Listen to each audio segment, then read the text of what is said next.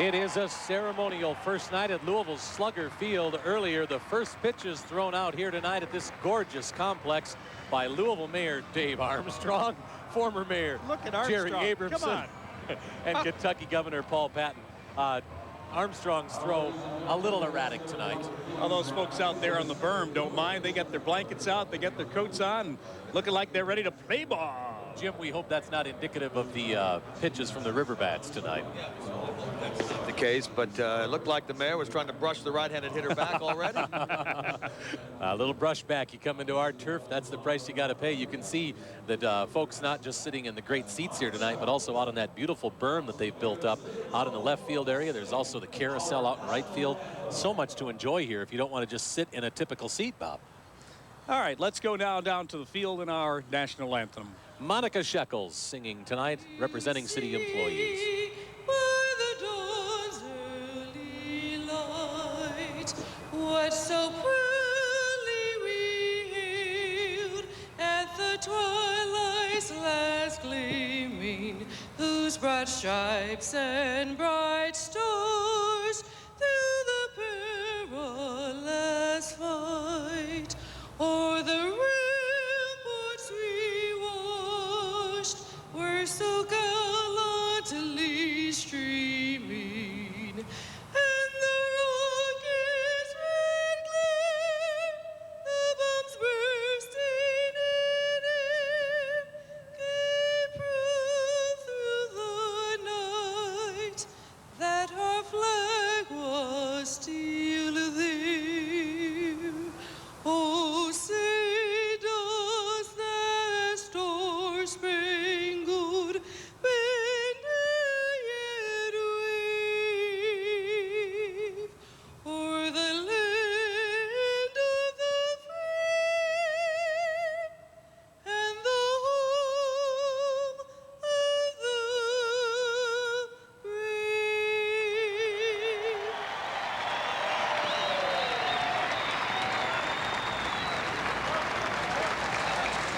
brave? Ladies and gentlemen, approaching. And that's not Louisville over Thunder over Louisville starting early, Bob. That is the C-130s here doing a flyover tonight as we get opening pitch just about ready to go here at Slugger Field. Isn't that pretty? I mean, this is done in first-class manner, as it should be for a packed house here now at opening day of Slugger Field. I thought Jim Kelch would never get here.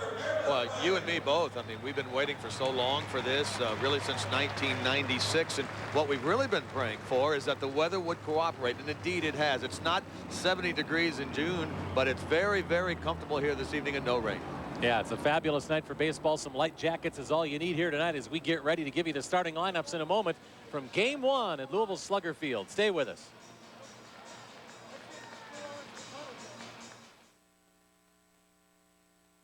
We hate to toot our own horn, but Focus is the first car ever to win both. And Car and Driver put it on their 10 best list. It's no wonder. Focus, with its edge design, the way it grabs the road, room for 5, and let's not forget, Focus starts at 12.4 with low 4.9 financing. That's right, 12.4 with low 4.9 financing. Toot the horn of the car picked Car of the Year on 2 continents, only at your local Ford dealer. What's a koala? A fuzzball! A bear. No, it's a marsupial. What? What do they eat? Persimmon. Raspberries. Big Mac. No, pickles. They eat eucalyptus leaves. Where do they live? Paducah. No, Australia. Who wants to go see them? Oh, the Louisville Zoo, where the wild times are. See the koala before it splits on July 31st. When Kentucky families set out to achieve their hopes and dreams, getting there is half the fun. Plenty of families start life on their own in an apartment. And then in time, they're ready for a starter home, a fixer-upper. And before long, they're able to move into their dream home. With Kentucky Farm Bureau Insurance, renters or homeowners policies, our policyholders get affordable coverage every step of the way.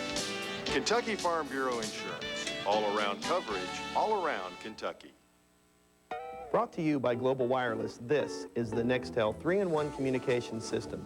Although it is a wireless phone with your standard voicemail, caller ID, and no roaming charges, it is also a text and numeric pager.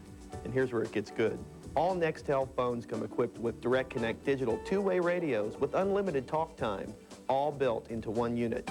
Call Global Wireless today for your free demonstration. Global Wireless, your Nextel authorized representative. We go to break. All right. We're back at Slugger Field as the managers are talking about all the particulars at the ballpark here tonight. There's a lot to know about foul poles and how they'll play bounce overs and fan interference and a lot of technical talk, baseball, inside baseball stuff going on here, Bob. Yeah, I think this is going to be some interesting bounces against that outfield wall tonight. I think they're going to have to get used to that. I was talking to some of the ball players before the game, and the grass on the infield as well as the outfield a little slow.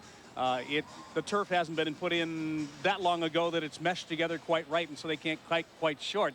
But you know, they're going to have to get used to all that sort of thing. Let's get to the starting lineups. Here's Jim Kelch. All right, thank you, fellas. Let's take a look at the starting lineup. First of all, for the Norfolk Tides, the top farm team of the New York Mets, Curtis Pride will lead off and play center field. Joe McEwing at third base, and Ryan McGuire bats third, plays left field. Mark Johnson, who leads the International League right now in home runs, will play right field and bat cleanup. Jorge Toca from Cuba will play first base and bat fifth.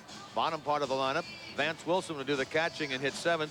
Kevin Baez at second base, and he'll bat eighth. And Rafael Bornegal will be the shortstop. And on the mound for the Norfolk club, a left-hander, is Bobby Jones. He's 0-1. That loss came against the Riverbats over in Norfolk in the second game of the season. He did strike out 6 bats in that game. For Dave Miley's Riverbats, they'll have Dion leading off, playing left field. Kamara Barti will be in center, and Chris Sexton will bat third and play second base. Brooks Kieschnick, big power hitter, the cleanup man at first. Mike Bell, who had 2 home runs yesterday in Richmond, will bat fifth and play third base. And one of the Reds' top prospects, Jason LaRue, will do the catching. He'll hit out of the number 6 spot. Brady Clark will play right field and bat seventh. Juan Castro is the shortstop. He'll hit eighth. And on the mound is the right-hander Osvaldo Fernandez. There you get a good look at Osvaldo in the new home uniforms, fellas. Sleeveless with pinstripes. Kind of reminds you of another team that wears pinstripes and sleeveless tops. There's the numbers on Fernandez. 1-0 record, 5.40 ERA. These two pitchers, Jones and Fernandez, went at each other last Friday in the second game of the season in Norfolk, with the bats coming out on top 8-3. Jim, let's talk about the other side of this coin a little bit. We're all excited about Deion Sanders being here. Everybody interested in moving up to the Reds and doing them some good sooner or later. But what about the other side of the coin is that a young prospect and a pretty darn good hitter and a left fielder in Mike Frank has to take a seat. How is that being received? Well, I asked Dave Miley, the manager of the Riverbats, about that yesterday, as a matter of fact. We talked about what Mike Frank will do and what Brady Clark will do. And he said that it won't be just Frank who sits down until Sanders leaves. Frank can play right field. Clark will sit some, depending on who's pitching, a right-hander or a left-hander. He'll do it that way some. But he said everybody will get their playing time, but Sanders certainly will lead off and play left field as long as he's here. That answers that one. I would think so, yes. Well, go to wave3.com and guess the final score of tonight's game, and you could win a fabulous baseball gift pack from Wave 3. It is sponsored by Anchor Business Brokers here in Louisville. Buying or selling a business, call Anchor Business Brokers. And tonight's pregame show on Wave 3 is brought to you by your Louisville area Ford dealers. Also, Budweiser, official beer and proud sponsor of Louisville Riverbats baseball. Kentucky Farm Bureau, all around. Kroger, you can always count on us. Go Krogering. GE, we bring good things to life. Champion Windows, the nation's 3rd largest home improvement company, and by your friendly neighborhood Dodge dealers. See the friendly Dodge dealer near you. We'll be back with that historic opening pitch in just a moment.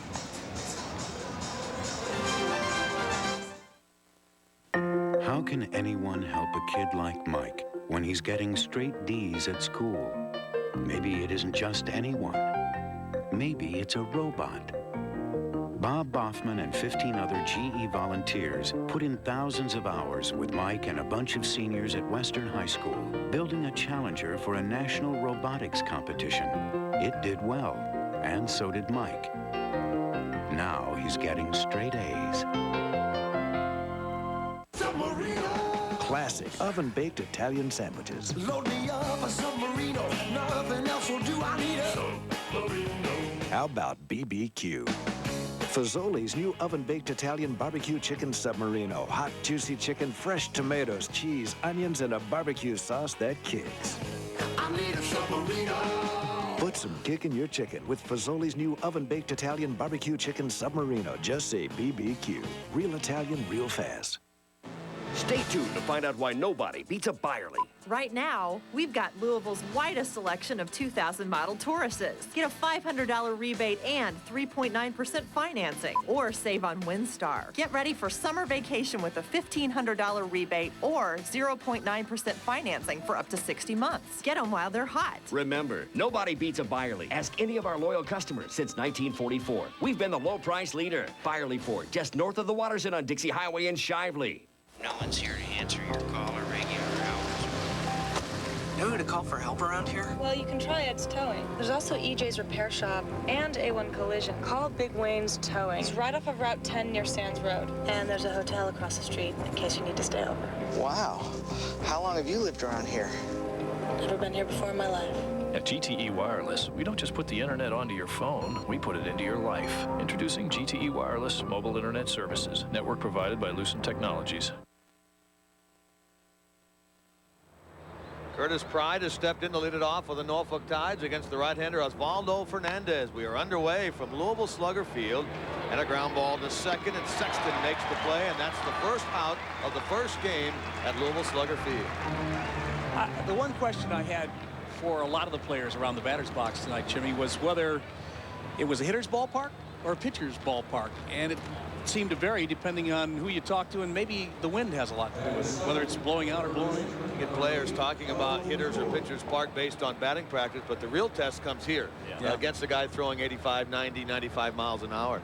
So we'll see what kind of a park it is, or if we can tell tonight.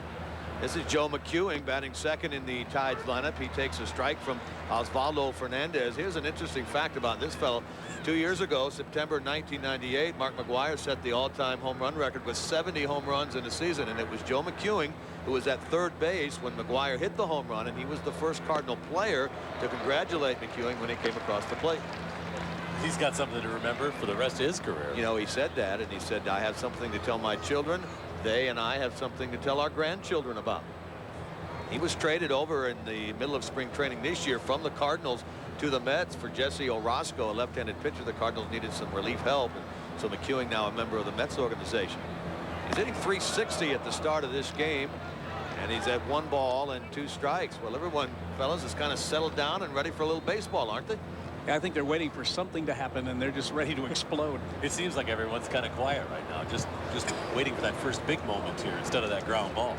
Joe McEwing did hit a home run in the 3rd game of the series over Norfolk last week against these teams to defeat the Riverbats. These teams, by the way, have already played 4 times this year. Sometimes people get confused when they say this is the opening game. Well, actually, the Riverbats started the season with a 6-game road trip and came out pretty well. They won 4 of their first 6, and they've won 2 in a row coming into this game and are in 2nd place in the Western Division of the International League. That one out of play by Joe McEwing. Ryan McGwire waits on deck. Isn't that interesting? McEwing used to bat with McGwire in St. Louis. Now he's with McGwire here. I think one of the nicest guys I've met so far is one of the assistant coaches, Grant Jackson, who works with the pitchers, throws batting practice. And I asked him about Osvaldo Fernandez, and I said, what kind of a pitcher is he? He says, almost everything. Yeah, that's what he told me also. Trying to write down some notes on the pitcher, Fernandez. He says everything. He throw everything up there. At 2-2, that's a foul ball past the manager of the Norfolk club down there, John Gibbons, manning third base. There's a good look at the right-hander, the former Cuban national team pitcher. He defected 4 years ago, 1996, when the Cuban team came in to play the U.S. team in Millington, Tennessee, which is the home of the Olympic baseball team, and he came over and has never left. It's become common now. Almost every organization has a Cuban defector. Sure does. To first base, and this will be bobbled by Kieschnick, and there's your first base runner at the new ballpark, and Brooks Kieschnick will have the label on him now as the first error of the new stadium. You know, when they build these new places, they keep track of the first. Well, that's the first error. We got a lot of firsts coming up here tonight. First ball hung up on the gutters. The fans were upset that the ball went up to the roof and didn't come back down. Looked like he moved a little early on that one, Jim, when it was coming to him. Just didn't stay set, didn't stay down on the ball, and maybe he was thinking about getting over to first a little too quickly. Like he may have picked up his head a little bit early, and so the Tides have the first base runner of the game with 1 on and 1 out. And an opportunity here in the first. Here's Ryan McGuire. He's their left fielder, hitting .267 with no home runs and 3 runs batted in. Should tell the folks that the young man behind the plate, Jason LaRue, is a great Reds prospect, and really somewhat surprised, along with a few other people, that he isn't up with the Reds right now. And I'm interested to see that gun of his, because I know that's one of the best things he's got going for him. Very good thrower, very good hitter, and what the pitchers like about him, really more than anything else, is the way he calls the game. He's in sync with them, they say, most of the time. How's the ballpark set up, Jim? Do you know, for speed? Do the Riverbats want the infield grass to be a little slow, tailored toward their team? Do they water down the baselines a little more to slow teams down, or do they want it to be a fast turf, fast running track? Well, again, that's one of those things, just like the ballpark. Is it a hitter's park? Is it a pitcher's park? You've got to have to kind of wait and see what type of team you have. And so far, this team has done some base running, and they've hit some home runs. That's a base hit up the middle by McGuire, and McEwing will stop at second after making the turn. The center fielder for the Bats out there getting the ball back in is Kamara Barti. He's had some major league experience, Jim, with the Detroit Tigers last year, playing at the old Tiger Stadium. Yeah, 88 years at the old ballpark. There's a good look at McGuire. A fastball belt high, and he hit it hard right up the middle. Might have skimmed the top of the cap. Yeah, he almost took his head off. No doubt about that. Very possible. You know, you talk about the turf here, and this is obviously the first game that has been played on here, and it's only the second workout since the April 5th workout that the team had here. And even though the grass has been in, the sod, the Kentucky bluegrass, with 4 types of Kentucky bluegrass is what it's made up of, has been here for 4 months. It still needs to settle in, so it'll be a while before it's as true as they want it to be. Hitter now is Mark Johnson. He's a veteran outfielder, first baseman, playing right field in this game, hitting .556 with 4 home runs and 9 RBIs, and his 4 home runs, 2 of which came against Louisville in the series over there, is tops in the league after the first 4 days of the season.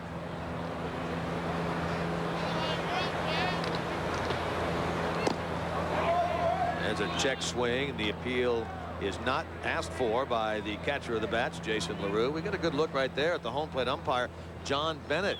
Nice little story in the paper today about John. He's a local fellow, South Oldham High School, played baseball at Bellarmine in '92 and '93, and he was promoted this year from AA up to his first year in AAA umpiring. Here's a guy getting to umpire the first game at Louisville Slugger Field, basically in his hometown. Maybe we're going to get to see the arm of LaRue here, because McEwing is really taking a big jump after the pitcher's committed to the plate and going about 1/3 of the way to third.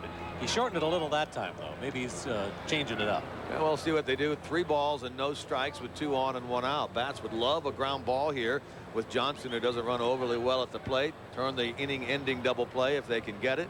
The outfield is shading Johnson to go toward left. Sanders way off the line out there. Johnson gave it a shot toward left field, fouled it onto the roof. Let's see if that one comes down. And indeed it does.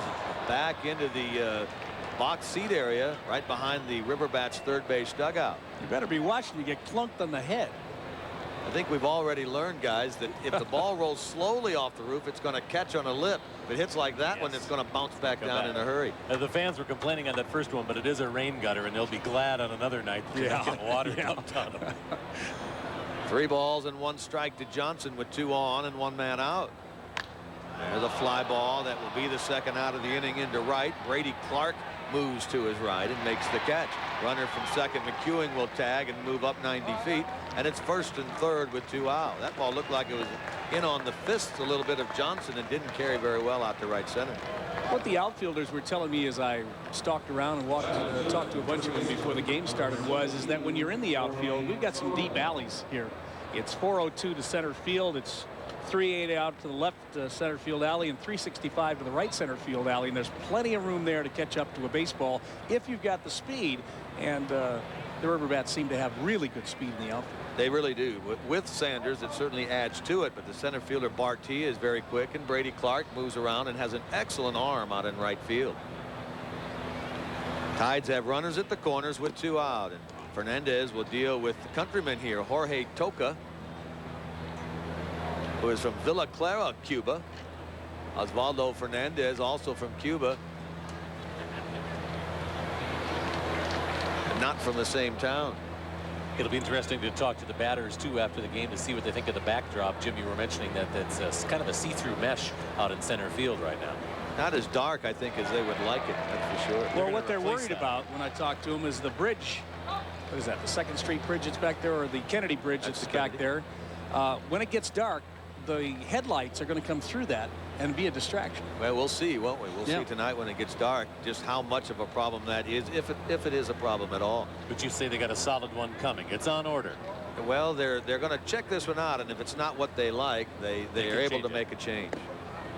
At 1-1, a ball down and in from Fernandez, 2 balls and 1 strike. And a look at Toca, who's hitting .238 with 1 home run and 3 runs batted in. Most of these players you'll see, guys, on both these teams, and Bob, you alluded to it earlier, have time in the major leagues. Toca has a little bit of time. AAA and the way that teams use AAA teams now has certainly changed in the last 10 years. Good off-speed delivery there from Fernandez, and a swing and a miss by Toca. 2 balls and 2 strikes. I don't know that I've heard any more praise for anyone connected with this field than I have for Tom Nielsen, who's the groundskeeper here. I mean, to a man, they have praised him for his work that he's not only done elsewhere, but what he's done with this ballpark as well. Well, he's done a great job here. The grass looks phenomenal. The field looks phenomenal. He's put in many 15, 16-hour day to get this place looking like it looks now. At 2-2, a pop-up, shallow right field. Who can get it? In comes Clark, and out goes the second baseman Sexton, and he made the catch. The 2 almost collided out in right field, but they do make the grab. And the first half inning of baseball at Louisville Slugger Field is complete. And we're scoreless in the middle of the first. Back with more as Deion Sanders opens up for the River Bats in their first at-bat at their new stadium next.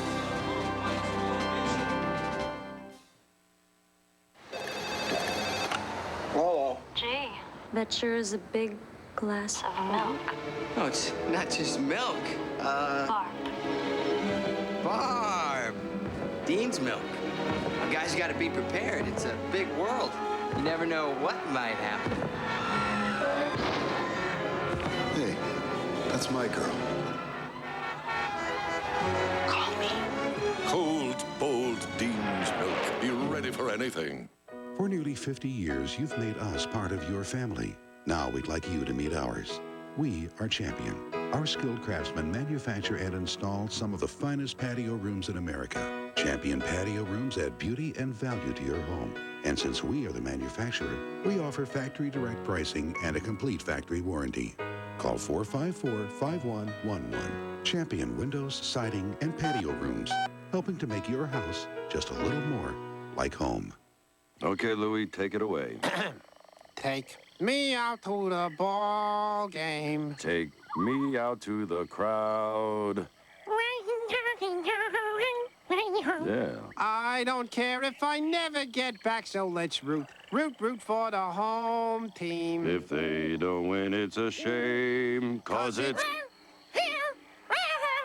at the old ball game. I like that. That fella can sing, huh?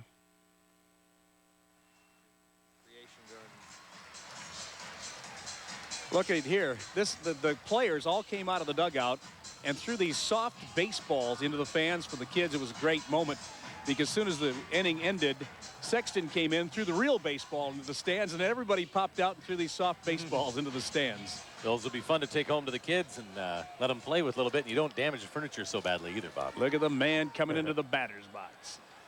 Deion Sanders will lead it off, the left fielder. He's been out of baseball since '97. He actually had a pretty good year for the Reds that year, and he's played in parts of 8 different seasons in the big leagues, and he's decided to try to come back to baseball this year. Is he at the end of his football career? Well, only he knows for sure, and he's not talking about that. I had heard that he's trying to work a deal with the Washington Redskins. He's trying to get over there. He wants to be with Jeff George, I guess. Yeah, why not? They got 3 first-round picks, too.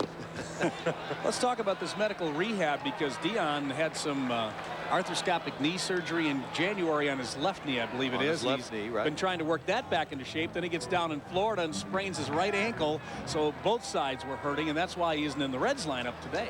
They had thought initially that he could be ready, but it just hasn't worked out medically speaking for Dion. And so he's down here to try to get himself ready. And will he be here a week? Will he be here 2 weeks? It's hard to say. Certainly, if he does well and says he feels well, Jim Bowden will make a spot for him in Cincinnati. He wasn't hitting the ball well tonight in the cage before the game, it didn't seem, but he doesn't have to hit it well to get on base either. And that's exactly what happened here. He walks on 4 pitches. The left-hander, Bobby Jones, walks him on 4 straight. So we'll keep our eye now on Sanders, with a very good base runner, usually down at first base, leading off the River Bats' first inning, and Kamara Barti will be the batter. Now, you were at the ball games in Norfolk and Richmond. What kind of a, well, especially Norfolk, obviously, what kind of a catcher is Vance? Has he got a shot at throwing Dion out here? Hard to say. If Sanders gets a good jump, nobody's going to get very good opportunity to throw him out. They actually had made a change in their lineup, and they have Sammy Rodriguez, a backup catcher, behind the plate now. Vance Wilson is scratched from the lineup at this point in time, unknown reason. But the last time Sanders played with Cincinnati in '97, he stole 56 bases.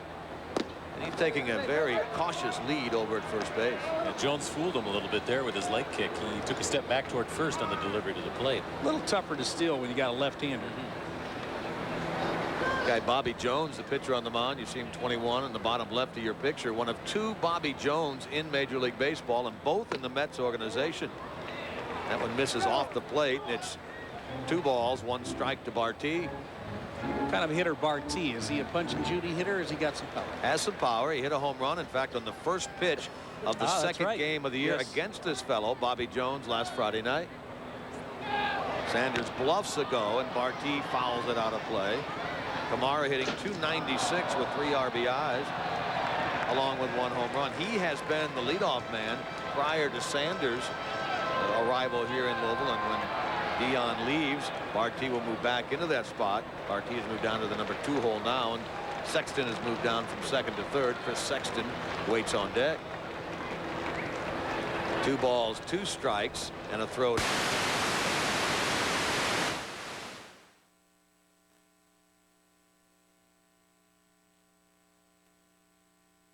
Let's face it, if you got what you paid for at most furniture stores, everything would be this big. Classic Furniture always gives you the guaranteed lowest price. Save on solid birch dinette starting as low as $2.99. 8-piece Famous Maker all-wood bedroom suits from $11.99. Solid oak curios from $2.99. Leather recliners starting at $4.99. And leather sofas from $5.99. Classic. Furniture to fit your budget, quality to fit your style.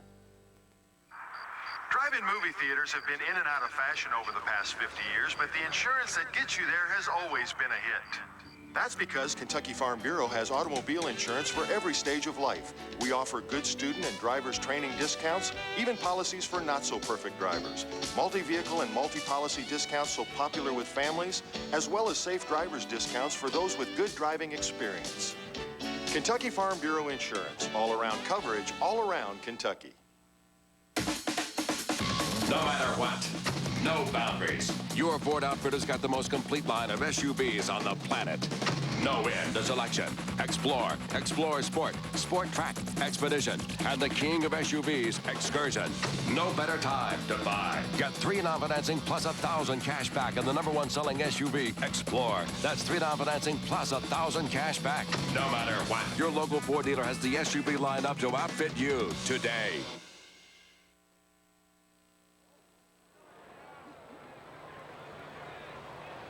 Tonight's aerial pictures from Air 3 brought to you by Creative Gardens, serving Kentucky and its finest restaurants with quality produce and gourmet foods. And we apologize for a little signal trouble, but we're back, and here's the play you missed. That was a nice play by the third baseman, Joe McEwing, off the bat of Barti to throw him out at first. Sanders did move to second. The batter now is Chris Sexton. He's playing second base tonight for the Bats. He's hitting .478. Leads the league in hits in the first week of the campaign with 11, with 1 home run and 6 runs batted in. Long look by Jones at Sanders, and now a throw, and just back in time is Sanders. And that's Kevin Baez who took the throw, the second baseman. He's daring them, isn't he? Well, you know, when you've been gone for 3 years, there's a lot of parts of the game, not just hitting, but things like base stealing and the timing that goes into judging where the pitcher is coming in, getting out of the corner of your eye and seeing that second baseman come in. Sanders with a decent lead. Way high and outside to Sexton. 2 balls and no strikes. What a guy like Sanders can do on the bases to a pitcher like Jones, even though he's a veteran. He spent most all of last year in the major leagues with Colorado, is distract him from the job at hand, and that is to try to work to the batter. Sanders is doing a great job of that, distracting the attention of Jones from the hitter Sexton to second base. Sexton, by the way, a graduate of St. X High School, not in Louisville, but up in Cincinnati, drafted in the 10th round. That was 7 years ago. That one low and outside, and it's 3-0. How many times do you read about Cincinnati natives coming back and wanting to play for the Reds? It's almost more so in Cincinnati, it seems, than anywhere else. It's one of the smaller towns in the majors, has more of that little small town atmosphere, I think. Great chance for the bats here at 3-0, and there's a strike called by John Bennett, the home plate umpire. Roger Walling is the umpire at first, and Jeff Spadowski, the third base umpire. Chris Sexton also was with the Rockies last year, so these are 2 teammates facing one another from a year ago. Bobby Jones, the pitcher, Chris Sexton, the River Bats hitter. Sanders bluffed to go, and a swing and a miss by Sexton. 3 balls, 2 strikes. A little unusual that a second baseman, but generally not a great stick, be in the 3rd spot in the lineup. What kind of a hitter is he? Sexton not a bad hitter, and the number 3 spot in the order, believe it or not, is a question mark for Dave Miley's team. He was really agonizing over it before the first game as to who to put in this spot. He had Brady Clark in the number 3 spot throughout the first 6 games of the season, but he's moved Clark down, I noticed, to 7th in this game. Sexton up to the number 3 spot, and it may be because he wants a better contact hitter with the potential of Sanders being on base and getting the ball in play and moving Sanders around. Yeah, he hit .339 last year, but no dingers. Here we go. A base hit up the middle, and that's the first base hit by a River Bat at Slugger Field. Here comes the throw to the plate. It's cut off, and there's your first run ever at Louisville Slugger Field, scored by who else? The first batter also, Neon Deion Sanders. And Sexton making coach, or I should say manager Dave Miley, looking pretty good here. A smart lineup, because that's all he did, is he stuck a bat out on it, placed it out into the hole in center field, and that allowed Sanders to easily come home. They didn't make a play on him. At 3-2, that fastball was waist high, perfect for Sexton to hit as he did. And take a look at Sanders. That's not even half speed, I don't think, is it? No, and he rounded third a little wide, but it doesn't matter when you got wheels like that. Bats take the early lead here in the first inning. Louisville has started, as we mentioned, 4-2 on the year. Norfolk is 3-3 coming into this game. Here's Brooks Kieschnick. Take a look at that cut. Yeah, you know what he's looking for. Kieschnick played in Edmonton last year in the Pacific Coast League. He's been a power guy since coming up through the Cubs organization. He was the number 1 pick back in the early 90s out of the University of Texas, where he was a terrific pitcher for Texas and a terrific hitter. And when he was drafted by the Cubs said, "We will draft you, but we want you to be a hitter." He said, "Okay." And his career hasn't worked out probably quite as well as he would like, but he said he signed with the Reds organization in the offseason because they may need some power from the left side. He certainly can supply that. Has a kind of a wide open stance, makes him a little subject to this left-hander hooking one in on him and taking it away, as he did on that pitch. He was nowhere near that baseball. He faced Jones a couple of times over in Norfolk last week. Not the best of results. Reaches out here and punches it into left. It's going to be handled by McGuire. That's Ryan McGuire out in left field for the second out of the inning. There's so much going on with this baseball game tonight. Let's go to our Jackie Hayes.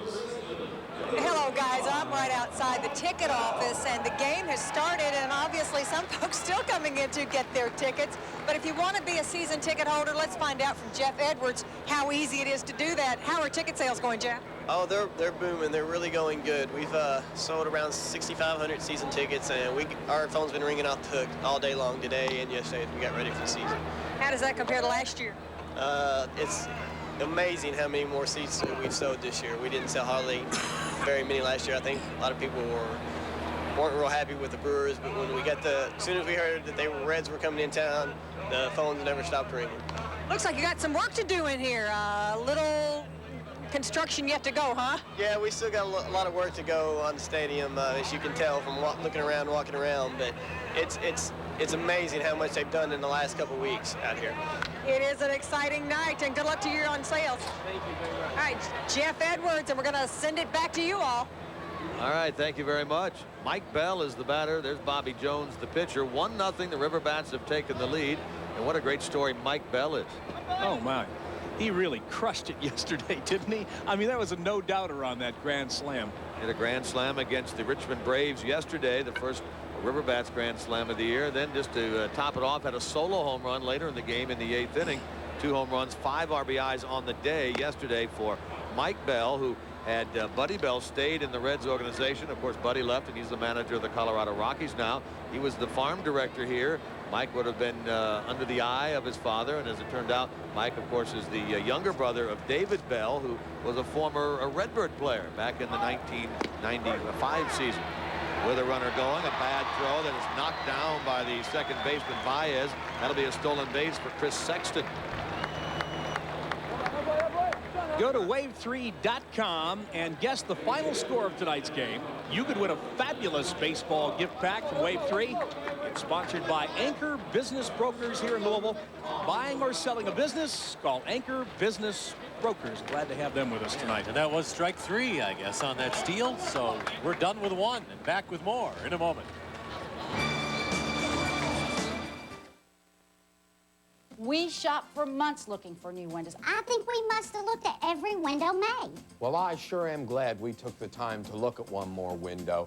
Airtight was much better. It was built stronger, better insulated, and it still cost less. Boy, did it ever cost less. Buying factory direct saved us a lot of money. Airtight showed us that having the best can cost less. If you want a great price too, call Airtight Windows at 266-6600. For anyone who's ever said, gotta go, this long distance is costing me a fortune, or anyone who's ever looked at the long distance and roaming charges on their wireless bill and said, ah! Suncom introduces Suncom America. No long distance or roaming charges. Right across the country, Suncom America, from the newest member of the AT&T wireless network. Suncom.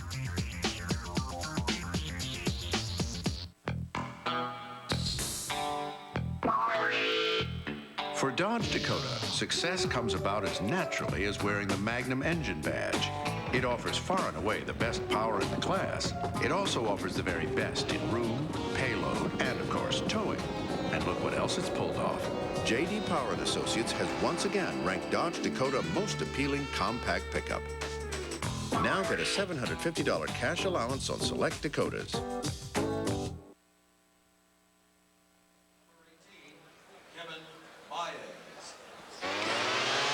Opening night at Louisville Slugger Field on Wave 3 is brought to you by Budweiser, official beer and proud sponsor of the Louisville River Bats. Kentucky Farm Bureau, all-around coverage, all around Kentucky. Arby's, love food, think Arby's. Kroger, you can always count on us. Go Krogering. And by Nissan. Driven. Back to Jim Kelch now for the start of the top of the second. Thanks, Scott. Sammy Rodriguez, the catcher, leading off for Norfolk. He's 1 for 8 this year, hitting .125. He was not in the initial starting lineup. Vance Wilson, their everyday catcher, was there, but he was scratched, and Rodriguez put in. That ball hit hard and foul down the left field line. Boy, that looks like a shot almost of Wrigley Field down there like that, doesn't it? It is beautiful. I think until people come here and actually see it in person, the pictures on TV can't even do it justice, and it looks good there. Well, the good thing is that there are 7 dates here on this opening homestand that fans will have a chance to come out. This game tonight is the first of a 3-game series against the Norfolk club. Tomorrow night and on Friday night they'll be here for 7:15 games, and of course the big Thunder over Louisville day on Saturday, the 1:15 game. And that'll be the Richmond Braves here, Atlanta's top farm club, and they'll be here for 4 days. So 7 opportunities to come out and check this place out for the first time. That foul ball that Baez had a few moments ago is very close to being about as cheap a home run as you can get in this ballpark. Right out in the corner, it's 325 down the line, and that's popcorn shot range, but gee whiz, it goes out in a hurry. Hitters love the way the foul lines go down here. No foul area down the lines at all, and so if you don't hit it fair, it's going to be into the stands and you're going to have another opportunity. But near the bases, there is foul territory, and that's where Kieschnick goes over, makes the catch of that ball off the bat of Sammy Rodriguez. I can see where some of the outfielders and balls hit right down the line are going to make one of those sliding catches to keep from barreling into that wall. The walls are padded down there, and that's one of the also one of the many unique features of this park that are different than the dimensions and features at Cardinal Stadium. Those were plywood walls, and when you went banging into one of those, it hurt. You could hear it all over the ballpark. Oh, almost one right back into our press box here, and we did open the window. Ready. You didn't look ready. I'm ready. One hand, nonchalant. Bob has his glove on. He's ready. That's to keep warm tonight. Actually, there's a bit of a nip in the air. We've got a lot of sweaters and caps and jackets out here, but not uncomfortable. No, not too bad at all. Batter is Kevin Baez. He's the second baseman of the Tides. He has 1 strike on him. 1-0 to score. We're in the top of the second inning. The Riverbats and the Tides from Louisville Slugger Field. Nobody has said Cardinal Stadium inadvertently yet. I haven't said Redbirds yet. I thought I'd say that at least 5 or 6 times. You'll get that in, don't worry. Oh yeah, it'll probably happen like 3 months later during a sportscast. You're thinking about it tonight, so you're not going to do it. See. Ground ball to third. That is a fair ball, nicely fielded by Bell. Short hop throw, and Kieschnick can't dig it out of the dirt. And Baez is on with an infield single here in the first. Yeah, I think you got to get that a hit. That just over the bag and a long throw. It was a tough play, and again, you know, first day out on this field, they're probably not sure how that ball's going to hop over there at first base. As it sits down low, is it a little soft, or is it going to come up hard on you? Well, I think the turf, like you mentioned, Scott, is a little bit soft, and the grass is a little bit high.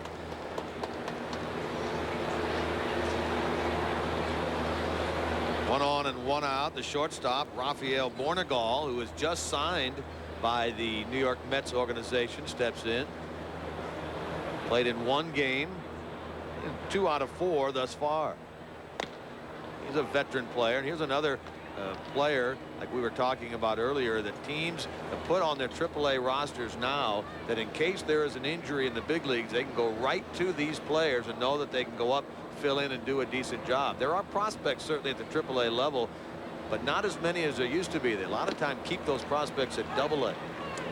Well, we've got stars all over the place tonight. Lloyd Pinky Gardner from out at Fairdale High School just stopped by and gave us a wave. It's a who's who tonight, isn't it? Isn't it, though? It really was, especially on the field before the game. Yeah. With the governor and the mayor and the former mayor and everyone else out there tonight. 1 ball and 1 strike to Bornegal. There's a strike on the inside corner. Nice pitch by Fernandez, and it's 1 ball and 2 strikes. Yeah, but nobody had Jimmy Brandenburg on there. Why was that? I don't know. I was lucky, I guess. He is, in case you missed that, folks, the assistant visitors clubhouse manager. Long title. There you go, from Brown School here. Broken bat, comebacker to the mound. Fernandez to second for 1, on to first. Oh!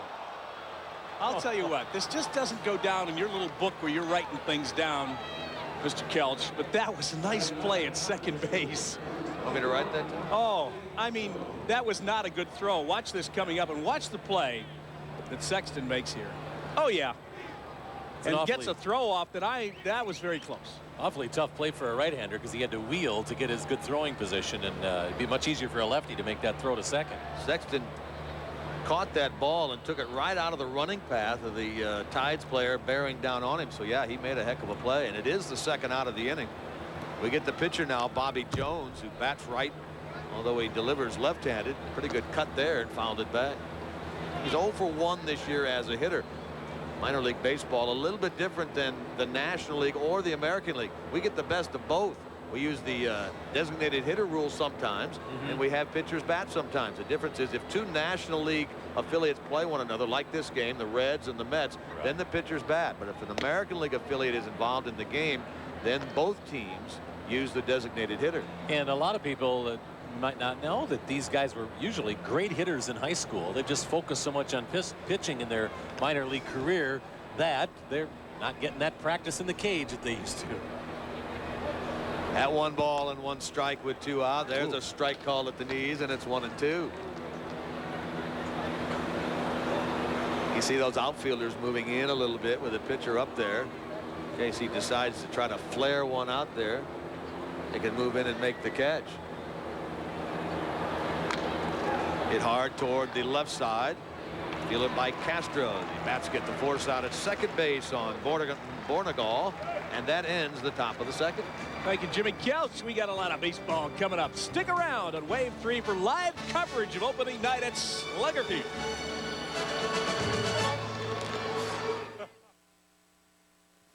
At 7 a.m., the first cars arrived. 550 GE volunteers were about to fix up Brooklawn Youth Services. They landscaped the whole place, planted 150 trees, built a barn, constructed a playground, and introduced some of the boys to the pleasure that comes from just doing a good job. Not bad for a day's work. What if you could have what you wanted without sacrificing a thing? Introducing the 2000 Ford Taurus with a double 5-star safety rating and features like adjustable foot pedals. Now, get Taurus with $500 cash back plus 3-9 financing. Or choose Ford Windstar with the government's highest crash test rating, available reverse sensing system, and power sliding doors. Windstar, now with $1,500 cash back or $1,000 plus 0-9 financing. See your local Ford dealer today. Kroger and the Louisville River Bats are teaming up to give you $2 off Tuesdays with Kroger Plus. Just bring your Kroger Plus card to the River Bats ticket office, and you'll save $2 off reserved seats for any Tuesday night game at Louisville Slugger Field. Score big savings at the plate, only with Kroger Plus.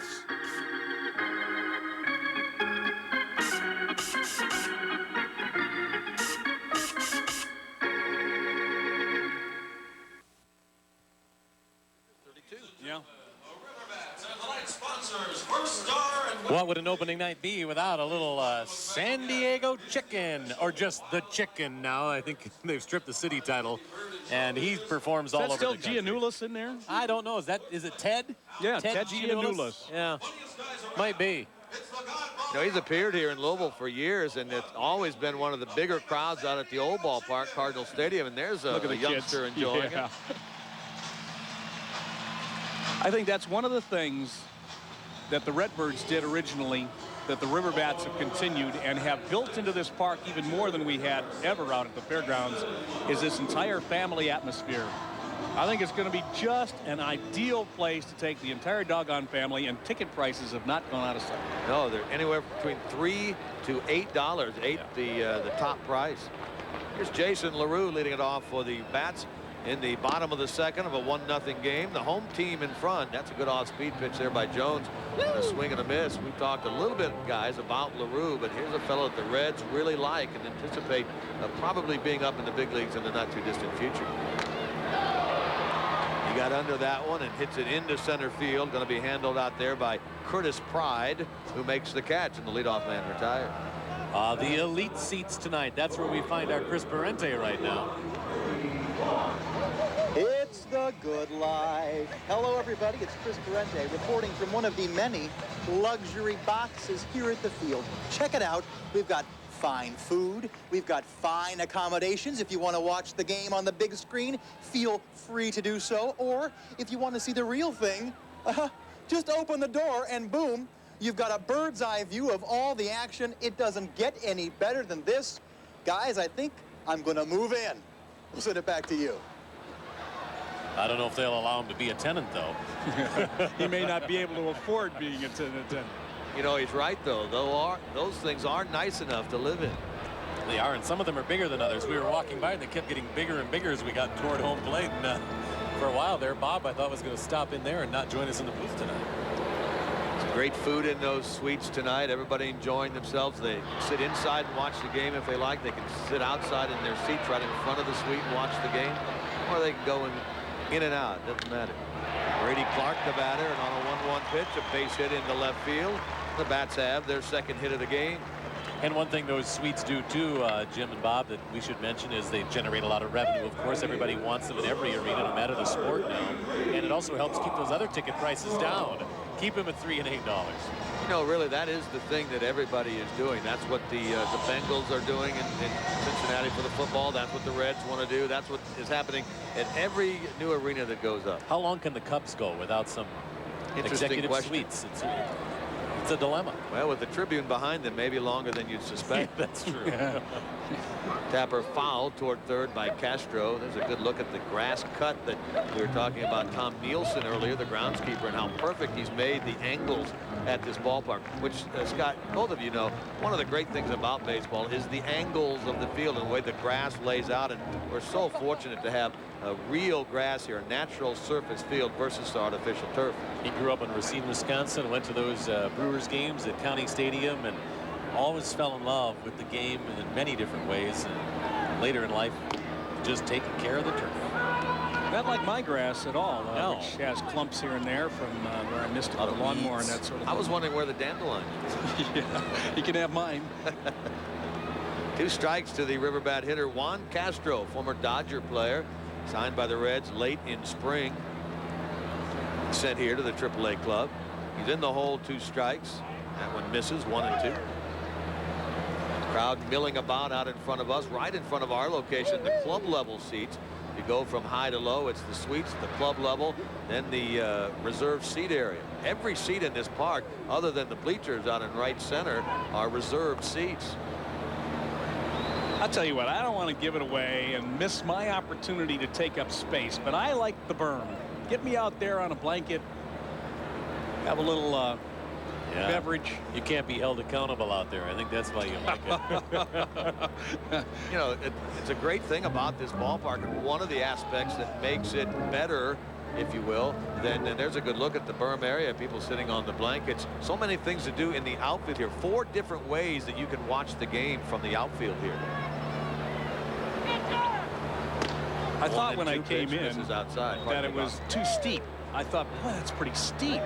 But it gives them a perfect angle on the blanket to kind of sit there and not have to be uncomfortable and see the. I like it out there. Just to the right of the grass berm area is the overlook deck, an idea kind of stolen from Atlanta with the big deck that they have out in right center field.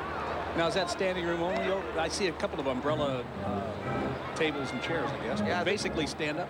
Now there's the tiered picnic area with picnic tables there. There's 4 tiers there, and you go up to the bleacher section where you see a lot of the folks sitting up there. Those are the only unreserved seat, not reserved at the ballpark here at Slugger Field.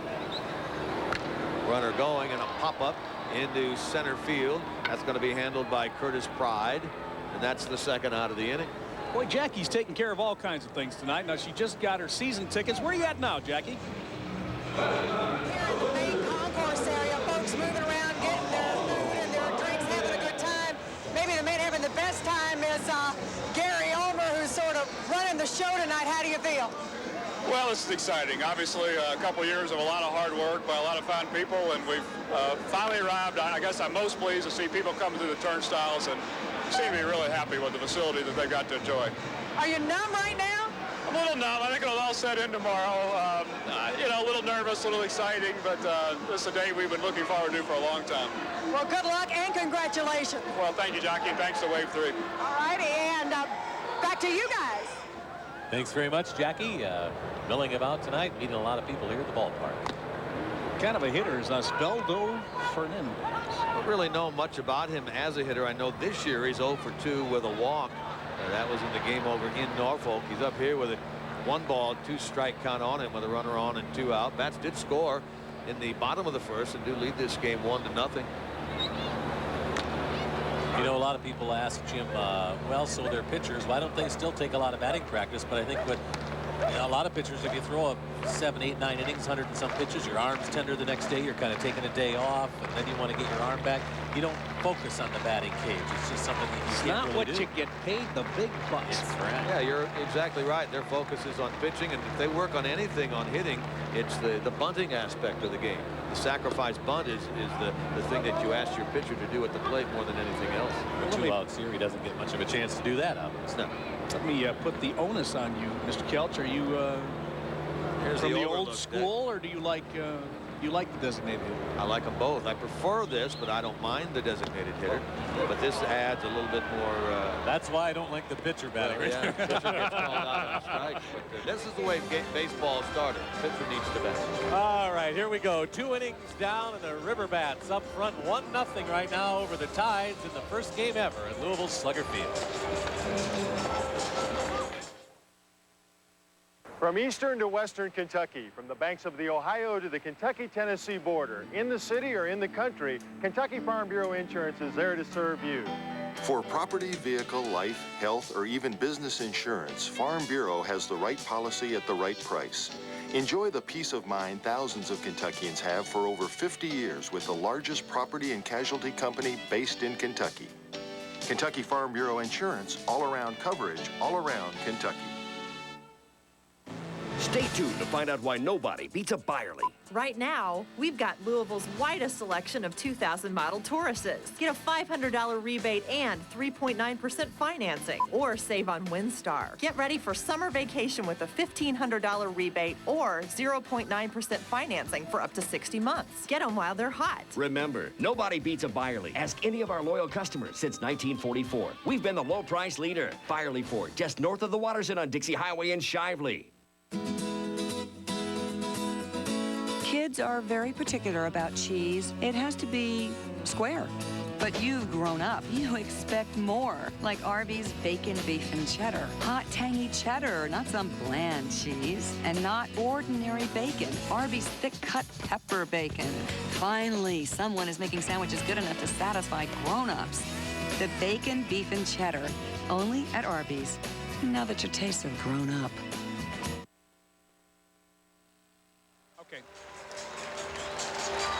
Tonight's aerial pictures from Air 3 are brought to you by Creation Gardens, serving Kentuckiana's finest restaurants with quality produce and gourmet foods. And wouldn't you know it, the chicken hatched up a plan of his own here tonight at the ballpark and brought along a few little pals. And there they are entertaining the fans tonight. And what a great surprise that was, especially for the kids here this evening. Yeah, those are all locally grown kids. He just stuck them in a uniform that fits, and isn't that fun? Planted them in January, and they came out in April. There you go. Chicken is a great entertainer, goes around the country all summer long, big leagues and minor league parks, entertaining fans, and always generally the biggest draw that a ballpark gets each year. Game is moving into the third. The Bats lead it by a score of 1-0. Both teams have picked up a couple of hits in this game, and for the Tides back to the top of the order, and Curtis Pride, a left-handed hitter, former Montreal player, and people who follow baseball know that Curtis Pride is 95% deaf. Does not use sign language, is a lip reader. And the 5th player in Major League history, only the 3rd in the last century to play in the big leagues as a deaf player. Broke in '93 with the Montreal Expos. And it's tough too when you're in the outfield. You can't hear the crack of the bat. Lots of times players can tell if it's been hard hit or not because of that. There's a strike called. 1 ball and 2 strikes to Pride. Joe McEwen will follow, then Ryan McGuire. Osvaldo Fernandez has not walked anyone, not struck out anyone yet in this game. His first time out, he went 5 innings, allowed 3 runs, 5 hits, picked up the victory for the River Bats over this Tides club. You start thinking about all the great outfielders that Montreal produced back with Andre Dawson. I mean, trying to think who came up. Who were all the great outfielders? Montreal had like 3 or 4 of them at once, and they ended up losing all those guys. That's kind of how it seems to work. Well, Dawson is the one that sticks out in your mind more than anyone else. They've had a ton of. Gary Carter started with Montreal as an outfielder before switching to catching, particularly when he went to the New York Mets. Valentine was an outfielder who played for Montreal years ago. They had always one of the best farm systems around. Still do have a very good farm system, but it's a necessity for them back in those days because they couldn't put out the money at the big league level. to get the free agents. There are a few major league teams that seem to supply other major league teams, and Montreal's been one of them. I loved it when I used to. They appeal at third, do not get the call, and it's ball 4, and Pride walks to start the third. Go to wave3.com and guess the final score of tonight's game. You could win a fabulous baseball gift package from Wave 3. It's sponsored by Anchor Business Brokers here in Louisville. Buying a business or selling a business? Call Anchor Business Brokers. What do you think? What's the final score going to be?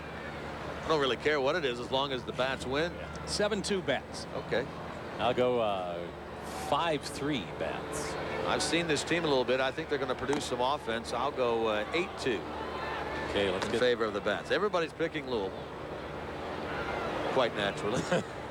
You reminded me when we used to watch the Montreal games on television when they first became a franchise, and I can remember the field announcer saying, and catching for the Montreal Expos, John Bacabella. That's right, John Bacabella. Yeah. They played out at old Jerry Park in their early days, which is now a tennis facility up there in the Montreal area. It's kind of a shame what's happening to the Canadian franchises with the lack of tax relief and some other things that don't allow them to grow the way they want. We see it so much in the National Basketball Association. It's hurting the baseball teams too. You know, the fellow who has come in and is now the owner of that Montreal team, Jeffrey Loria, used to own the Oklahoma City team in the American Association. Remember when Oklahoma City used to come in and play Louisville? They were owned by Jeffrey Loria, who's now taken that team over, and he has infused some cash into that club. He did sign a couple of free agents, and he now has Hideki Arabu on that team up there. They hope to improve themselves record-wise and to get better, draw more fans, and thus be able to build the new ballpark that they've been talking about for years. Runner going, and that's a nice hit-and-run base hit by Joe McEwing into right field. Pride makes the turn, and he alights at third. It's first and third with nobody out here in the Norfolk half of the third inning. And boy, Joe McEwing can handle the bat very well. Here's a guy who was a very, very low draft pick in the 20s or 30s for the Cardinals and labored for many years in the St. Louis minor league before finally getting a chance with St. Louis. I thought he did a great job of taking that breaking pitch on the outside corner and going with the pitch, driving into the hole that the second baseman had just made to cover the bag. Perfect hit and run situation. And if you just joined us, it is 1-0 River Bats right now as we are in the top of the third with Norfolk threatening here. Runners at the corners and nobody out. What you're seeing a lot of as you look around the park are cameras. People taking a lot of snapshots, video cameras, as they want to remember the moment. There's a line drive down the left field line. That's a base hit. Sanders will go over and get the ball. Tides have tied the game as Pride scores. Over to third is McEwing. Dion gets the ball back in. Good piece of hitting there by Ryan McGuire. He went right with that pitch, and it ties the score 1-1 here in the top of the third. Can I change my score? No. 3, but we've written it down. Oh, wow. Take a look at Dion getting over to get this ball on the warning track out in the corner. He disappears from our view. It was hit so well, Pride can just jaunt home. Now we got runners at second and third and still nobody out. Dion played that carefully. The last thing you want to do is run up toward that wall and have it bounce out, come behind you, and go toward center field on you. And he did prevent that from happening. Now, what do you think's the strategy here? We have first base open. You got your cleanup hitter, Mark Johnson, up there. Swing and a miss by that Johnson. Answered the question. Yeah, on the first pitch. Go ahead. And Toka, another powerful hitter, waits on deck. Generally speaking, with nobody out, you don't want to put a guy on. They'll do it a lot, you'll see, with 2 men out to try to get to a pitcher or a weaker hitter. But with nobody out, you don't generally see them put the fellow on. He was looking for a fastball there and got some nice off-speed stuff down. This is a very powerful hitter. Mark Johnson spent last year in Japan. Hits that ball hard and foul. Well, and the advantage of the Tide too is that they've got a left-handed stick against a right-handed pitcher, which gives the batter a little advantage too. We'll see how his control is here on 0-2. He wants to get him fishing, maybe a fastball outside. We'll see if he can hit a spot early in the season. Pitchers sometimes have a little trouble hitting their targets. Yeah, he doesn't want to lay anything in there for this guy. Leads the league in hitting as far as home runs are concerned with 4. 2 of those came against Louisville. Should Tried mention to get him those fishing, of you yeah. that are not familiar with the confines of this ballpark, it's 346 down the right field line and then angles out to 365 in right center field and 402 in center field. So he's got plenty of target out there to hit to if he lays one in there. 1 ball and 2 strikes. Look from behind the home plate area here at Slugger Field.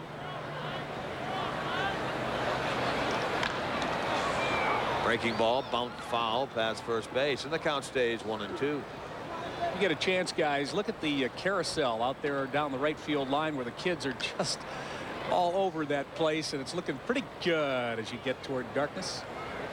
These small ballparks around the country try to have something to really be remembered by. I know at St. Paul Saints up there have the hot tub out in right field, and they give you haircuts back here behind the catcher, just at the bottom of the second deck. And this is definitely a signature spot in right field for the Bats. Hard hit ground ball to first. Runner coming to the plate. McEwing will score as Kieschnick makes the play at first. They get the out. They trade a run for an out here in the 3rd inning. The Tides have taken a 2-1 lead. Runner at third with 1 man out. You know, you're right, Scott. The signature carousel out and right. A lot of ballparks have some hot tubs. Some even have swimming pools. There are others that have the barber that cuts the hair during the game, but I've never seen a carousel in the outfield before. That's new. You know who thought of that? Mayor Abramson, former Mayor Jerry, said that he knew that kids would like that, and that's just something that came to his mind years ago when he was thinking of ballpark here. Toka lifts a fly ball to right field. We're going to see the arm out there. Clark makes the catch. The runner tags. Here's the throw. They've got a shot, and the tag is not in time. Scoring the run is Ryan McGuire. The Tides add a 3rd run. Close play. The throw had a little bit too much air under it from right center, coming in from Brady Clark. And it was just a little up the line, or he might have had him if he'd have hit the mark. Let's check out Chris Parenti and what he's up to. And it's Chris Parenti. I am in the nerve center, operations for the new field. And right here, this is Bob Ramsey. Bob, you're the organist here? Organist, music director, and this year, a little wrinkle, we're doing a little bit of video as well. You're a jack of all trades. Oh, I hope so. We'll find out. I'm either going to be a jack of all trades or a jackass. We'll find out tonight. Finally, do you have a favorite tune you like to play for the crowd? Well, of course, it's Take Me Out to the Ball Game, and that'll be my starring role here in about the middle of the 7th this evening's game, unless we have a power outage like we did today. So. Good luck, Bob. Thanks very It's one of much. my favorite tunes as well. Take it easy. All right, back to you guys. Who's doing the whispering? Who's whispering? Chris Parenti. Sacrifice fly into right field. Watch Clark's throw here. A little too much air under it. Good try by LaRue, and a nice slide really by McGuire, getting away from the tag of Jason LaRue at the plate. Tides have played it 3 times here in the 3rd. Runner going and a foul ball. While we were away with Chris, we had a single to center field, put the runner on first base. And evidently that was not a foul ball because they're leaving him out at second base. Looked like it was tipped, but apparently just went off the edge of the catcher's mitt. And I suspect that'll be a pass ball. Yeah, it probably will. He swung at it. We thought he had fouled it away. I said he had fouled it, but that more likely than not, as you say, will be a pass ball. See that Tiger jacket going by? There's 2 of us. 2 Tiger fans in the entire world, but we'll stick with them. You know, it's one of the only teams that's worse than my Twins. Oh, come on so now. I'm glad I got you at the station. That's over there. not Wave right. 3, We got a brand new park. You do have that. That's right. That's right. Pickoff play at second base. Apparently the shortstop didn't know it was on. Yeah, and it's a good thing Osvaldo found the shortstop and didn't throw right to second base, because that'd have been on into center field. That's the way you're taught. You're taught to wheel around and throw to the base, and you're right, Bob. He was Exactly. lucky he didn't do it that time, because we were taught to rock and fire right down there about a foot off the ground, put that ball on the base. Oh, he got a good piece of that one. We'll It's gonna see stay in the Deion park. Sanders make his first play on a fly ball. He makes the catch. You look comfortable out there for that one. We're now at the end of the top of the 3rd inning. And the Tides got 3 and lead 3-1. We'll be right back.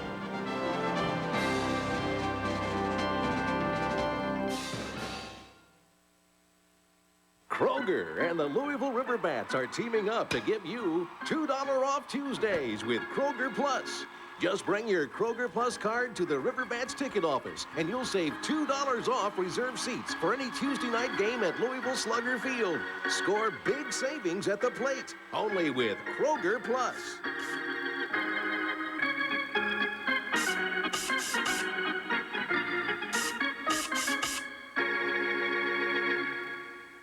For nearly 50 years, you've made us part of your family.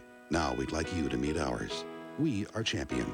Our skilled craftsmen manufacture and install one of the finest replacement windows in America. Champion windows are energy efficient and maintenance free.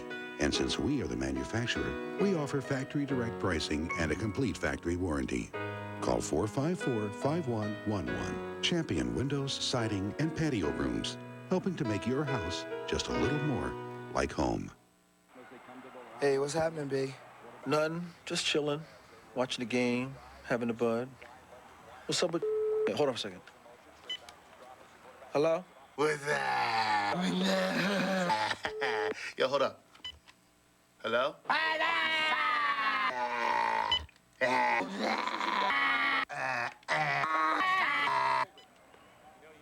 So what's up, B? Nothing. Watching the game, having a bud. We're back here now to start off the bottom half of the third inning at Louisville's Slugger Field. The Riverbats right now are trailing 3-1 as the Tides put together a nice top half of the third with some good hitting and a little everything to take the lead here tonight. But again, Pepsi Vision giving a beautiful view of replays for folks out in left field. But what everybody wanted to see tonight was Neon Dion, I think, other than the ballpark. Look at the cameras flashing. Here he is making his second plate appearance of this game.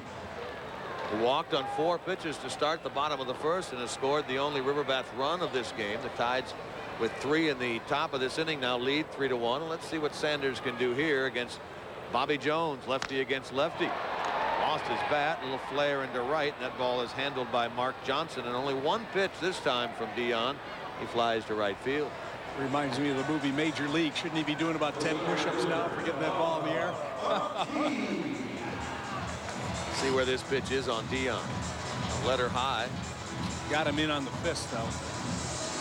He just didn't get around on that and get the barrel on it. I noticed in batting practice, too, he didn't seem to quite have his bat speed up to par yet. He was hitting a lot of them about in the middle of the bat, but it'll come. The all-important first out is retired here in the bottom of the third. The batter will be Kamara Barti, who grounded out his first time. Barti's got good speed, too. I mean, he's not in Deion Sanders' category, but he isn't too far behind. Not many players that are there? In fact, there may not be anyone in the big leagues that is as fast as he is. Not to say that he's the best base stealer, but speed-wise, pure speed. He played in the College World Series back in '91 with Creighton. Now, wouldn't he like to be called up and maybe play 10 years later in 2001 with the Reds? That'd be nice. Never Another know. World Series. Mean a whole lot more, I guess, to the pocketbook. I want you to know that in my playing days in the Little League, I was 1 for 1 on steals. Catcher bobbled it, kicked it around, picked it up off the backstop, threw it down there, almost nailed me. Probably still had you if the guy had dropped the throw. Ball hit well into center field. This will be handled by Curtis Pride for out number 2. Let's see what Jackie Hayes is up to. Well, right now we thought we would take a short break and maybe have a lemonade. Karen's back here selling lemonades. How are sales? Oh, they're going great. I mean, it's the best lemonade stand in town. It's the sweetest and the best, I'm telling you. Anybody asking for hot chocolate? Oh, not yet. First one. You're only one we've had so far. Are you having fun out here tonight? Oh, I love it. I mean, this is the best job I've ever had in my life. You like baseball, huh? Oh, yeah. It's great. It's great. I'm glad to see my boys out there playing tonight. It's a big night for everybody. Yes, it is. It really is. Karen, good luck with that lemonade sale. All righty. Out here on the concourse, sending it back to you. Chris Sexton grounded out on the first pitch with 2 out and nobody on, and the bats in the third go down in order. 3-1. The Tides out in front. Opening night here brought to you by Diversicom, a Suncom authorized dealer, your source for wireless. Byerly Ford, nobody beats a Byerly. And Champion Windows, the nation's 3rd largest home improvement company. GE, we bring good things to life. And by your friendly neighborhood Dodge dealers. Back with a 4th inning after this.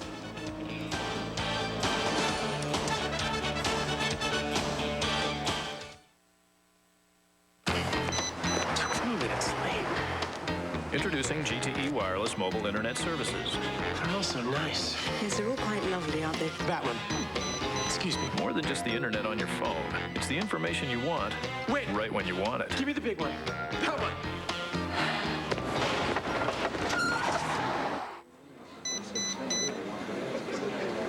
4 weeks? GTE Wireless Mobile Internet Services. Network provided by Lucent Technologies. Classic oven-baked Italian sandwiches. Load me up a submarino. Nothing else will do. I need a submarino. How about BBQ? Fazoli's new oven-baked Italian barbecue chicken submarino. Hot, juicy chicken, fresh tomatoes, cheese, onions, and a barbecue sauce that kicks. I need a submarino. Put some kick in your chicken with Fazoli's new oven-baked Italian barbecue chicken submarino. Just say BBQ. Real Italian, real fast.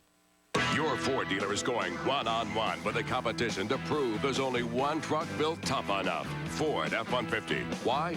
F-150 performs great on the field with more horsepower, more torque and pulling power, more doors standard, 23 straight years of leadership over Chevy. And now, get F-150 with low 3.9% financing or $500 cash back.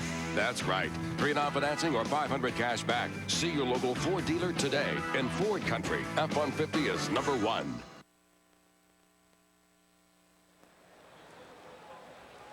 Top of the 4th inning. There's your score, 3-1 in favor of the Norfolk Tides. The leadoff hitter here in the 4th inning, Rafael Bornegal, has popped up. So there's already one out. We'll take a look at Rafael's at bat that start the 4th inning here. Bobby Jones, the pitcher, will be the batter now with 1 man out. Osvaldo Fernandez into his 4th inning of work.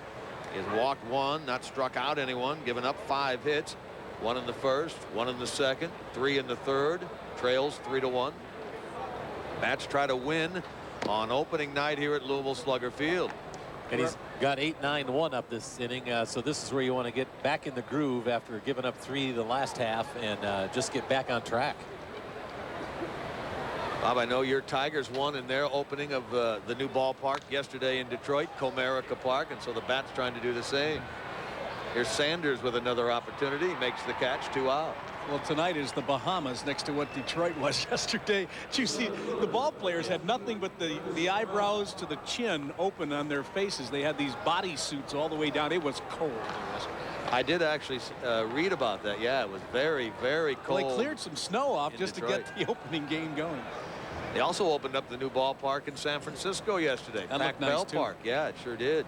The one in Houston, Enron Field, opened up this year, so a lot of new parks in the big leagues opening up. And this park here, of course, in Louisville. The ball was flying out in San Francisco yesterday, a number of home runs, but we haven't seen that yet here tonight. Got a call earlier today from a longtime Louisville baseball fan who was telling me that did I know that this was the 4th ballpark that has opened up in Louisville. Old Eclipse Park back in 1902. Then Parkway Field. Parkway Field. And I'm not sure the year of Parkway. Then Fairgrounds Stadium in 57, the mid-50s. I think. Yeah. 57. And now this ballpark. Bob, how was Eclipse Field? It was good, and the winner of the Derby in 1900 was quite a horse also. Did you throw out the first pitch, or what was that? Yeah. Curtis Pride, the batter, with 2 out and nobody on. He's in the hole, 2 strikes. Now 1 ball, 2 strikes. 2 out, no one on in the 4th. Top half, 3-1 Tides in front. They have out hit the bat so far in this game, 5-2. We're at the clubhouse level here, and we have a little walking area that comes right in front of our telecast booth, and some guy looked up and said, "Hey, Bob, is this great or what?" And you said this is great This and or is what? great and or what? You got it. Kind of nice that you're able to talk to some of the fans from the press area. You don't always get that opportunity. You can wave, but here you can actually talk to people as they walk by. Our Chris Parente has been running around the stadium tonight doing reports for us, and he said it seems like the bathroom situation's fine, plenty of those. Some long lines at the concession stands, and I imagine they're probably just getting some kinks out and maybe haven't got everything quite opened up yet. And you know they'll get that straightened out if there is a little bit of a problem there. But it's a packed house tonight, too, so it's a tough night for your first night. Late cut there by Pride and a foul. Some of the numbers of this new ballpark: 11 concession stands, including the main ones underneath, and then the big concession stand out in right center field, right in front of the overlook deck. 25 restrooms. We haven't got our 2 restaurants ready to go yet either, which not yet. Maybe a little while. And one of them is going to be a big-time restaurant that you can come here and have dinner. I think what they've wanted to do, and quite correctly, is Pride takes ball 4, is they want to make sure they do things right, not just do them.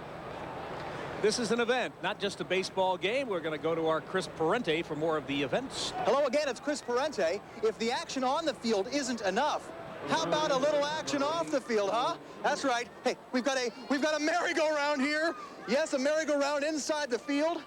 We've also got a playground just off to the left here, and an entire picnic area. The kids love it. It's something fun for everybody.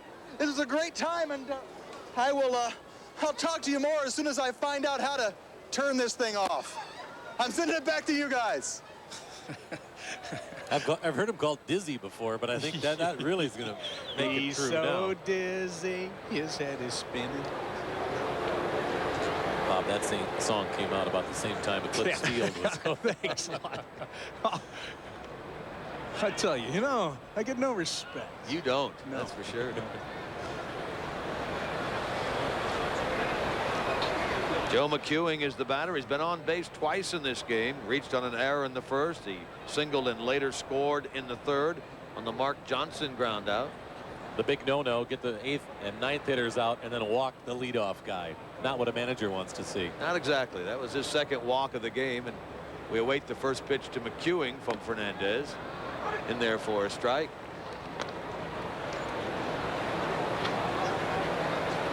Well, they don't seem to want to run on LaRue tonight. You hear your leadoff hitters on again, 2 down. Nice chance to maybe get him in scoring position, but he's staying put for now anyway. LaRue, good thrower, obviously, and Pride, a decent runner. It'd be an interesting challenge to see him go. 1 strike the count. Outfield shaded to go toward right. McEwing pulls that ball foul past third base. Interesting. He's getting a very modest lead and really not looking to take a jump. Now maybe he's setting up Osvaldo, but managing styles too. It'll be interesting to see how the River Bats work this year as well. Are they going to be swinging a lot on 2-0? Are they going to do a lot of hit and run?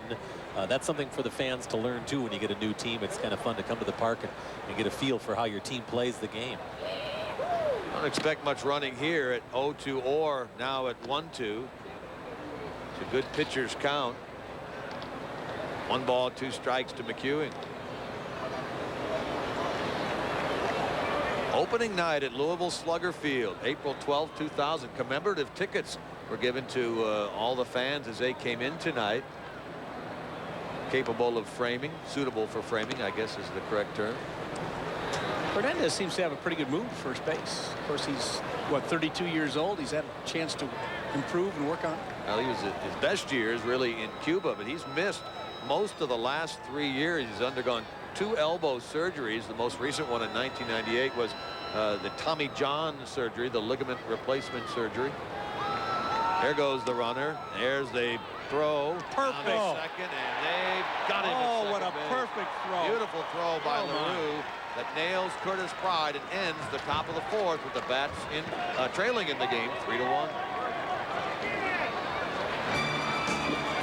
That's a cannon. Oh, I didn't think he had a chance. He got a pretty good jump.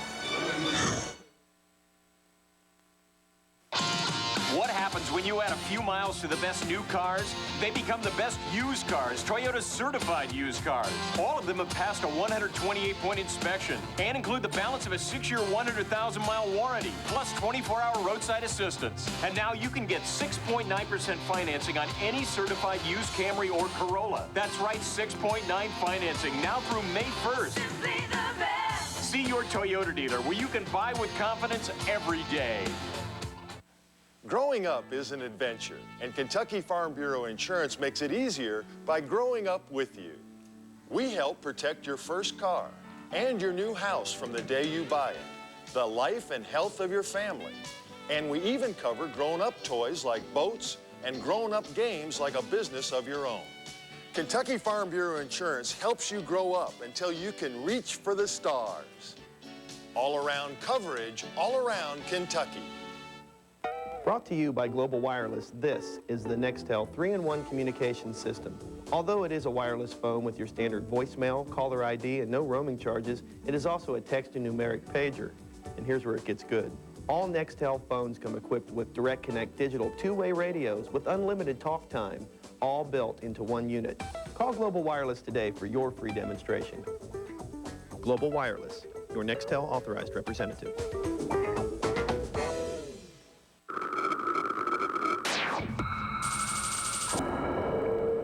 The new Dodge Intrepid RT combines the responsiveness of AutoStick with the high performance of an aluminum 242-horse Magnum V6. You'll see every light in a different light. Now, after a $1,000 cash allowance, a well-equipped Intrepid RT starts at $24,020. Let's face it, if you got what you pay for at most furniture stores, everything would be this big. Classic Furniture always gives you the guaranteed lowest price. Save on Smith Brother Amish-made sofas with hundreds of fabrics to choose from, including a lifetime warranty on the frame, springs, and cushions starting at just $4.99. Or choose from famous name-brand double pillow top mattress sets starting as low as $2.99. Classic. Furniture to fit your budget, quality to fit your style. Opening night of Louisville's Slugger Field, and Wave 3 is brought to you by Budweiser, official beer and proud sponsor of Louisville Riverbats baseball. By Kentucky Farm Bureau, all-around coverage, all around Kentucky. Arby's, love food? Think Arby's. And by Kroger, you can always count on us. Go Krogering. And by Classic Furniture, furniture to fit your home, prices to fit your budget. And we're back here in the bottom of the fourth with the Riverbats trailing right now 3-1 to the Norfolk Tides. Inaugural game at Louisville's Slugger Field. Back now to the play-by-play with Jim. All right, Kieschnick leading it off. He's at 3 balls and 2 strikes. Boy, we all were appropriately impressed with this to end the top of the fourth. Good jump, good speed. Watch this throw right on the button. Sexton, the second baseman, took the throw and did not have to move his glove. The ball was there, and the runner slid right into it. That was Curtis Pride. He's got good speed. And with that throw coming in there so quickly, you'll get the call every time. It looked like a chest-high tag, and maybe the foot got in. But yeah, if you do it quick like that, you're out. Curtis stood there for a while. He didn't believe the call. And the Bats get something going here in the bottom of the fourth as Brooks Kieschnick walks to start the inning. And the tying run will come to the plate in the person of Mike Bell. Does Mike have to get a double to get Kieschnick down to second base? Or? No. Huh? Kieschnick runs all right for a big guy. Yeah, he's not carrying a piano? You know, when he comes up to me tomorrow and says, who said I was slow, I am giving him your business card. Oh, thanks a load. He's a big guy. Come on. He is a big guy, that's for sure. Kieschnick playing first base with D.T. Cromer up in the big leagues, 6'4", 230-pounder. Kieschnick, there's a swing and a foul out of play. Thought he was going to be an outfielder here with some first base play, but with D.T. Cromer, who's doing great with Cincinnati, never played in the big leagues prior to this year, and he's had 4 pinch hits already, including a home run the other night in Denver against the Colorado Rockies. He's really doing well for himself in his first stint in the big leagues with Cincinnati. You can't always get on camera all the things you want to get. And Paul went up toward the roof again. And it was funny to see all the clubhouse and the loge downstairs all going with their hands. Come on back. Come on, I want it. One of the cool things about the ballpark that you don't really realize until you start playing games in it, how some of those balls will come down like that.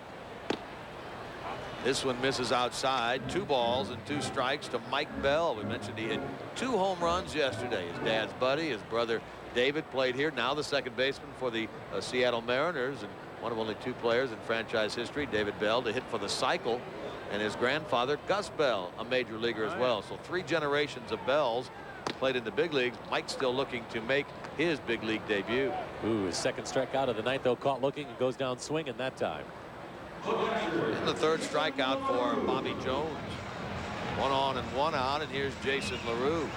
Well, he's the complete ball player. You talk about his good hitting. You talk about the great throw he made down to second base. You, Jim, alluded to the fact that he has great control of the pitchers. But to be around him, he's always accessible. A tremendous interview and a really nice young man. He could be just the opposite based on what happened to him this year with Benito Santiago. Oh, it may be out of here. Ball hit very well. Ryan McGuire right in front of the warning track makes the catch of that ball. We've seen a couple of balls hit hard to left field that have kind of died tonight. Yeah, didn't you think that had been hit pretty well? It looked like it had off really that. well.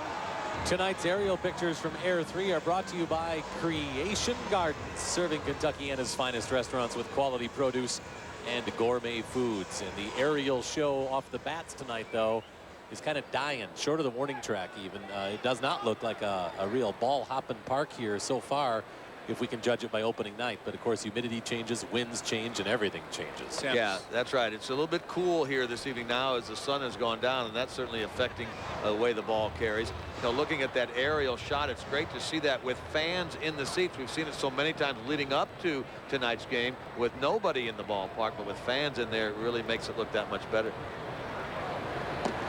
Now that it's dark,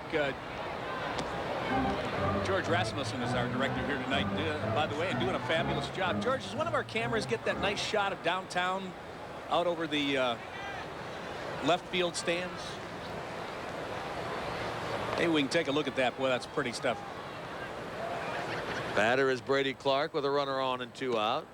He takes a strike on a 2-0 pitch. That one caught the corner right at the knees. 2 balls and 1 strike. Bats did take the early lead in this game. There's our shot. In the first. Isn't that pretty? And the sky tonight was a very deep purple and pinkish sunset. Well, what a great way to look over the river sitting here at Slugger Field. 2-1 pitch is fouled away. We're looking now in from the center field area.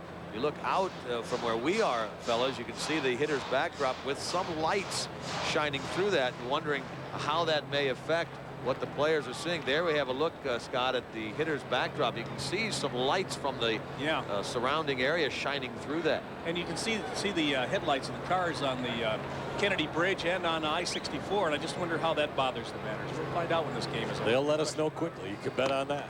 That's a good pitch by Bobby Jones. It caught the outside corner, and Brady Clark is rung up. Strikeout number 4 for Jones in the game.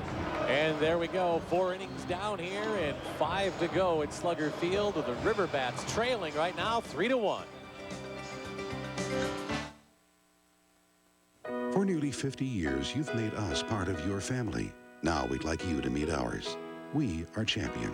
Our skilled craftsmen manufacture and install some of the finest patio rooms in America. Champion patio rooms add beauty and value to your home.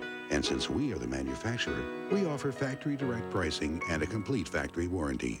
Call 454-5111. Champion Windows, Siding, and Patio Rooms, helping to make your house just a little more like home. Here you are sushi and wasabi. Wasabi. Yeah, wasabi. Wasabi. Wasabi. Wasabi. Wasabi. Wasabi. Wasabi. Wasabi. Wasabi. Wasabi. Wasabi.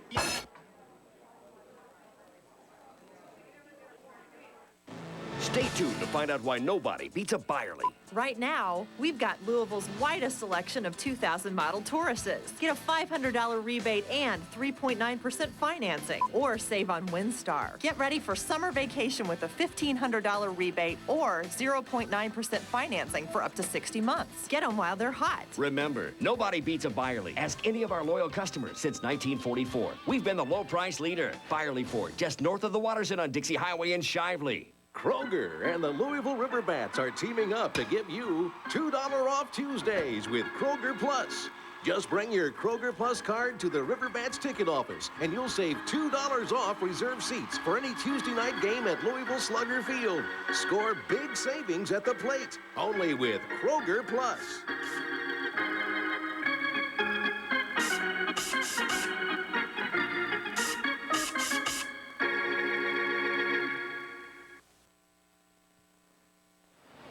Three to one Tides. We go to the top of the 5th inning.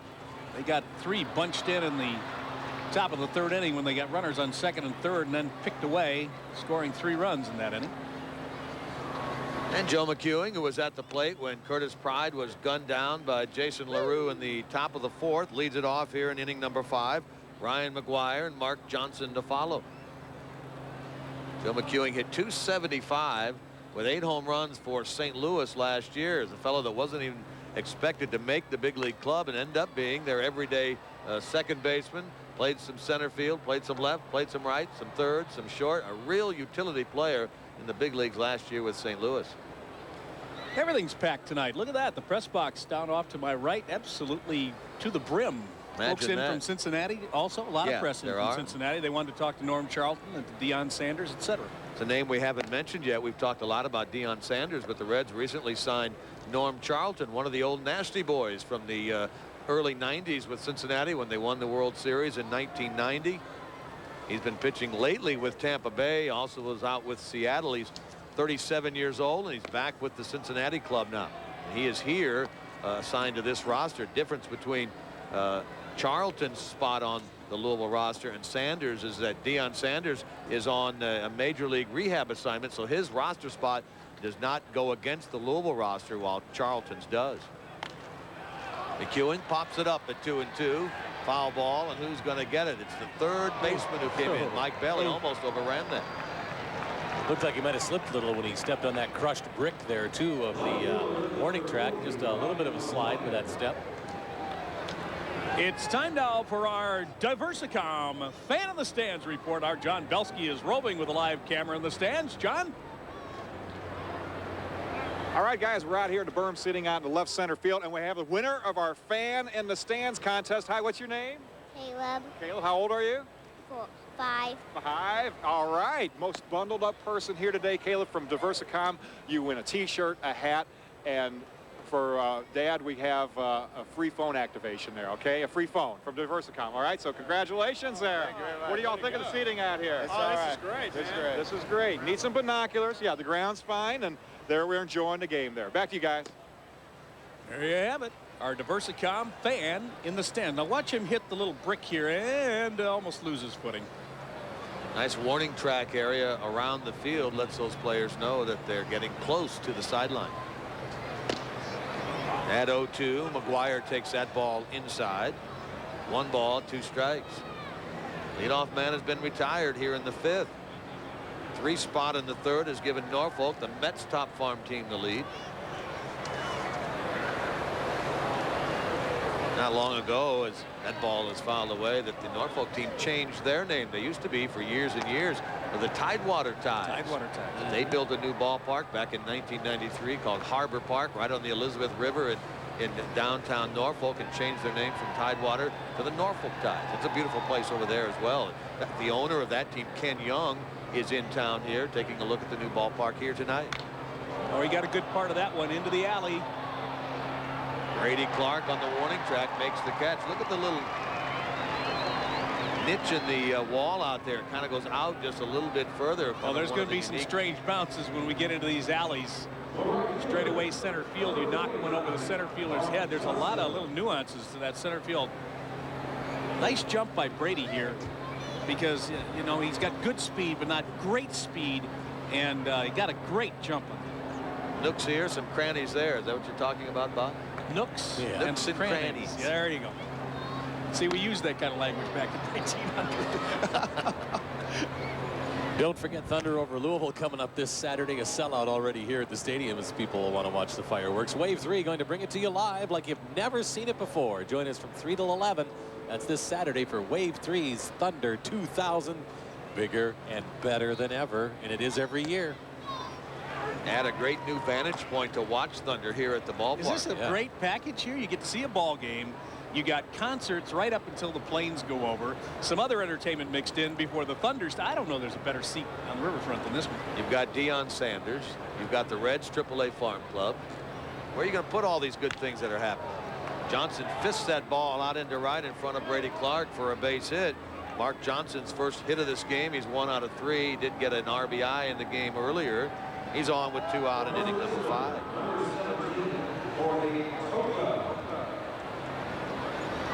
I just sit here in semi-awe because you look around this ballpark, and you'll do it from time to time as you get this great vantage point that we've got here.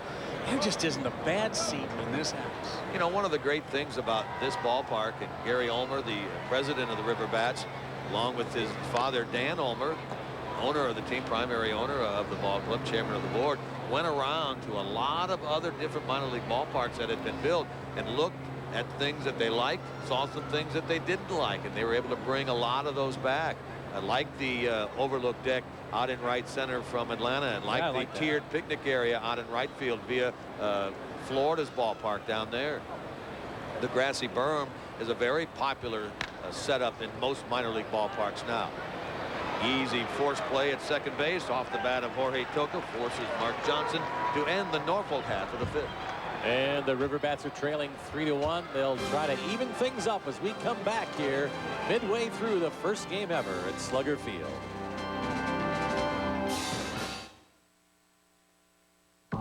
For anyone who's ever said, "Gotta go, this long distance is costing me a fortune," or anyone who's ever looked at the long distance and roaming charges on their wireless bill and said, "Ah!" Suncom introduces Suncom America. No long distance or roaming charges. Right across the country, Suncom America, from the newest member of the AT&T wireless network. Suncom. Just sign and drive. That's right. Just sign and drive. At Neil Huffman Volkswagen. Leave your checkbook at home. No down payment needed. No first payment required. Absolutely no money up front out of your pocket. Just sign and drive. Like on this new 2000 Jetta GL. Just sign and drive. Only $239 a month. That's just $239 a month. Over 100 VWs available. Hurry in today for best selection. Neil Huffman Volkswagen. 1 mile south of the Watterson on Dixie Highway. And just 15 minutes from the Mall St. Matthews. Maybe you've heard about the Colonel's Tender Roast Sandwich up the road at KFC, but you still haven't tried it? Somehow you've been able to resist that plump breast filet, deep marinated then slow roasted to seal in all that juicy taste. You might be surprised that any chicken sandwich can have this much flavor. So what are you waiting for? How about we drop the price? Okay, right now you can try the Tender Roast at a special Y-weight price, $1.99. Every day, people are joining the revolution with digital televisions, camcorders, wireless phones, satellite systems, DVD, and more. At H.H. Gray, we have everything you need to join the new way to entertain, communicate, and stay ahead of the game. And if you're ready, we're ready. Welcome to the revolution. The digital revolution is here. Be a part of it. H.H. Gray. 3-1, Tides leading the River Bats. Got a lot of time to go in this one, coming down to the bottom of the 5th inning. That'll be interesting to see. And there's a look at the Tides dugout. The dugout's here down into the ground, and no fencing in front of them here as we had out at Cardinal Stadium. Be interesting to see how long that lasts when a foul ball goes shooting in there and someone may or may not get hurt. They'll be keeping their eyes open. Castro, the shortstop, batting 8th, leads it off. The pitcher spot is due next, and so be interesting to see if Castro reaches, if Fernandez bats, and then we see the sacrifice. So if Castro is retired here, maybe Dave Miley has seen enough of his starting pitcher. We'll see in a moment as Castro lifts this fly ball into right center, and Curtis Pride gets over there to make the catch. Looks like he's going to step up and take another swing, though, here at this point. There wasn't anybody warming up in the bullpen, so I figured he was going to sacrifice if nothing else. Let's check in with Jackie Hayes. Not everybody gets to go into the River Bats locker room, but this is where we are now. Looks pretty typical. Still a little bit of construction to do, but looking good But let me show you the real sweet place down here. Not every minor league team has this, but let me show you. This is going to be the players' lounge. It will have a big screen television, even a pool table, full spreads of food. You know what? They got to be careful or these guys might not want to come out of here. We'll see. Back to you. What do you think, Jimmy? What's the chances are they'll turn down the Reds for the old pool table? 0. 0, yeah, that would be right. But she makes a good point in that it is very comfortable in there and will be more so once it is finished. One of the things that they did was finish all the areas that fans would see, and one of the things that suffered was the clubhouses, but they will be done, and when they are finished in the not too distant future, they'll be fabulous as well. These guys spend a lot of time at the ballpark, and they need to be comfortable when they're out here. You know, we looked in the dugout earlier, and there's so many great stories sitting in there. Tommy Nevers, hoping to make it up to the Reds as a utility infielder. I've known him since his high school hockey days in Minnesota. Highly sought after on college hockey scholarships, University of Minnesota. He decided to sign with the Astros out of high school and took some fairly decent bonus money and went on to play minor league baseball. Even played a little bit of major league ball. I think he got a cup of coffee with the Astros in late in the season a little bit. And then after a few years, tried college hockey. Decided minor league baseball wasn't for him, went back and played a season for the Gophers, decided that wasn't working out. Now he's back playing baseball again, and here he's about 9 years out of high school and still struggling, trying to figure out which professional sport might work for him. Some of his buddies are in the NHL. One of them plays for Lexington in minor league hockey and is here watching him tonight. Hey, we don't want to talk about those Lexington guys. They're involved in that hockey playoff series against our boys. So we, of course, wish the Panthers luck in their first-round game tonight.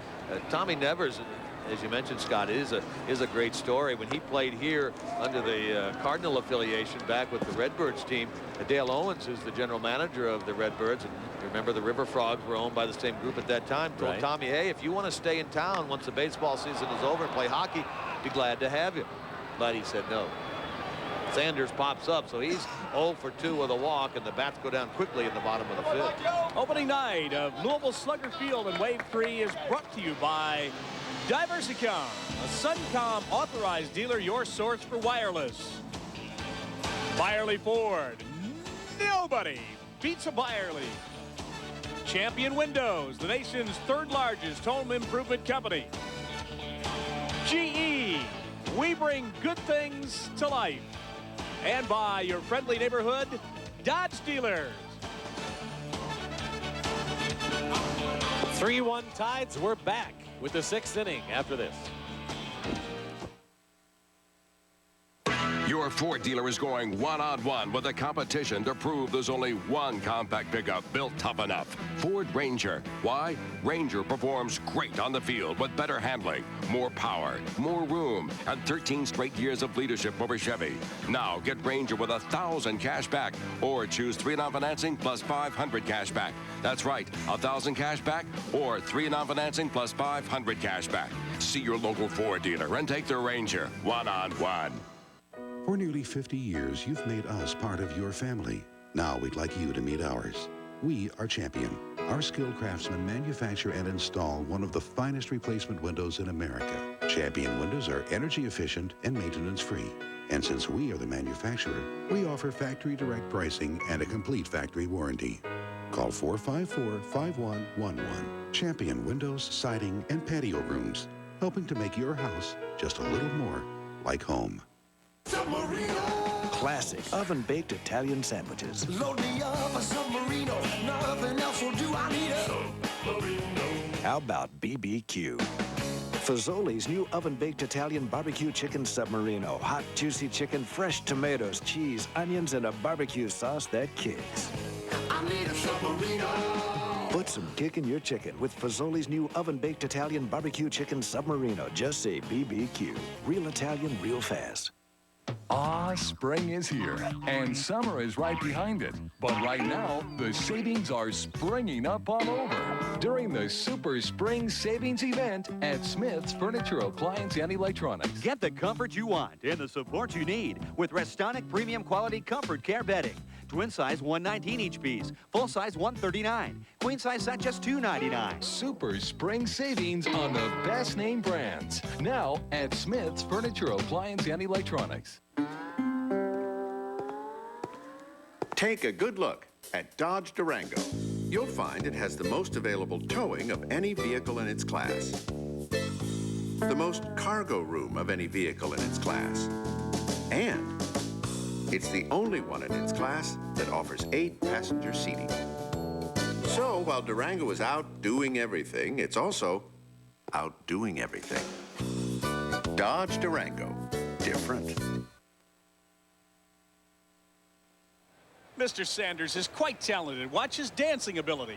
Come on, put it on me, Dion. Atta baby. Atta baby. Nice way to go. We've already had one out in the ball game. Kevin Baez goes out 6-3.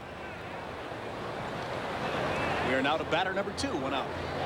In the 6th inning with a 3-1 score, the Tides have hit the bat 6-2 in this game. All their runs came in the 3rd inning. 1 error charge so far. That was on Brooks Kieschnick back in the 1st inning on a Joe McEwing ground ball. Here's a strike called, and it's 2 balls and 1 strike. Baez is the batter. Rodriguez grounded out to start the frame. And on deck is the shortstop, Rafael Bornegal. One of the things that concerns me, if you're a River Bats fan, is this Bobby Jones kid is getting stronger as this game goes along. Here on deck hitter, Bornegal, playing in just his 2nd game with the Tides. Well, Bobby Jones, like Fernandez, went 5 in his 1st game. Gave up 5 runs and 8 hits, but he's looked much better in this game. Here's a guy that spent almost all of last year in the major leagues. Broken bat flare into center, drops in front of Barty for a base hit, and Baez is on with his 2nd hit of this game. Jim, I suspect the managers are watching the pitch count early in the season like this. Are they going to top a guy out around 85, 95 pitches? How long would they let someone throw tonight? Depending on how they feel and how they feel the fellow is throwing. But yeah, somewhere between 85 to 95 would be more likely than not where they will end. And with this cool weather, you don't want to have a guy sitting in the dugout too long between innings. That could lead to a pitching change as well. I remember growing up counting the pitches because I could tell when a guy might be tiring listening to the games on the radio. 7th, 8th inning, if he was up around 112, 114, and you think, oh, now we're going to start getting some hits if the manager left him in. And more often than not, they would. The batters would start getting to a guy unless, you know, he was just a phenomenal pitcher. Scott, were you an Ernie Harwell man? No, I grew up listening to Herb Carneal with the Minnesota Twins. All right. Yeah. Bunt toward 3rd, and that one rolls foul. That bounced on its way down to 3rd base, didn't it? Yeah, it looks like that's a pretty hard surface going down there. Well, not only that, but I wanted to mention that one of the assistant coaches for the Bats was mentioning that the foul line is quite wavery, that they're going to have to bring in a machine to really get that a lot smoother. But that's just, you know, one of the dings in a ballpark when you're brand new and got a whole lot of other things to think about. One of those heavy rollers that really compact that dirt. Herb is still broadcasting, I think, some of the home games up there in Minnesota these days. He hasn't quite retired yet. Yeah, John Gordon does a few, but most of them, but Herb's still around. That ball hit to 3rd, and Mike Bell makes the play. Baez down to 2nd, 2 out. The pitcher, Bobby Jones, is the scheduled hitter, and he will stay in the game. Back then it was Armin Killebrew, Tony Oliva, Bob Allison, Zoilo Versailles, Don Mincher, Rich Rollins, Earl Batty, and Camilo Pascual on the mound. A little Mudcat Grant thrown in there, and Al Worthington. I mean, we had a good team back then. You know your Twins. Well, they went to the 65 series and got smoked, so that was Was that the Tigers beat them that year? No, that was Sandy Koufax and the Dodgers. Forget the Tigers. Come on. The Tigers were not there. Now, just put that to rest. Now, wait a minute. They won it in 68. They won it in 68 over the Cardinals, down 3-1. Yeah, that was a great Bob series. Gibson. Beat Gibson with Mickey Lolich. I remind him, though, the Twins won in 87 and 91. Where have the Tigers been? They won in 84. Okay, I'm just telling you. Last two. Beat San Diego, but we won. Doesn't matter who you beat. That's right. The World Series is the World Series. Speaking of World Series, there's now, and this year will be the 3rd annual, the AAA World Series out in Las Vegas. The two leagues have combined. There were 3, the Pacific Coast League, the American Association, and the International League. Now there are just 2. The Redbirds, and for 1 year the Riverbats played in the American Association. That league was disbanded, and now you're able to get those 2 teams together for the AAA World Series. And that's at Cashman Field, I believe. I was there when they opened that up. I happened to be working out in Las Vegas at that time. That's a nice ballpark, too. One of the first of these redesigned minor league intimate ballparks. I've not been there, but everyone who comes back who sees it talks very highly of it. Until it's 105 in July or August. Then It's a little tough to take even at night. This is in, I guess, the 3rd week of September when they all convene out there for the AAA World Series. And who knows? Maybe we'll be headed out there 6 months from now. That'd be great. I'll go with you. Will you go? Yeah. Oh, yeah. Bob will be golfing, but he'll be out there. I'll be there actually covering the game. Oh, quit. 3-0, pitcher to pitcher. There's a strike. 3 balls and 1 strike. Got some activity now down in the River Bats bullpen. Right-hander. Like Steve Soderstrom has started to loosen up for the Bats. Borderline pitch there, a strike called, 3 balls and 2 strikes. All right, I got a bit of trivia for you. In 1968 World Series, there was a player who played one position the entire year, and for the first time in his major league career, played another position to open and played it for the entire World Series. Do you know who that is? Is that a Tiger? That's a Tiger. That would be Mickey Stanley. Mickey Stanley is correct. What position did he play? Center field, and he moved to shortstop. And why did he make that move? Why did they do that? An injury. Somebody got hurt. We'll come back with that answer after we take this time.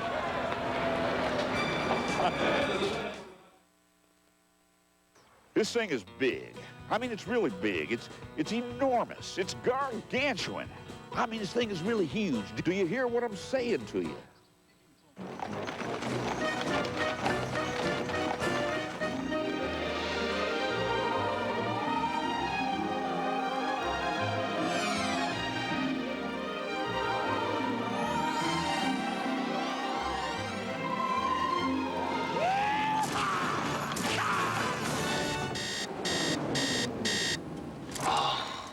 Not so good.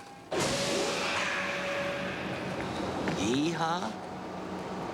Stay tuned to find out why nobody beats a Byerly. Right now, we've got Louisville's widest selection of 2000 model Tauruses. Get a $500 rebate and 3.9% financing, or save on WinStar. Get ready for summer vacation with a $1,500 rebate or 0.9% financing for up to 60 months. Get them while they're hot. Remember, nobody beats a Byerly. Ask any of our loyal customers since 1944. We've been the low price leader. Byerly Ford, just north of the Waterson on Dixie Highway in Shively. Got a hankering for seafood? Drift on into Tumbleweed and try our seafood enchilada Monterey for just $7.99. Hurry, it's only for a limited time at Tumbleweed. It's being said by knowledgeable insiders that this thing is as big as a 747, and it's as high as the 2nd Street Bridge. Any comment? Brought to you by Global Wireless, this is the Nextel 3-in-1 communication system. Although it is a wireless phone with your standard voicemail, caller ID, and no roaming charges, it is also a text and numeric pager. And here's where it gets good. All Nextel phones come equipped with Direct Connect digital 2-way radios with unlimited talk time, all built into one unit. Call Global Wireless today for your free demonstration. Global Wireless, your Nextel authorized representative.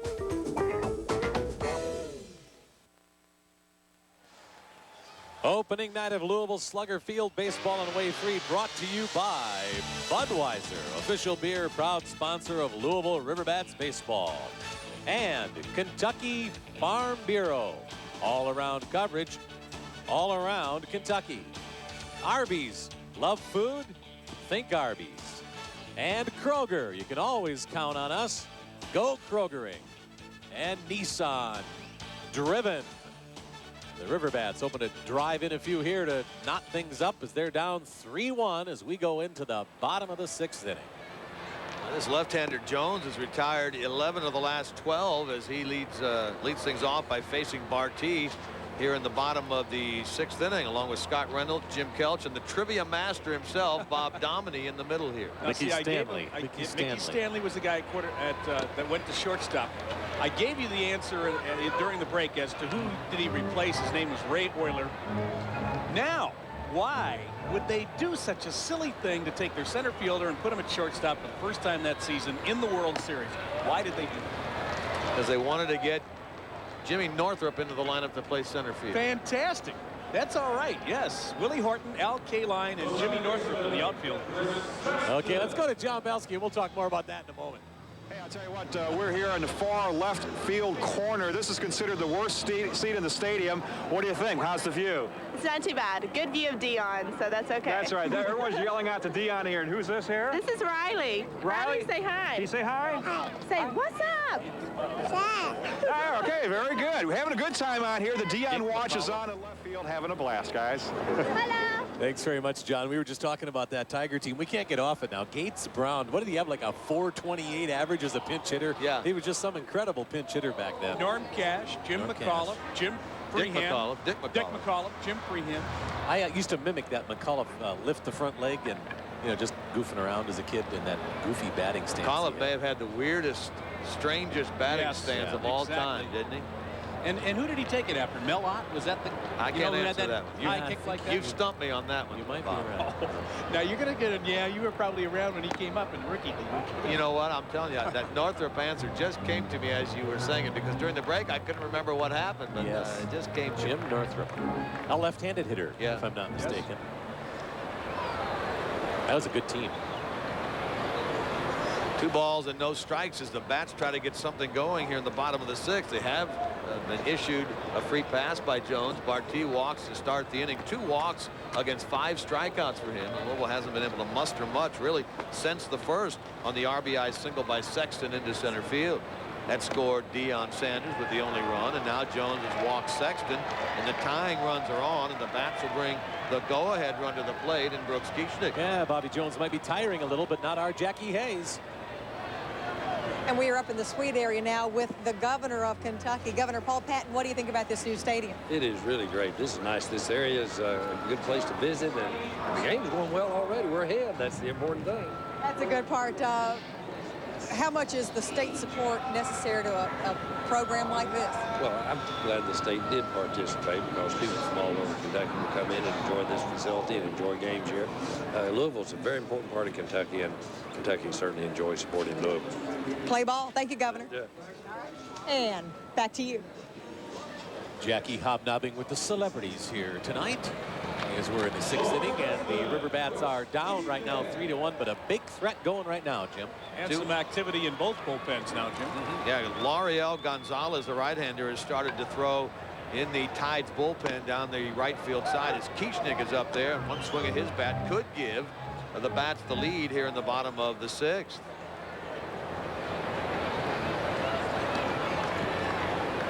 Kieschnick has flied out and walked in this game.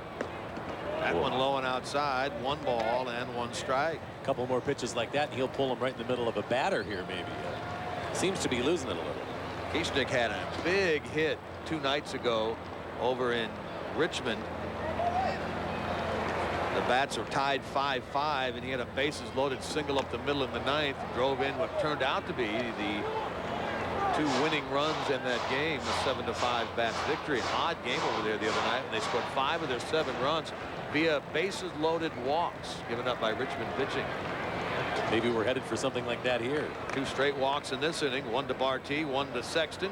Kieschnick ahead on the count, 2-1, and now 2-2 on a check swing. Oh, that looked outside. And the local boy John Bennett gave the call there to the Tides. I'd like to see a replay on that swing, but usually they're right when they make this call. Close one there. That was close. That evens the count, 2 balls, 2 strikes. Kieschnick trying to deliver a big hit here in the Bats' half of the 6th inning. Now a 3-2 count. Reminds me of the Bob Uecker line. Just a little hot. Just a little outside. I don't see how Kieschnick is laying off these pitches. Oh, he'd be on base right now had he not bid on that last one. If he walks to load the bases, Mike Bell, who had a grand slam yesterday, waits on deck. We'll be digging in the record books. They're down by 2. The runners are going to stay pat here, obviously. Tap foul at 3-2. We'll do it again. I'd like to have that pitch over again. That was up in the letters, that one he could drive. Tough for Kieschnick, lefty against lefty. He said to me the other day he's always been labeled as a guy who can't hit lefties very well, and he's trying to get rid of that tag.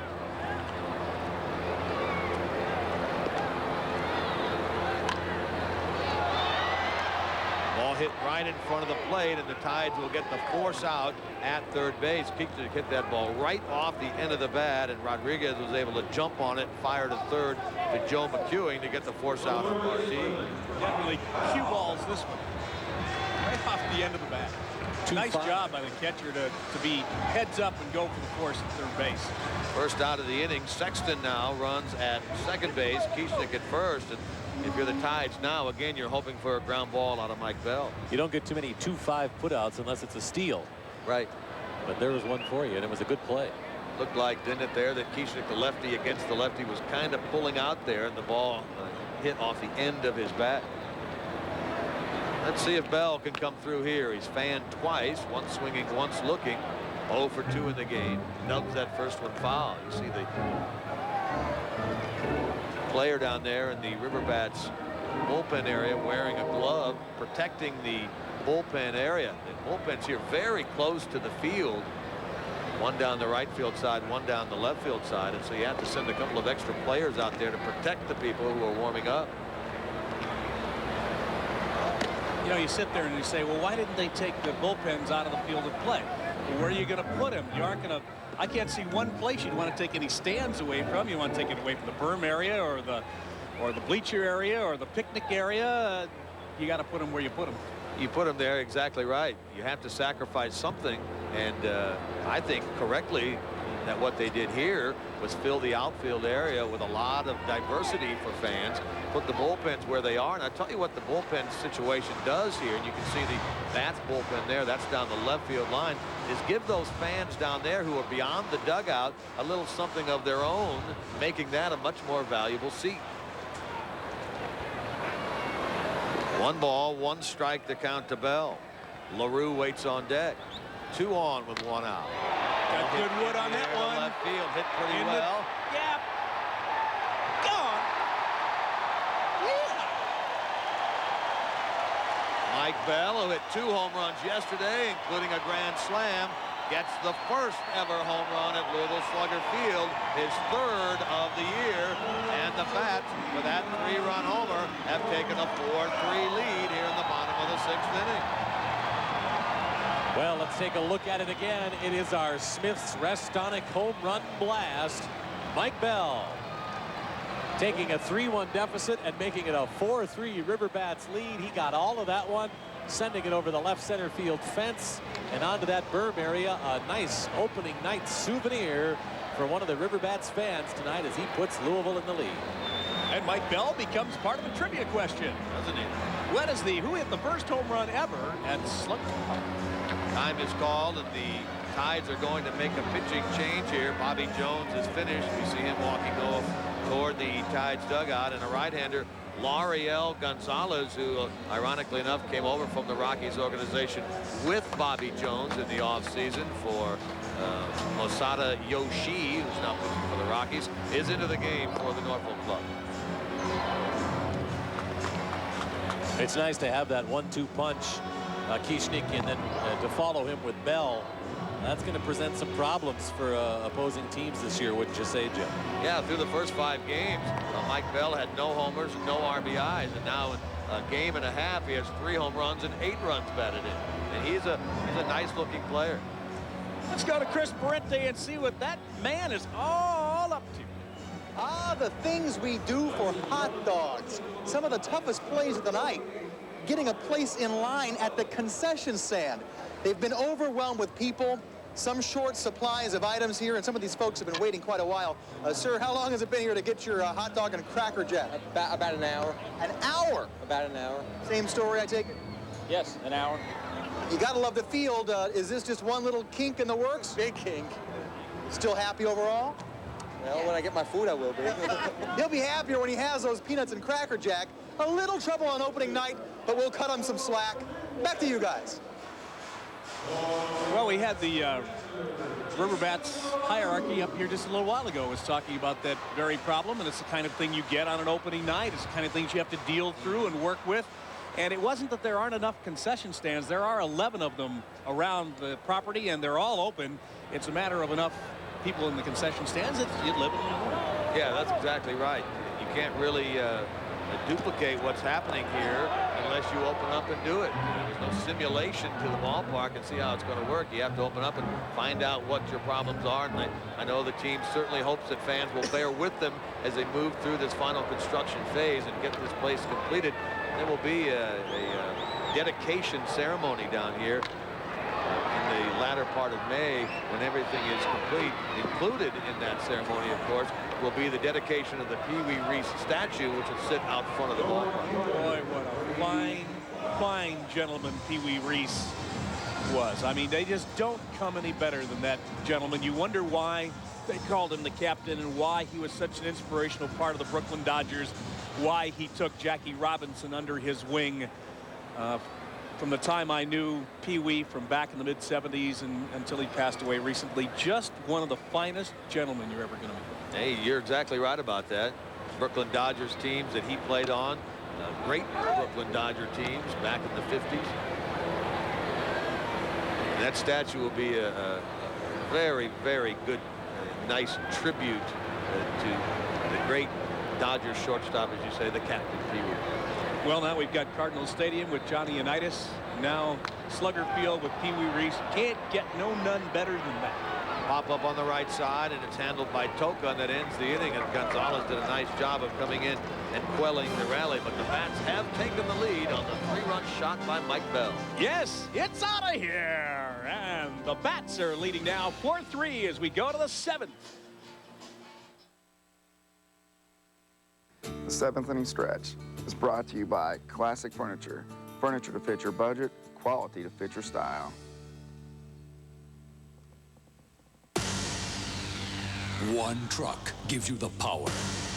One truck gives you the room. One truck gives you the pull. And one truck gives you the payload. More than Ford, Chevy, or Dodge. No wonder they're afraid. Toyota Tundra, the one truck Motor Trend named Truck of the Year. Available only at your Kentuckiana Toyota dealer. We'd like to be able to say that when Kentucky Farm Bureau Insurance talks, Mother Nature listens. But when she decides to get rowdy, no one can talk her out of it. We can't always prevent damage and loss, but we can help restore your life to normal, the way it was before the damage or loss. Your agent and adjuster work together throughout the claims process, serving your needs every step of the way. Kentucky Farm Bureau Insurance, all-around coverage, all around Kentucky. If you want brand name closeouts, you have to go inside the store, Jerry. I was just doing a little window shopping. They have great products at the lowest prices around. Do you think I could get my shirt for $20? I'll show you. You got that Vivitar camera for $20? No, 8. My change? This Easter Pooh Bear only $7.99. Licensed playwear for kids $5.99 and $6.99. Big Lots, brand names, closeout prices. For 41 years, 4th Street Auto Company has been the place to go for quality used cars and trucks. With over 120 to pick from, it's no surprise. 4th Street Auto also offers bank and on-the-lot financing. And right now, we're offering 12 months, same as cash. Located at 5109 Preston Highway at Gilmore Lane, 1 mile south of the Watterson Expressway. Open 9 to 9 Monday through Thursday, 9 to 7 on Friday, and 9 to 5 on Saturday. 4th Street Auto. We've got what you're looking for.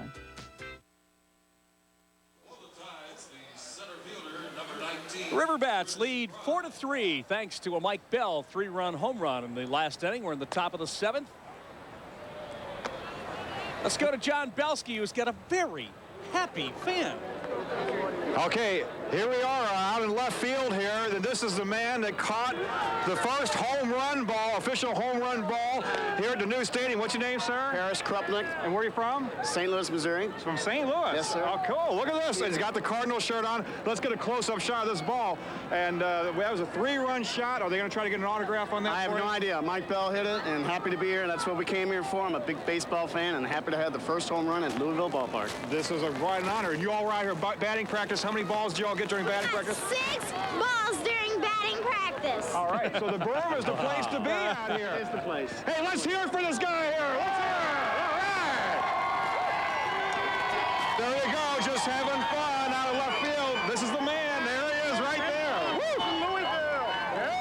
Well, it's not McGuire's 70th, but it's an important ball, and they probably will try to get that back tonight, don't you think? I would imagine they'll try to get that ball autographed. Boy, it really sounds like they're having fun out there, doesn't it? I told you it's my favorite spot. I hate to have everybody going out and taking my spot or my blanket, but I got to tell you, it is a great spot out there. Look at it. You put your blankie out there sometime, Bob? I'm gonna put my little blankie out. You still have your blankie, don't you, Bob? You betcha, and my little lamb too.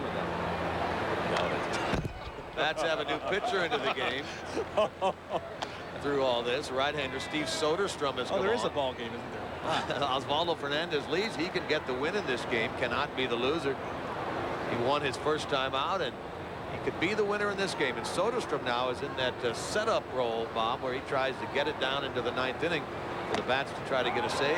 Now, he did not have a good season last year. He was with Fresno. It was 2-8, up over a 6 ERA, but I think he's made a couple of appearances this year in middle inning relief, done a good job. He has. This is his 3rd appearance of the year. No record, no earned run average. In 4 innings, he's allowed no runs, 1 hit, only walked 1, struck out 3 prior to this, and he walks Curtis Pride to start this inning, and so the tying run is on, and there's a pesky hitter in Joe McEwing, the go-ahead run at the plate here in the 7th. And there's that walk of the leadoff hitter again. Yeah, good speed. Got nailed the last time by LaRue. He's going to be a little more careful this time. That foul right at the plate by Joe McEwing. Steve Soderstrom is a big fellow, 6'3", 215-pounder. Played collegiately at Fresno State. The Bulldogs. 28 years old. What kind of a pitcher? A power pitcher or a finesse pitcher?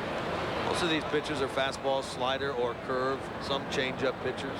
Anybody throwing a splitter or a fork for the Riverbats? Elmer Descends, who started yesterday's game, was the opening day starter, throws a splitter.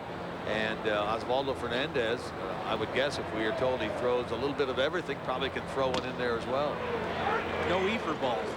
Haven't seen one around here since Bob Tewksbury back in the early 90s. The Efer. A couple of Ephus pitches. Yeah. Ephus. That's what it was. Yeah. Ephus. It's outlawed now, I think. Is it really? I don't know. I think it is. The ball can't go above so many feet. I mean, if you get it up over, I think, 8 or 10 feet on the way to the plate, they just, What was that old Baltimore Oriole used to throw such slow, junky stuff? A lot of them. Dave McNally, Bobby Cuellar used to have stuff like that. Stop now. Lou Tiant. You know what you don't see much anymore is knuckleballers. There is a knuckleballer on this ball club. Oh, yeah? Dennis Springer, a knuckleballer, one of only 3 in Major League Baseball or professional baseball now. Tim Wakefield is one. Steve Sparks is with Tampa Bay, actually, just recently was called up. And Springer is a knuckleballer. Wakefield's bad because he was moved to the pen this year. Right. Tough to come out of the pen and start throwing knuckleballs, too, if you don't have your perfect control and there's runners on. That's difficult. Yeah, you always talk about players moving up from the minor leagues and into the big leagues, and you can say you saw them win. Well, Tim Wakefield used to come through Louisville and pitch for the Buffalo team back when he was a Cleveland farmhand. Pitched very well a couple of times. Oh, a great jump. Wow. Double up. Easy play. Pride took off on the pitch. It was going to be a hit and run, and a nice stab there by Mike Bell at third base. Had plenty of time to just gun it over, and Kieschnick made it too easy. That's a great play by Bell, and he had to hang on to the ball, and then the throw he made was a little low. Kieschnick scooped it up, but that's a heck of a play by Mike Bell. All right. Well, this is definitely the check of the day, the catch of the day, Joe's Crab Shack catch of the day. Take a look at that snare, and then the easy double play with the toss over to first. And what would have been big trouble with a shot down the left field line now turns into nobody on and 2 out. There's a chance that one got down on the corner that he might have come all the way around to score, because Pride is your leadoff batter. Good speed, had a head of speed up, already going to second. He might have come home. It was going to be no less than second and third with nobody out. Instead, nobody on and 2 men out. And a 1-1 count to McGuire. Takes that pitch, 2 balls and 1 strike. Tonight's aerial pictures from Air 3 are brought to you by Creation Gardens, serving Kentuckiana's finest restaurants with quality produce and gourmet foods. Now, this ballpark built in, what, about 20 months or so, and some of the great stories you hear about when they first saw this site and said, yeah, that might not be a bad site. Former Mayor Abramson used to drive by every day and see it and think, we've got to do something with that old Brindley Hardy warehouse. And when they decided, hey, maybe a ballpark would fit in, and they tried a footprint of this area to see if it would be big enough, said it was exactly what they needed for a ballpark. And he said a lot of people told him, no, you can't get rid of all that scrap metal. No, there'll be a problem with ground pollution after you remove the metal. No, you can't do this. No. He kept thinking yes, yes, yes, and can-do attitude worked. And sure enough, this park has opened up with 2.5 million pounds of steel, 400,000 bricks already used in construction. Late cut by McGuire, foul ball out of play. One of the interesting numbers I heard about the stadium was right around 1,500 loads of cement to put in the cement around the ballpark. 1,500 times that truck had to come out here and dump that cement. You think it was the same truck? I think it might have been. Depends who got the contract. I'd like to have his paycheck, that's for sure. 3 balls and 2 strikes to McGuire with 2 out. This should end the inning to Kieschnick.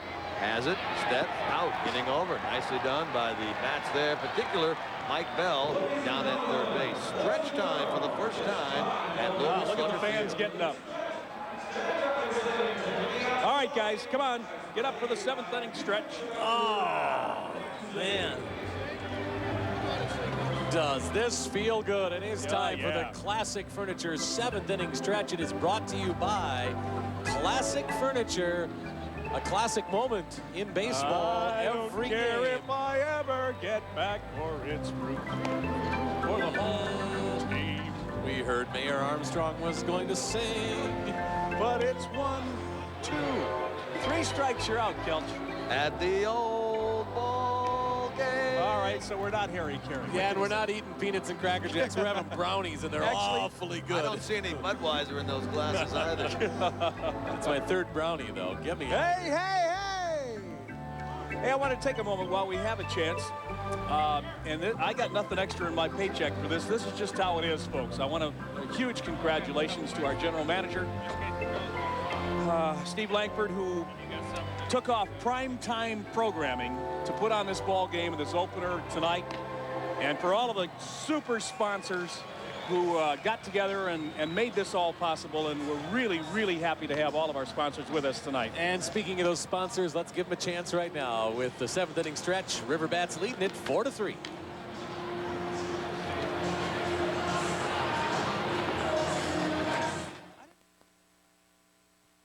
Stay tuned to find out why nobody beats a Byerly. Right now, we've got Louisville's widest selection of 2000 model Tauruses. Get a $500 rebate and 3.9% financing, or save on Windstar. Get ready for summer vacation with a $1,500 rebate or 0.9% financing for up to 60 months. Get them while they're hot. Remember, nobody beats a Byerly. Ask any of our loyal customers since 1944. We've been the low price leader. Byerly Ford, just north of the Waterson on Dixie Highway in Shively. 12,000 hours teaching science in Western High School's GE College Bound program. 1,500 hours helping kids gain self-confidence at Moore Middle School. 5,000 hours improving Brooklawn Youth Services. 600 hours renovating Camp Crescendo. This year, GE volunteers in Louisville will spend 200,000 hours helping others because they know the best way to change things is to reach out a hand. For nearly 50 years, you've made us part of your family. Now we'd like you to meet ours. We are Champion. Our skilled craftsmen manufacture and install some of the finest patio rooms in America. Champion patio rooms add beauty and value to your home. And since we are the manufacturer, we offer factory direct pricing and a complete factory warranty. Call 454-5111. Champion Windows, Siding, and Patio Rooms, helping to make your house just a little more like home. Kroger and the Louisville River Bats are teaming up to give you $2 off Tuesdays with Kroger Plus. Just bring your Kroger Plus card to the River Bats ticket office, and you'll save $2 off reserved seats for any Tuesday night game at Louisville Slugger Field. Score big savings at the plate, only with Kroger Plus.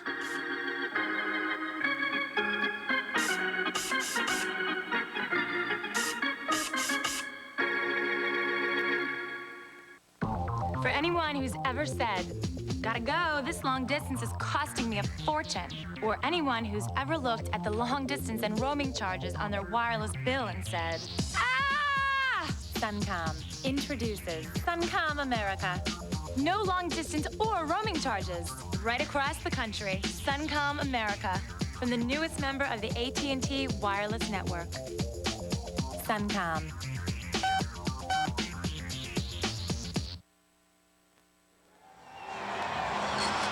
Thanks to my waxing poetic about our all 5 sponsors tonight. We were a little late coming back from the break. This was the first batter. This is Juan Castro, who led off the inning with a little looper into right field for a base hit. And then Mike Frank, who's come into the ball game and taken the number 9 spot, lofted this little fly ball to center field. And so we have 1 out. And Mike Frank is at first base. He's got good speed. And a little toss over there to keep him honest. And for the 4th time in the game, we get to see Deion Sanders bat. Let's get him on again. He walked in the first and scored the first run in Louisville Slugger Field history. He's flied out and bunted out his other 2 times, so he's 0 for 2. By the way, I want to pass along a couple of scores. The Reds lost this afternoon at Colorado 7-5. And we understand from one of the fans passing by with a radio in his ear that the Panthers lead the Kentucky Ball Club, the Thoroughblades, 2-1 over in Lexington in the first game of their 5-game series. High to Sanders, 1 ball and 1 strike. He looks down at third where Phil Wellman, the third base coach of the Bats, goes through the signs. Mariel Gonzalez, the pitcher now, a right-hander on in relief.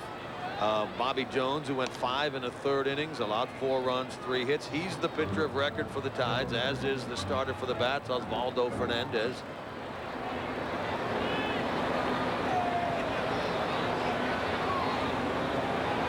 Gonzalez from San Cristobal in the Dominican Republic. The Bats only have 4 hits in this game, but they only needed 1 big crushing blow from Mike Bell. He had a 3-run home run the last inning. What they're looking for now is what they were able to get in the 7th inning out of the bullpen. Good solid pitching. Steve Soderstrom, 3 batters and out, thanks in part, of course, to the nice leaping grab of that line drive by McEwing, off the bat of McEwing by Mike Bell. We're looking for a little Lloyd's of London here. Yes, we are. A little insurance. Little insurance. Is Neon Deion showing enough of those stockings for you tonight? Look at that. That's the old baseball look, isn't it?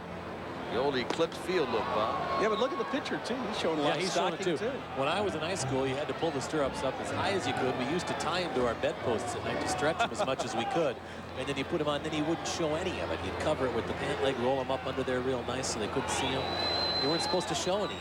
You were a geek if you did. Now, there you go. See there? Now you just, it's pantyhose. And a nice turquoise color, too. Different than the jersey, the black uniforms that the Tides are wearing. Sanders is struck out. He's 0 for 3 in the game. It's the 2nd out here in the bottom of the 7th inning. The hitter will be Kamara Barti. A quick look in the Riverbats dugout there. We saw the manager of this ball club, Dave Miley, managing for the 5th consecutive year the Reds AAA club. Dave Miley has managed a long time, over 10 years, and never had a team that finished under 500. He's still a young guy. Is he 38? 38 years old. So I mean, he's got a great shot at a few more seasons maybe to move on up to the next level. 2 years ago was voted as the best managerial prospect in the International League when he was managing at Indianapolis. If Neon Deion struggles and say he's batting 174 or 212 and just not playing well here 6-8 weeks into the season, what happens? Does he just stay down here? Does he get frustrated and give up on the game? Well, that's a good question, and 2 of the scenarios you did throw out there. Do they keep him down here? He can only stay down here for 20 days on a rehab assignment unless it is agreed upon that his injury needs more time. Right. If they decide to keep him down here in that area, they certainly could. If they decide to option him down here, his potential ball hit up the middle that's cut off by the shortstop. We can talk about that scenario more when we come back. All right, and right now the Riverbats with a slim lead as they try to win their first game ever here at Louisville Slugger Field.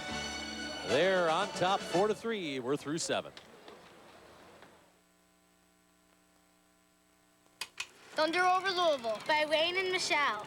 Saturday, the official opening ceremonies of the Derby Festival. A world-class air show with the largest fireworks and light show on Earth. Doing Jackie Hayes. And John Belsky. Who's Scott Reynolds. And Cheryl Case. With live coverage on the ground. And high above in Air 3.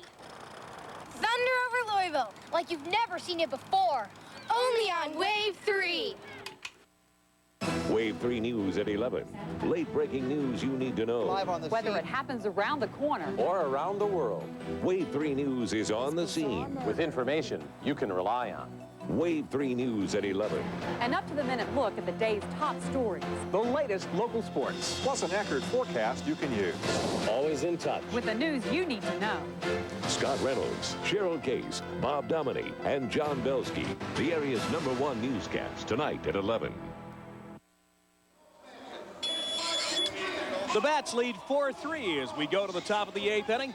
Opening night of Louisville Slugger Field in Wave 3, brought to you by Diversicom, a Suncom authorized dealer, your source for wireless, by Byerly Ford. Nobody beats Byerly. Champion Windows, the nation's #3 largest home improvement company. By GE, we bring good things to life. And by your friendly neighborhood Dodge dealers, your Dodge Dominators. Opening night at Slugger Field, and already this year they've sold around 6,500 season tickets. An amazing stat for a team that last year sold about 2,500. And talk about tickets that are sold out for Thunder Night. They're gone. Don't forget Thunder over Louisville this Saturday, Wave 3, bringing it to you live like you've never seen it before. Join us from 3 till 11 this Saturday for Wave 3's Thunder 2000. They'll have about 13,000 packed into Louisville Slugger Field to watch a game, hear some music, and catch all the fireworks and plane action in the skies. Be an interesting day and night here. The game starts at 1:15, and there'll be a band, as you mentioned earlier, after the game. The air show, you can watch it here. You can drift in and out of the ballpark, go down to the riverfront. The X Games are going on. Then you can come back in here if you desire and watch the fireworks show. Particularly from the first base side, you got a perfect view of the bridge, and the outfield area will be, the infield area will be cordoned off, and you can go onto the outfield grass and watch it. So it's going to be a tremendous day here, just 2 days away. I'd like to put a little plug for my good friend for a long, long time, and I'm so proud of him. He's such a fantastic broadcaster. Marty Brenneman of the Cincinnati Reds elected and will be inducted into the Baseball Hall of Fame this summer. Marty will go in with Sparky, one of your guys from Detroit, and he's going to wear a Reds hat, he had announced. Oh, he is? Yeah. Well, that was his glory days, no doubt. No doubt, the big red machine back in the 70s. He looked exactly the same in 1972 as he does in 1999 or 2000. Or 2000. Carlton Fisk will go in, and isn't it ironic that all three of those guys are so intertwined in that 75 World Series? Yes. Here, 2 balls and 2 strikes from Steve Soderstrom to Mark Johnson, a definite home run threat for the Norfolk club. That one hit the glove and bounced away from Jason LaRue. LaRue being loyal to his employees, the Cincinnati Reds. That ball whistled foul down the right field line. You notice that LaRue is wearing a red helmet with his mask on. Not the purple that goes with the team colors here, but his Cincinnati Reds helmet may be more comfortable in that. And they allow that, obviously. The manager's not saying anything. No, he's employed by the Reds as well. There's a look at the red mask and red helmet of Jason LaRue. Let's go to John Belsky. Okay, I'll tell you what, hardest person working at the stadium here is not one of the players. It's Buddy! Hey, Buddy! Kids of all ages love buddies. Let's do the cheer. Let's do the cheer here.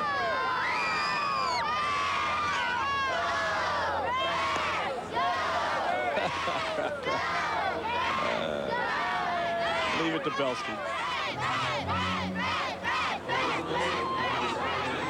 And while we were away, ball 4, just what you don't want to do, put that leadoff hitter on with no outs here in the top of the 8th with that 1-run lead. Are they going to be bunting here? What's the strategy for Norfolk? Well, let's see. Jorge Toca, power hitter, will be up there. Nothing will happen before this visit to the mound. Coming into your picture will be the pitching coach of the River Bats, Grant Jackson. We remember his days in the major leagues. What, Phillies, Royals? Who else did he? He was with the Pirates as well. Yeah. Chris Parente with an update now from Slugger Field. Hello again, it's Chris Parente. Hey, who needs those luxury boxes? Bring your own blanket. You can have your own front row seat. Check it out. We're in the grassy area with several other fans. They have got front row seats to all the action, plus an added bonus. Hey, Brandy, how you doing? Just fine. Got a big stash there. You've caught all of these home runs? Yes, I have. One more reason to sit over here, huh? Yep. Having fun? Yeah. Cool, so am I. Thank you. I'm with Brandy. We've got the stash. Back to you. And we've got Mr. Soderstrom trying to get himself out of a little bit of trouble here. He's in a pickle because he walked the leadoff batter. He got nobody out. Brandy had to get to the ballpark early because with batting practice starting around 4:30, a lot of those balls were clearing the fence before 5 or 5:30. But that's the time. Yeah, I wonder who she knows. Yeah. Gates opened at 6, didn't they? Gates opened at 6. Huh? Right. We have to investigate this, Kelch. Just like you, Dominique. Connections can get anywhere, anytime. There you go. Never pays for anything anywhere. Never has. It usually gets paid for something. I don't understand it. You know, one of the benefits for being here for 100 years. And look at this big cut. Whoa. Right up in his eyebrows. That looked like you against the University of Louisville girls Indeed softball it did. pitcher. Oh my gosh. I'm not sure I looked that good. Nice off speed there to change him up. Soderstrom gets ahead of Toka now. 1 ball, 2 strikes. Meanwhile, the Bats have double action, double barrel action out in their bullpen. The right-hander is Ted Rose, and the left-hander is Norm Charlton throwing down there. All right. Toka at 1 and 2 lines a base hit into left field, and now the go-ahead run is on with nobody out here in the 8th inning. Sammy Rodriguez, a right-handed hitter, is due now for the Tides, and we'll see what, if anything, Dave Miley elects to do here. Got a feeling we're going to see a change here. I think the hook has just stepped out of the dugout. Indeed it has. The Tides will make, pardon me, the River Bats, I should say, will make a pitching change here. Soderstrom goes an inning plus 2 batters. Dave Miley on his way to the mound. There's a good look at the skipper of the River Bats. Now, do I remember correctly? His coming out of the dugout means nothing until he crosses the baseline. Does he have to make a pitching change on his second visit to the mound in the same inning? Well, you're getting a little technical. I don't know for sure. If he wants to come out and pick up a foul ball out there, I don't know if they make him make a change. Usually they signal to the umpire when they come out. And that has been the case here. The Bats will make the change and bring in the right-hander Teddy Rose as their 3rd pitcher of this one. Now here I try to quote a little rule book here. You know, make myself look good, Kelch. You're supposed to back me up here. Go ahead. Bob, they change stuff too often anymore to keep up with it. That's the problem. I mean, you when think Ty you know Cobb something. and I were running together, that was the rule. You and Ty were investing all your money in Coca-Cola? I have the spike marks to prove it. Similar personalities, Ty and Bob. Inning in the 3rd and 1 hit given up by Soderstrom. He walked 2. Let's hope that second one is not costly. And Ted Rose is the new pitcher into the game for the River Bats. Rose was 1-1 so far this year. He won on opening day. He was the winner the first game of the Reds affiliation with Louisville. He also lost in Norfolk in that series. 1 win, 1 loss. 4.91 ERA, makes his 3rd appearance. He's worked 3 2/3 innings this year. Good news is he hasn't walked anyone, but he has given up 4 hits and a couple of runs. And it'll be interesting to see if we get the sacrifice now to push the go-ahead run to second base and get that tying run over to 3rd with no outs here. Baez, second baseman, steps into the box. Doesn't bunt, I'll be surprised. Cheating in on the corners, anticipating the bunt. He showed bunt, and the pitch is taken high. This is Sammy Rodriguez, the catcher who's up there. Baez waits on deck. Kieschnick came running in from first base, and Rose came off the mound pretty quickly. Bell was a little hesitant over at 3rd base just to see if he could make a play over there, so he's coming about halfway. Misses high. It's 2 balls and no strikes. Now he just might be taking. Forget anything here. Want to get those runners over if they can. Let's see if they can get some help from Teddy Rose, who's fallen behind 2-0. He misses again. 3 balls and no strikes. We got trouble right here in River City. The walk would force the tying run over to 3rd and the go-ahead run down to second base with nobody out here in the top of the 8th inning. Getting late in the first game ever at Louisville Slugger Field. And that one gets by the catcher. On 4 pitches, Rose walks Rodriguez, and the bases are loaded with nobody out. Let's go to John Belsky. Okay, thanks a lot. And purple cotton candy is look at these teeth here. Look at the tongue. Can you believe this? How is it? Is it good? It's great. Okay, now you got your glove here. Any balls come down this way? We're in the right field area here. Not yet. There's still plenty of time left. We got another inning or so to go. All right. All right. Can I have a little bite there? Excellent. Got to have the purple cotton candy when you come. Let's see the tongue, John. Atta baby. I can't believe I did that.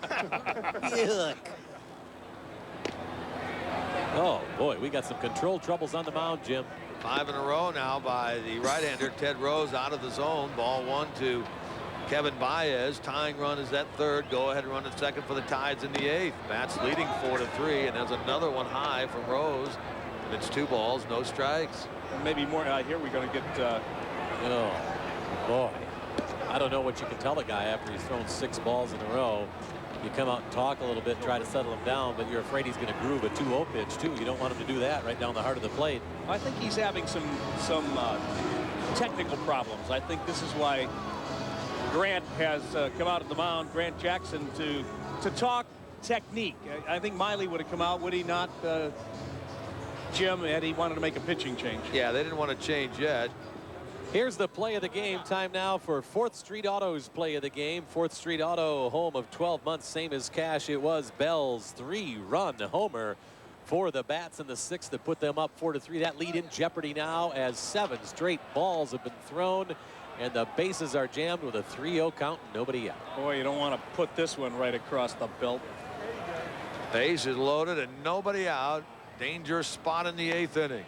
There's ball 4. 8 straight by Rose out of the zone. He walks in the tying run here in the 8th inning. Well, this helped the Bats the other night in Richmond, all these bases loaded walks, but it burns him here, and it's a 4-4 game. And he's gone. Interesting. I spent a lot of time with Grant Jackson out of the bullpen earlier this afternoon. The bullpen mound, which, by the way, were put in around 1 o'clock this morning. Tom Nielsen was telling me, is just a little bit steeper than the mound that's out on the playing field. And so maybe he might have had a little trouble adjusting to that. Let's go to John Belsky. This is a very special night at the ballpark tonight, and for more reasons than just baseball. What's your name, sir? Jerry Tyndall. Jerry. Mary Kay. And Jerry, tell everybody, thousands of people watching around Kentucky and Indiana, why this is such a special night here. Because we got engaged tonight. Right here at the ballpark. Yeah. In the bleachers. Yes. I mean, we are getting all sorts of firsts tonight, all right? And I said yes. That is super. Well, congratulations to you both. No date set, of course, too early for that? Not yet. Okay. Had to get her to say yes first. All right. You'll never forget this. So at the ball. What inning did this happen, by the way? Beginning of the game? Did you let the game go for a while? Bottom of the 5th. Bottom of the 5th. How did he do it? How did he do it? Oh, Bob wants to know how did you do it? Did you get down on your knee there? I did indeed. You got down on his knee. And there's room for that in the bleachers, huh? Plenty of room. Okay, good job. Is that on her pointer finger? I think it is. John, I think she was wearing it on the pointer finger. It must have not known the right size, right? Yeah, you are exactly right there, but that's all right. Petty little details to worry about later there. Always great, though. He got down on his knee. That's all it counts. Buy it a little big. They can always downsize it, right? Long as the stone's right. That's what she's probably worried about. Huh? I always thought that was the honeydew finger. It had the wedding ring on it. Honeydew this. Honeydew that. I'm not sitting here with these male chauvinists. Here's John Riedling, the new River Bats pitcher, with a record of 0-1. A little bit lofty ERA thus far, but he does have a save this year. He picked that up the other day in Richmond. He comes on as the 4th pitcher of the evening for the Bats. Fernandez started and went 6. He can now not be the winner in this game. Soderstrom an inning plus. Ted Rose 2 batters, 8 pitches and out of there. And now it's Riedling who'll try to keep the Bats from falling behind in this game. They'll be looking for a strikeout here, or maybe a hard grounder right at the drawn-in infield, or maybe a pop-up to the infield to prevent Norfolk from getting a run here. There you see the sacks full. Toka at third and Rodriguez at second. Baez is the runner at first for the Tides. 4-4 game now. High tide. This is high tide. It'll be high tide if this fella gets a hit. Yeah. Be flood stage. Bornegal is the batter. The pitcher's spot is due next, and the pinch hitter has come out on deck. David Lamb, switch hitting infielder. Here's a slow tapper toward third, foul ball. You see the Bats infield playing in. Ideally, they'd love a one-hop smash right at an infielder and go home to first and get a double play ball here. That'd be perfect. I assume if they get something out to second base, they'll go for the double play and take 2 outs and sacrifice the run. But if it comes into shortstop or third, they're drawn in. They're going to come home with it. Usually you'll see here, if a player fields the ball and feels he has a play at the plate, he'll come home. If not, he'll do as you say and try to get a double play another way. I think he went. I think he did too. Nicely done there. No balls, 2 strikes. Big out here if the bats can get it. They bring in Lamb, the switch hitter, with bat left against Riedling. If they brought in Charlton, he would turn around and bat right-handed. But what it would do is set up the potential inning-ending double play ball. Then you can take your second baseman, your shortstop, put him deep in the hole, and go for the twin kill. Yeah, you got to get that first out. No balls and 2 strikes. And a little flare. Oh, this might towards drop. Center. This that might... may drop. Oh, great Caught catch. by Sexton, who turns and fires it back into the infield. Oh, yes. Let me join in on a little applause here. What a play by Sexton. We got a new catch of the day. I think we're going to have to rearrange. That was beautiful. And then to turn around and throw that thing in to keep the run from scoring. Oh, my. That was really a nice play by the second baseman, Sexton. Got an update from our Panther fan walking through to say that the Panthers still lead 2-1 now in the third period over in Kentucky. Win that game, and they all of a sudden are the holders of home ice advantage in that first round series. Here's a look at Sexton again, going up and over to reach that one catch. And then make the quick throw back. And he knew he didn't have to be perfect with a throw, but he had to get a quick release and make it somewhat on line. That's all he had to do, because it wasn't that deep into the outfield. And he did a good job of putting it on target. And if that drops in, they got 2 more and still nobody out. Now we got in the situation, you'll see the shortstop and the second baseman have dropped way back in the hole now. They're going to try to go for 2. The pinch hitter is David Lamb, who bats for the hurler Gonzalez. Lamb will bat left-handed against the right-hander Riedling. Now what Riedling did there was get that quick 0-2 count, and he was just protecting the plate and lifted that little soft liner into short center field. And the ball hit up the middle, and that's through, and the Tides will take the lead. 1 run scores. Here comes another run to the plate. Both touch home, and the Tides now lead it 6-4. Boy, how close did that ball come to being speared by the pitcher, and that could have turned into a double play ball. Did you see Riedling's reaction after it went by? He felt he should have had that. He reached for it, just came up empty. Pinch hit by Lamb. Nicely done. You saw Riedling's reaction there. The angle didn't quite give us a chance to see that he almost speared that ball. It cost us 2. He ripped it hard, though. It was really hard to have much adjustment with the glove on that one. Either you stab down and get lucky, or it's by you. Well, the Tide scored a triple in the 3rd inning. They got a trio of runs already here in the 8th and are still batting with only 1 out and have taken the lead again. They lead 6-4 at the top of the 8th here at new Slugger Field. Oh, well, the walks kill you. Now the bats led, the bats trailed. The bats led, the bats trailed. They have the last at bats, of course, if it takes it in the bottom of the 9th inning. Who bats last hopefully wins. Bats best. Back to the top of the order, and Curtis Pride with a 1-strike count on him. Double play still in order for the bats if they can get the ground ball with 1 man out. 1 ball, 1 strike now to Pride, who is 0 for 1 in this game with 3 walks. And he scored a run back in the 3rd, and we were with us back then. You recall he tried to steal second and was gunned down by Jason LaRue. And if he's got 3 walks, I'm not sure how many more the bats pitchers have allowed tonight, but these 3 more, maybe they must be up around 7 or 8 walks tonight. They've walked 6 in this game. 6. Okay, so struck it is out 6. 1. Lost in the fray here is that manager John Gibbons did a nice job of finding David Lamb at the right time, and Lamb doing a nice job coming off the bench cold and smacking one up the middle. Hitting only .227 coming into this game. That evens the count. 2 balls, 2 strikes. This is the first game of a 3-game series and the first game of a 7-game homestand for the River Bats. We got some great weather coming up too. It'll little bit warmer than tonight, although tonight was by no means a terrible evening in that it did not rain.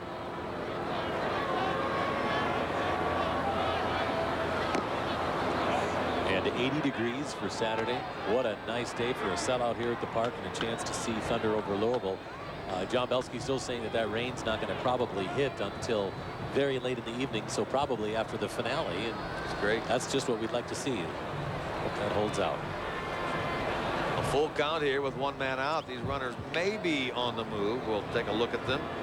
Baez at second and Lamb at first base on a 3-2 count. They're not going, but now they'll move as that pitch misses inside to Pride, and the bases are loaded again, this time with one out. We're at 7 walks now.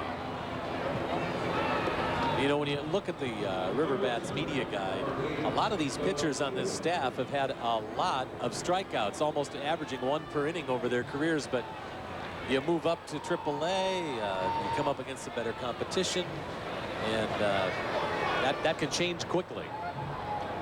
Hitters are certainly more selective at this level. Oftentimes can hit the pitch at a lower level. These pitchers blow by hitters down there. 8th man to bat in the inning, still only 1 out. It's Joe McEwing up there with a tied at every base. There's one that bounces away. LaRue scrambles after it. He wasn't coming. Runner at third base. Baez stayed put. Yeah. That was a great throw after the dive onto the turf. I like this LaRue kid. I think he's major league material. I've seen him in a couple of instances now, and now see him behind the plate tonight, and he's a great athlete. Got rid of the mask right away, and a good job of the pitcher covering the plate too to be there for that quick throw. I think they'd have nailed him. Yeah, he wouldn't have been even good close. Decision. I think he'd have been about 10 feet shy of home on that one. LaRue's having a little equipment problem. He's walking over toward the Bats dugout. Looks like he broke a strap on his left shin guard. He's wearing black ones. If he doesn't have another one, he may come out here in multicolored guards, one black, one purple. And then the red helmet. He's a rainbow, isn't he? Looks black in there. No, maybe not. What is it? Gray? Either gray or purple. It's purple. He has a purple all right. and a black shin guard. Two-tone LaRue, and John Belsky joins us again live.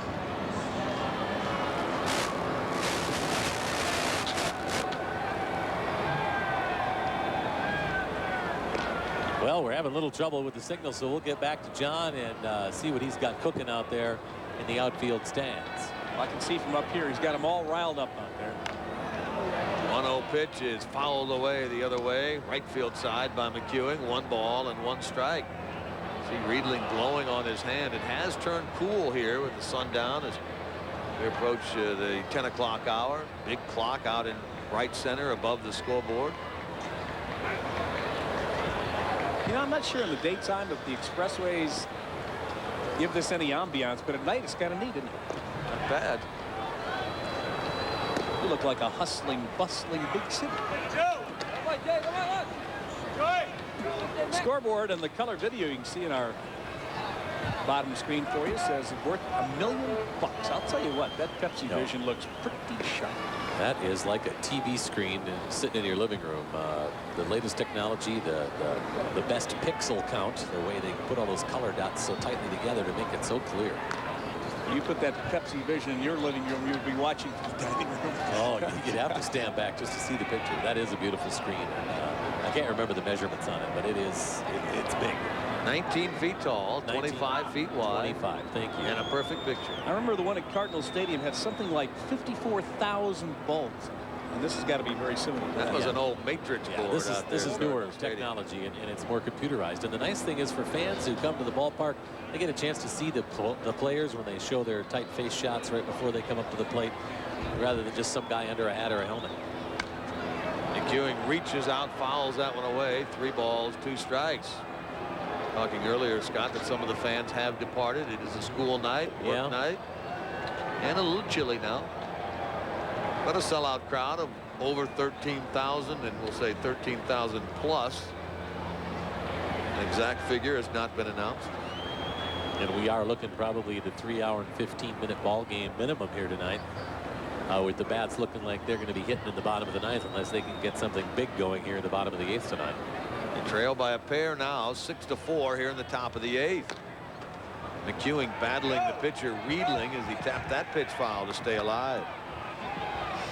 We got the middle of the batting order coming up in the bottom of the 8th inning. That'll be Sexton, Kieschnick, and Bell. So we got a chance to get things rumbling and a grumbling. Well, and their pitcher's sitting down for a while too. If they bring the same guy back out, it's a long time to sit on a cold night. Well, they did make a pitching change when Lamb pinch hit, so they had a pitcher down in the bullpen. That's right. We'll see who comes in the bottom of the 8th. Another delivery, and that one misses low. Interesting, he stopped pitching out there in the bullpen. He's not even staying warm. Well, even out. We got 2 now, but running scoring makes it the 4th of the inning. Makes it 7-4 tides, and it's. Can I change my score for the final? Bob, we told you earlier. It's already marked down. No, but you know what? Don't worry, because none of us have it right now. and the possibilities have gone out the window with this big burst here of 4 runs in the 8th for Norfolk tonight. And a pitching change for the Bats, and they brought in the other big name on this club that people know from the major leagues. This is Norm Charlton, 37-year-old, who was part of the Reds back in the early 90s. And they were such a powerhouse. They won the 1990 World Series. Remember, they were a wire-to-wire club that year, led from day 1 to the final day. In fact, swept the Oakland Athletics in the World Series 4-0. Charlton last year started the season at AAA Durham, was called up to Tampa Bay, pitched there with them a year ago, and was released late in spring training this year by the Devil Rays, signed on with his old club, the Reds, and they're to try to get him ready. Wasn't long ago last week that the Reds traded the lefty Gabe White away to Colorado, so they're looking for a lefty up in the big leagues, and Charlton, they're thinking maybe the answer. And he can keep that mustache if he goes up this year to Cincinnati, right? He can. That's First time ever, and maybe that's why he's got it so well grown this year. It's hanging weight. That's a big handlebar. Well, not a handlebar. What do you call it when it comes all the way down to your chin? A Fu Manchu. Fu Manchu. You're going with. Yeah, I think it is a good look at it. Yeah. It's called a Fu Manchu because you got plenty of stuff after dinner to chew on. Still laying in there. That'd be a food Manchu. He's still got the locks. Why hasn't he pitched before this? We played 6 games. He's not appeared. He's just joined the club today. He had been released by Tampa Bay and signed by the Reds and sent here for today. Yeah. Well, lefty's out of the pen. They'll give him about 17 chances before they give up on him, and some team always wants to take a look at somebody. He gets the opportunity to face the left-hander McGuire. With runners at 2nd and 3rd and 2 out. 4 runs home in the inning. Tides have taken a 7-4 lead after Mike Bell had homered in the bottom of the 6th to give the River Bats a 4-3 lead at that time.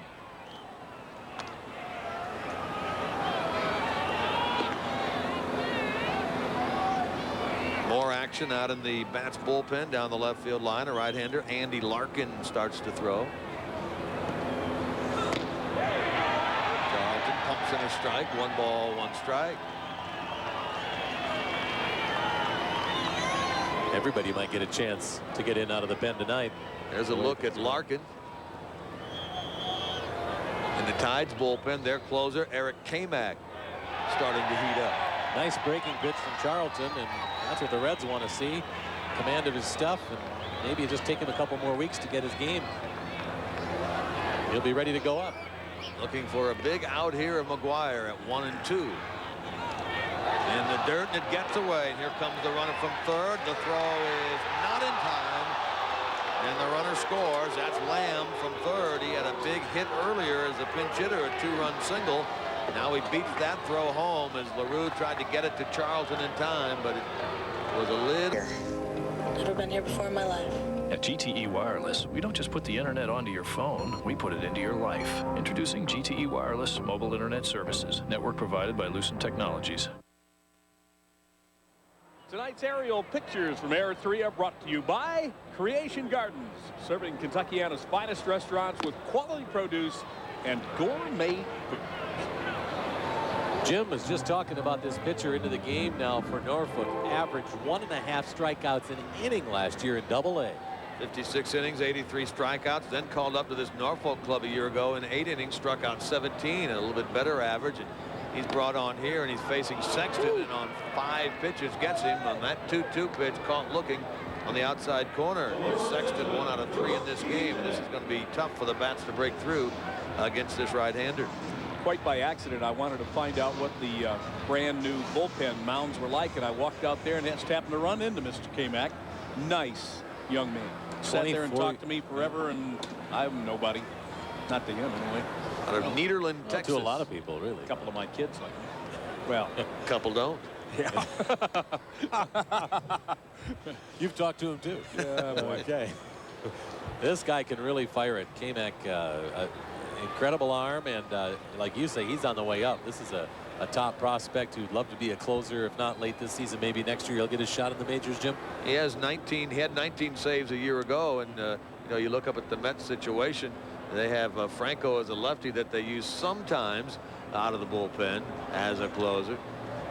There's Brooks Kieschnick, the man that he is facing now, with 1 man out in the bottom of the 8th, and the bats trailing by 4 at 8-4. They've been out hit 9-4. And Brooks, don't pay any attention to Kelch when he tells you that I said something about your speed, because it was garbled in the transmission. You were speaking in foreign tongues. Yes. It's a big guy. Won't be very happy in the dugout. Thanks, Kelch. I've got your business card, and it's going right in his locker. Thanks, man. Well, we got to get some people out in the wigwam out there in the outfield, get beating some tom-toms, get things going here. Need to get a wigwam first. With 1 man out, Kieschnick takes that ball high. 2 balls, no strikes. Bats need mucho base runners here to get back in this game, trailing by 4.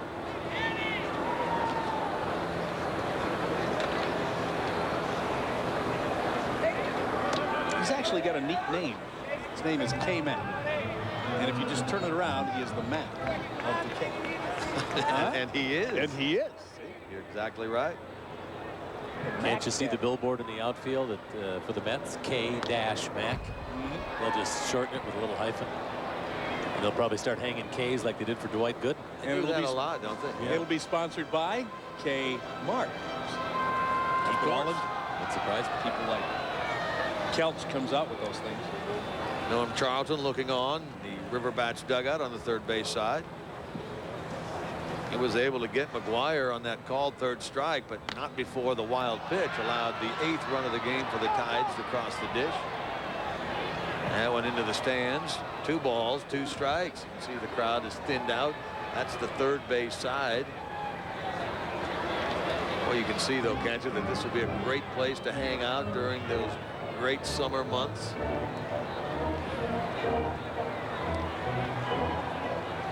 Bring along your number 15. Slap a little on. Everybody's got a favorite place to sit in the park. Bob told us his is on the left field berm. I want to be in about the 9th row behind the first base dugout. How about you, Jim? This looks pretty good at all. Yeah. Nothing wrong with this press box. We are right behind the catcher with a great view here.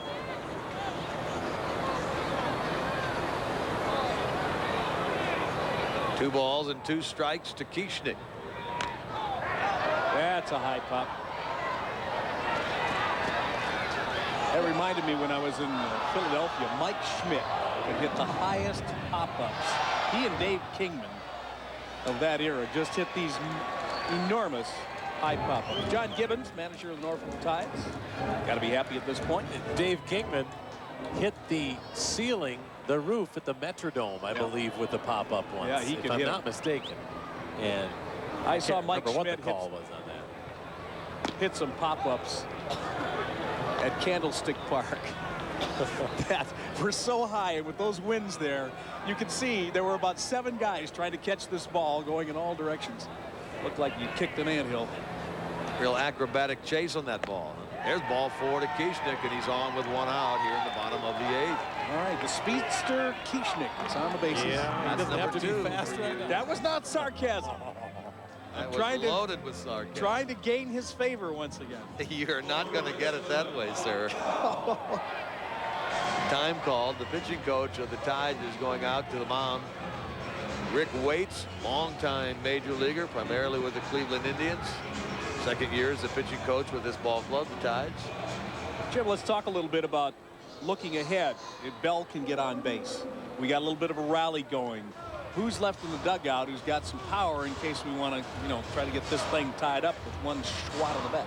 Well, the bats have used Mike Frank. They do have Jason Williams, who's a good hitter, not necessarily a power hitter. Tommy Nevers, who we talked about earlier, can hit the long ball. Mike Hubbard and Guillermo Garcia. And out of that group, the catcher, probably Guillermo Garcia, is your most likely player to come up with the long ball. That one is low. Ball one to the batter, Mike Bell, who had a 3-run homer in the 6th. Gave the bats a temporary 4-3 lead, which slipped away with the 5-run 8th inning. A little out ahead of that one. He's got that swing, though. You can tell he's looking for that left field porch on that. And the bat's open. The bell will toll again here to try to bring him a little closer. Make Very nice. The bell will toll. But remember, folks, the ding dong said that. So. You're just offending everyone up here tonight. I'm surprised it took him to the 8th inning. Ball and a strike to Bell with 1 on and 1 out. That one is high, 2-1. There we are, part of the brand new ballpark. Oh, the prettiest billboard in the outfield Absolutely. walls. Was there any doubt? And I think if you hit the 3 with a line drive, it's a free automobile for, I don't know, I have to talk to him. We'll figure it out. Night Coming out of your paycheck, Bell. Bob Dominic. Give him something good, will you? Oh, man. 3 balls and 1 strike to Bell. He reaches base here. The Roo would be up, and the tying run would be in the on-deck circle. Didn't mean to go. Check swing and a foul. Yeah, that would have been ball 4. That was well up there. I don't think we have anything at the ballpark here that's a target for the batters, do we, Jim? You haven't heard of anything like that. If a player hits it, maybe that's something they'll add. Who knows? They got everything else. Don't have it here. They have one down at Durham. Remember from the movie Bull Durham, they have the big steer on top of the left field wall, standing in a field of grass. It says, "Win bull, get steak. Hit grass, get salad." Ooh, that's a strike 3 to Bell. For the 2nd out of the inning. Let's take a look at the replay on that one and see just how close this pitch was. But when you got 2 strikes on you at this point of the game, you sure don't want to get caught with the bat on your shoulder. It happened right there. Good look from the center field shot. Oh, that's a nice pitch right at the bottom of the knees. Good pitch by Eric Kamak for his 2nd strikeout of the inning, both looking. And now it's Jason LaRue. If the bats are unable to do something here in the 8th, they'll have one last opportunity. That would be in the 9th. They would go into that frame trailing at least 8-4. It's a shame here, Jim, is that really Kamak has not got his best stuff in this inning. And we're not taking advantage of it. He delivers low here. He falls behind again, this time 2-0. He also fell behind Bell. He walked Kieschnick, who leads away at first. 2 men out. Bottom of the 8th. The opening game at Louisville Slugger Field. We'll get greedy. We'll take 2 here, 3 in the 9th. Okay. We'll all settle for that. Up and away. That will end the inning on the pop-up to second base. Who's going to get it? First baseman has drifted over. Little confusion there. What's he doing? Toka made the catch right in front of Baez. Okay, we're going to be back with the top of the 9th as the bats trail it 8-4. We hate to toot our own horn, but Focus is the first car ever to win both. And Car and Driver put it on their 10 best list. It's no wonder Focus, with its edge design, the way it grabs the road, room for 5, and let's not forget Focus starts at 12.4 with low 4.9 financing. That's right, 12.4 with low 4.9 financing. Toot the horn of the car picked Car of the Year on 2 continents, only at your local Ford dealer. For anyone who's ever said, Gotta go. This long distance is costing me a fortune. Or anyone who's ever looked at the long distance and roaming charges on their wireless bill and said, ah! Suncom introduces Suncom America. No long distance or roaming charges. Right across the country, Suncom America. From the newest member of the AT&T wireless network. Suncom.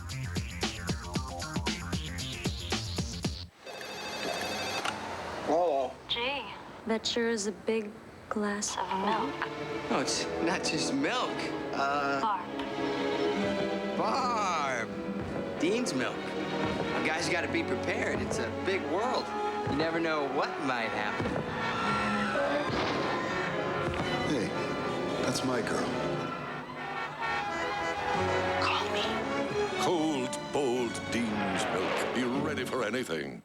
Stay tuned to find out why nobody beats a Byerly. Right now, we've got Louisville's widest selection of 2000 model Tauruses. Get a $500 rebate and 3.9% financing, or save on WinStar. Get ready for summer vacation with a $1,500 rebate or 0.9% financing for up to 60 months. Get them while they're hot. Remember, nobody beats a Byerly. Ask any of our loyal customers since 1944. We've been the low price leader. Byerly Ford, just north of the Waterson on Dixie Highway in Shively. Play it safe, 100, save auto, pick up the phone, the call is free. I've had 3 speeding tickets in the last 2 months. You know what it's like getting auto insurance for someone my age who's had an accident? My driving record's not too hot. Even though I've never had an accident, it's tough getting insurance for someone my age. I'd like to have auto insurance, but with my driving record, it's so expensive. Play it safe, 1-800, safe auto. Play it safe, safe auto. Look at that 5 spot that looks so ugly. 8-4, the Tides lead. And who's this gray-headed old guy that they're filling in on? Oh, that's me. Who is that man? Okay, I can take a hint. Okay, Mr. Dominique. Into the 9th inning, and Mark Johnson leads it off. The Bats have made a couple of changes. They have a new pitcher into the game. Andy Larkin becomes the 6th man that Dave Miley has trotted out to the hill in this one, and a new catcher, Guillermo Garcia. They flip-flop in the batting order, so in the bottom of the 9th inning, it'll be Garcia in the 7th hole who will lead things off. Johnson in this game has 1 hit. He scored a run. 1 out of 3 with an RBI. It's 1 ball and 2 strikes. Tonight's aerial pictures from Air 3 are brought to you by Creation Gardens, serving Kentucky and its finest restaurants, quality produce and gourmet foods, and great pictures tonight of this beautiful ballpark on opening night. It looks great from the sky and quite great from wherever you're situated in this ballpark. We have had some great shots, haven't we? Oh, it's been Michael beautiful. Latin, is that Bob Poe up there? It's past his bedtime. Yeah, well, that's our pilot. Good one, too. He probably landed and refueled once during the 7th inning stretch. Took a nap, I hope. This game has surpassed the 3-hour mark now here on opening night. And a 2-ball, 2-strike count to Mark Johnson. Ripped towards second and by Sexton and into right field. That had a lot of topspin on it. Yeah, they're learning as they go here. That one hit that dirt, and you learn the kind of hop you're going to get off of that crushed brick. Digit hit total now in this game for the Tides. They have 10 hits in this game. Jorge Toca does have 1 of them. He's 1 out of 3 with a sacrifice fly.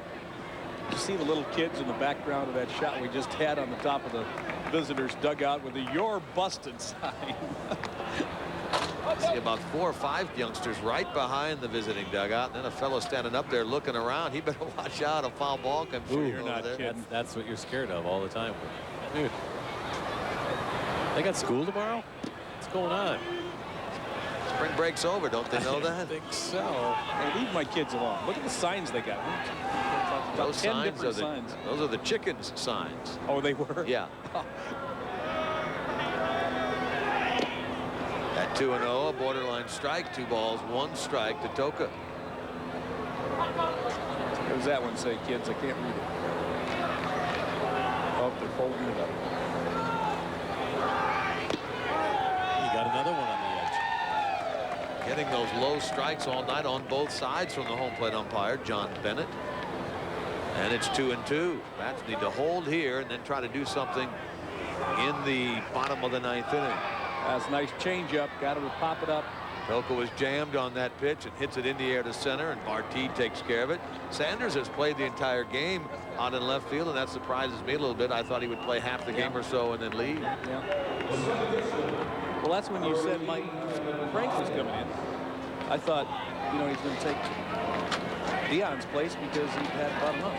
He got that walk in the first inning and scored the first run of the game. First run for the River Bats, first run at this ballpark, and since then, not much from Dion. Well, we may see him, though, one more time. He's due up 4th in the bottom of the 9th inning. This is Rodriguez, Sammy Rodriguez, the catcher. You can see how cool it has become. You can see the breath of the batter. He stands in there. See our breath.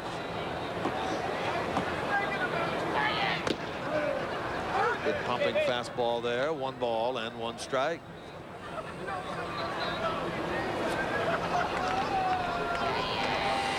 You said to open these windows, anyway. I like to hear the pop of that ball in the catcher's window. It gets too much like a hospital room if you close all the windows up. I agree 100%. Even now, wait a minute, it was very my cold. idea to open the windows. I always open the windows. Chime in here and take credit. You're complaining, Bob. I didn't say a word. I said you could see your breath. He said, who opened these windows? See, it was you. But it was a great idea. Thank you so little. Swing and a miss by Rodriguez. He fans, and the batter now is Baez. That's what's so nice about the skyboxes here, too. The executive suites, you can stay inside. You can open some windows there, or you can step out and sit in front of some of those seats. Nice popping fastball. We've been listening to it hit LaRue's glove, but I'll tell you what, he's got a nice changeup, too. He comes off of it and gets him out in front. Good placement by Larkin on that last pitch. Where's he been all night? Been in the dugout. Why didn't you call him in there? We could have used him in the air. What inning was that? The 8th. Well, we could have used the bat phone. But I don't know that there is one hooked up yet. Call down to the bat cave. It would be purple, though, as opposed to red, like it was at Bruce Wayne's day. That's true. 2-0 is hit in the air. This should end the inning. DeBarty in center field. And that will send us to the bottom of the 9th inning on opening night here at Louisville Slugger Field. And here on Wave 3 of the game, brought to you by Diversicom. Diversicom is a Suncom authorized dealer, your source for wireless. Also, Byerly Ford. Nobody beats a Byerly. And Champion Windows. It is the nation's 3rd largest home improvement company. Also, GE, we bring good things to life. And by your friendly neighborhood Dodge dealers.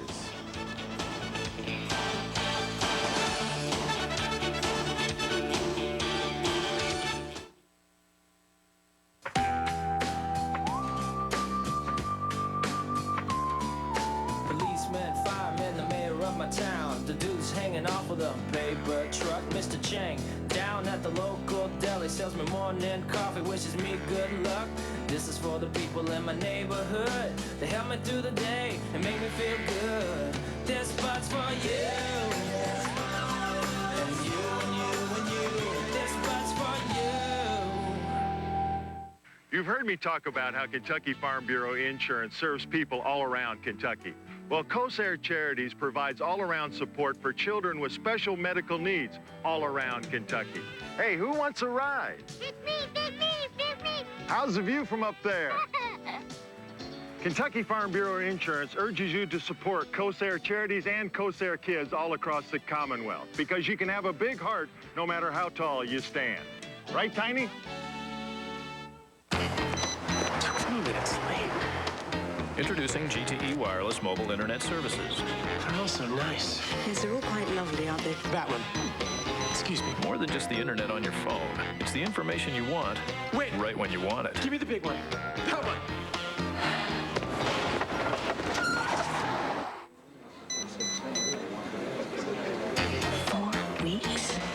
GTE Wireless Mobile Internet Services. Network provided by Lucent Technologies. Kids are very particular about cheese. It has to be square. But you've grown up. You expect more. Like Arby's bacon, beef, and cheddar. Hot, tangy cheddar, not some bland cheese. And not ordinary bacon. Arby's thick-cut pepper bacon. Finally, someone is making sandwiches good enough to satisfy grown-ups. The bacon, beef, and cheddar. Only at Arby's. Now that your tastes have grown up. Jim Kelch, Bob Dominy, Scott Reynolds along with you for the opening of Slugger Field, and gives me a chance to thank our director, George Rasmussen, who's done a fabulous job here tonight of getting the shots, to Michael Lattin, who's been jabbering in our ear all night about go to this cluster, go to that commercial. Plug these people. Well, let's see if Guillermo Garcia can plug a gap here in the bottom of the 9th inning with the Bats trailing by 4 at 8-4. Lee Holman has been our main photographer tonight here with us in the broadcast booth and taking most of your shots out there. And Jimmy Joslin taking the main shot from out in center field. And everybody else who's been out and about tonight doing a great job. Our Wave 3 staff has been all over this building since early today. They got out here at about 8 o'clock this morning working on cables. And that's tough work. And they've been doing it all day long. So we appreciate their efforts to make it look so good for you tonight here. Opening night at Slugger Field. 2000. Yeah, we sure appreciate all the work that has been put in, and we hope that the fans have enjoyed seeing the first game here for those who could not get out to the ballpark. There's a pop-up by Guillermo Garcia, foul ball first base side and playable, and Jorge Toca makes the play, and the leadoff man is out in the 9th. This game is in the hands of K-Mac to try to save it for L'Ariel Gonzalez. Gonzalez is 1-0 this year, and that win came against Louisville. K-Mac has a save. That save came against the River Bats. We hope you won't forget, too, that Thunder over Louisville is this Saturday. Looking for 80 degrees, and Wave 3 will bring it to you live in case you don't make it down to the riverfront with that 500,000 or so that are going to be down there. You can see it like you've never seen it before right on Wave 3 at 3 to 11 this Saturday. Wave 3's Thunder 2000 with dozens and dozens of planes and incredible fireworks, tons and tons of shells, and it'll be a spectacular day on the riverfront. And I got news for you. These same folks who've been here since 8 o'clock this morning will probably be here to somewhere around 2 o'clock this morning picking up all their little wires and cords. And will be the Saturday. same folks out there at 6 o'clock Saturday morning getting ready for Thunder. Uncle Sam's smiling. He's going to get most of that overtime. I can see Steve Langford grimacing now. Yeah. Steve does a great job of putting our station in the forefront of everything that happens in this town. Woo. That's ball 4. The Bats do have a base runner here in the bottom of the 9th inning. Mike Frank will come up there now with 1 on, 1 out. Bats down to their final 2 outs in this game, trailing 8-4. Kamek having a little trouble with the location tonight. Not what you want to see in your closer. But on the other hand, he's probably trying to impress the AAA level here, maybe overthrowing the ball a little bit. Look at the socks on Frank, huh? It's becoming a trend. Started some years ago by a lot of different people, but the one I remember most was Jim Thome of Cleveland. Yes. Really starting to wear his socks up like that. It's the way we used to wear it in the old days. Well, you know, it's easier on the feet because when you pull that stirrup sock up, the bottom under your, I mean, we literally cut our circulation off in the foot trying to pull it up and make it look really stretched and tall. Hey, just leave them like that. That's comfort. Baseball pants styles are like regular clothing, very cyclical. This was a look years ago. Remember, George Hendricks started the no sock look all the way down to his pants. Some players still like that look. And it's a real art when you pull them up to, you have to drop your pants down, pull it, the sock up over the pant, do some tape so you don't get a donut roll when you pull the pant back. I mean, it's a real art to make your stirrups look nice if you stretch them, but it's just too much work for anybody anymore. You know, nobody wears the stirrups anymore. You don't see them. Yeah, they're gone. I kind of like the Bill Veeck look myself with the shorts. Yeah, and the high socks. Yeah. That's a softball look. Tap foul by Frank. Yeah, well, this is comfortable look here. It's not good looking. Although some people think it is. Go to each their own. The gustivus non est disputandum. You're exactly right. Thank you. Now I got everybody going to their Latin dictionary saying, can he say that on TV? That's because he's Catholic. That's right. 1 and 2 and a ball down and in. 2 balls, 2 strikes. That's one of those altar boys. Jason LaRue with a jacket on there in the middle of the pictures. We pan the Bats dugout. Arms crossed. Mike Bell, the 3-run homer earlier. Didn't see Dion. Hard hit ball up the middle. And Frank gets himself a base hit. The Bats have 2 on with 1 out in the bottom of the 9th. They'll bring up Deion Sanders. And Barty now on deck is the tying run in this game. Time has been called. Here comes John Gibbons out of the dugout. There's been no action, though, in the Tide's bullpen as of yet. Even when he got through the 8th inning, I didn't think K-Mac had his best stuff. And he's been all over the plate and getting by with it for the most part. But I think Gibbons has got to see that, too. And he got that ball up. I mean, it was on the outside edge, but he got it up there right at the eye level there. Easy to put the barrel of the bat on it. I noticed also when that ball made it to the outfield on our replay, you could see it was kind of squiggling like a worm in the grass out there. I don't know if it's a little tall or if it's just something about the Kentucky blue. They've mixed 4 different Kentucky bluegrasses out there. That ball was just on a different little trail going to the center fielder's glove. That'll slow you down a little bit when you're charging a hard ground ball out there. I didn't think he was going to change anybody. They just started getting some activity down the bullpen. And the left-hander Scott Stewart, a right-hander Jim Mann throwing in the bullpen. The grass is awfully thick. Yeah. And I think it was really playing havoc with the baseball. Picks up the seams of the ball and moves it around a little bit, but that really can scare you if you're charging and trying to pick it up and fire it back in.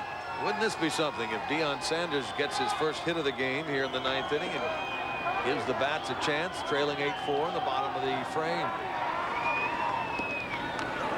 Big cut by Sanders there and a foul ball. I just assumed he'd do a little punch and Judy here. Let's get some base runners. He was way behind that one. That was some heat. I don't know what the gun would show on K-Mac, but I suspect he gets the ball in there into the low to mid-90s. Mid-90s is what he is, sometimes upper 90s. Wow. 1 strike to Sanders with 2 on, 1 out, 9th inning. 8-4, Tide's in front. He's got that open stance, and that's 2 that he's kind of curly-cued. No, it just doesn't seem to square you up with the ball coming in, does it? Depends where you step, I guess. Some guys step back toward the pitcher with that. Some don't, but he's going to have trouble getting around on him here. Like a shooting stroke, a batting stance is very individual. Yep, exactly. He's choked up a little here on the 0-2 pitch. That's a nice battle. He can foul that one off. Sanders stays alive at no balls, 2 strikes. In case you're wondering what he has done tonight, he walked as the first Louisville batter ever here at Louisville Slugger Field. Later came around to score on a Chris Sexton single up the middle. First run. First run. That's right. Yep. First batter, first walk, first run.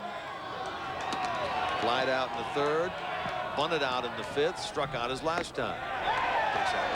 Don't you think that K-Mac has just a little extra adrenaline knowing that it's Deion Sanders up at the plate and he's really raring back?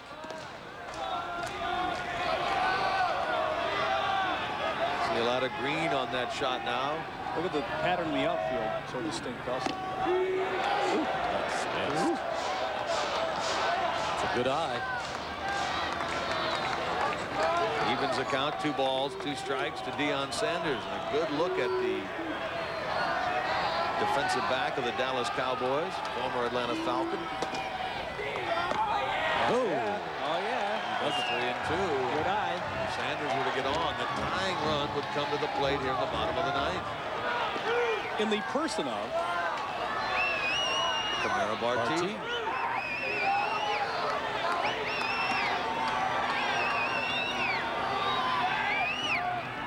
Oh, yeah. Nice eye again. And he laid off some pitches with 2 strikes. And nice job for a guy that hasn't been up at the plate very often lately. That's the 3rd walk by K-Mac, and that's going to be all for him. They've had a right-hander man, the left-hander Stewart throwing in the pen.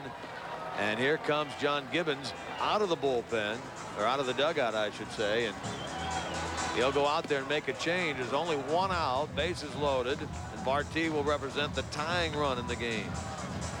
And then you're starting to get into the 3, 4, 5 slots where some more power is going to come to the plate. You got great speed at first base.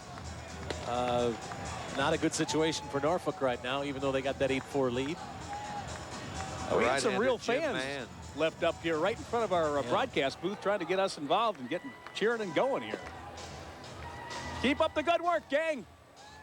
Keep up the good work. Tonight you could have had fried bologna here. Yes. Jalapeno peppers, hot dogs, popcorn, Cracker Jacks.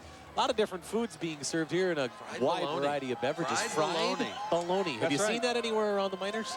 The only place I've seen that is in my house. Yeah, you like it. I don't. My daughter does. What do you fry it in? A little butter? I don't cook it.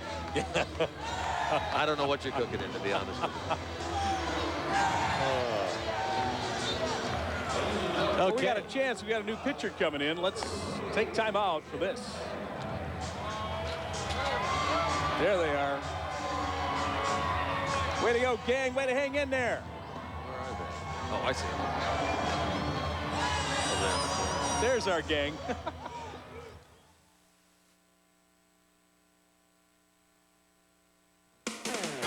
Tri-City Oldsmobile is now Bachman Oldsmobile, and our acquisition sale is on. Oldsmobile has moved to Hurstburn, and all the Bachman Oldsmobile inventory is priced as low as $5,000 below invoice, or get financing as low as 0.9%. Save thousands during Bachman's acquisition sale. You'll never buy a new vehicle at such a low price. Check the exclusive acquisition savings at Bachman Oldsmobile, where every vehicle must go. Bachman Oldsmobile, Hurstburn South at I-64. Bachman makes a difference. Thunder over Louisville by Wayne and Michelle. Saturday, the official opening ceremonies of the Derby Festival. A world-class air show with the largest fireworks and light show on Earth. Starring Jackie Hayes and John Belsky, with Scott Reynolds and Cheryl Case, with live coverage on the ground and high above in Air 3. Thunder over Louisville, like you've never seen it before. Only on Wave 3. Zero down, $199 per month on a 2000 VW Beetle. Hi, this is Duke for Tri-City Volkswagen at Breckenridge and Dutchman's Lane. You can drive away in a 2000 VW Beetle GL for zero down, $199 per month, plus first month's payments, taxes, and fees. And when you consider a Beetle gets 24 miles to the gallon city and 31 highway, then the savings really add up. Tri-City Volkswagen, Breckenridge Lane and Dutchman's Lane. Give us a call today, 897-6541.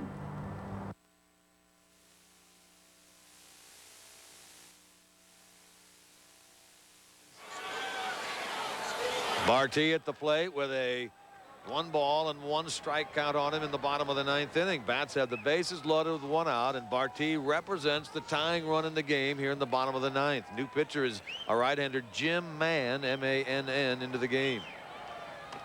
Oh, big cut there by Barty. He's in the hole 1 and 2. Chris Sexton waits on deck. That's the one he wanted. Bell tie down the middle. Didn't catch up with it. Yeah, choke up a little bit. Let's just get a little slapper here. Let's keep the old rally going. Slap one down in the right field corner. Sanders can score from there. Yep. In good shape with a double here. A walk, a hit, and a walk have loaded the bases in the 9th. Barty fouls it out of play. Not quite getting around on it. Of course, I say that after I faced that professional softball pitcher over at the U of L Ulmer Field that day. I'm a little less critical. Was that a pro? Yes. That was a pro. Yes, it was. Oh, okay. That was one pro out there anyway. Yeah, it wasn't me. Oh! Took something off me. Nice pitch. Barty strikes out for the 2nd out of the inning. Nothing like getting ahead in the count, boy. Then it's your ball game. He just pulled the string on that one, and Barty was way up. It's kind of hard to tell from our vantage point here if that was a circle change or if that was a breaking ball, but here we get a look at it. That looks like it was a straight change to me. Boy, that had a lot of dip on it, too. Straight change, possible sinker ball there. Possible sinker, yeah. Could have been just dipping from the 55-mile-an-hour speed. It was just barely getting there. Sexton fouls this one away. The Bats are down to their last chance here. 1 out of 3 for Chris tonight. He drove in the first run ever here at Louisville Slugger Field, scored by Sanders back in the 1st. He's hit safely now in 6 of the 7 River Bats games played.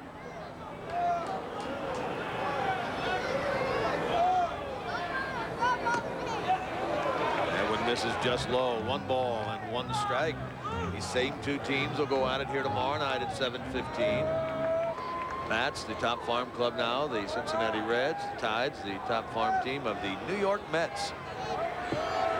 Now remember that guy who threw the slow pitches was Stu Miller. Stu Miller. Ooh, tough call. Yeah.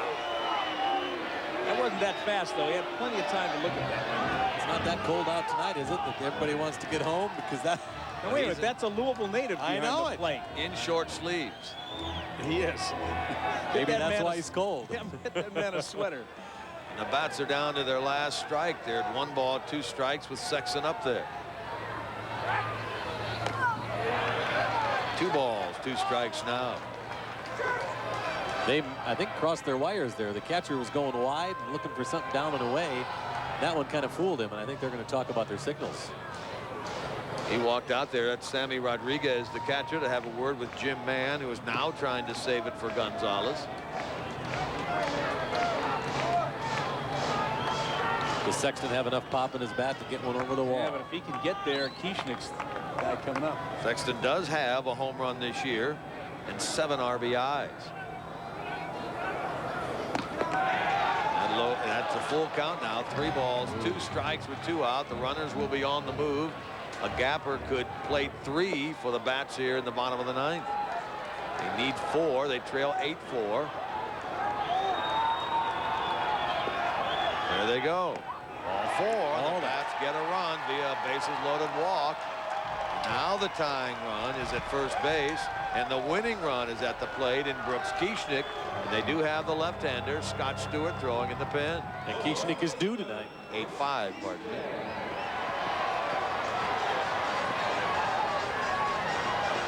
Kieschnick hasn't had a dinger this year, has he?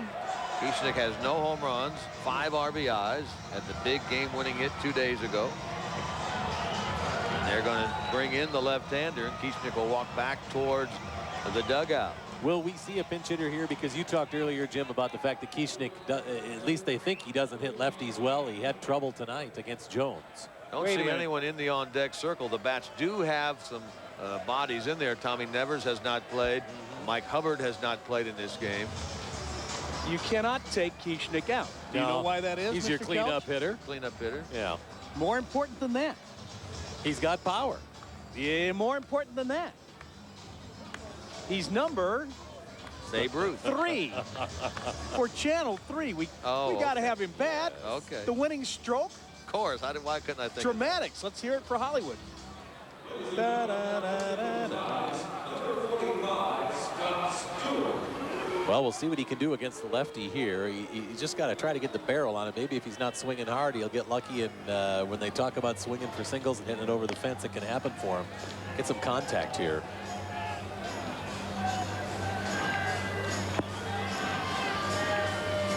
We'll be back in just a moment.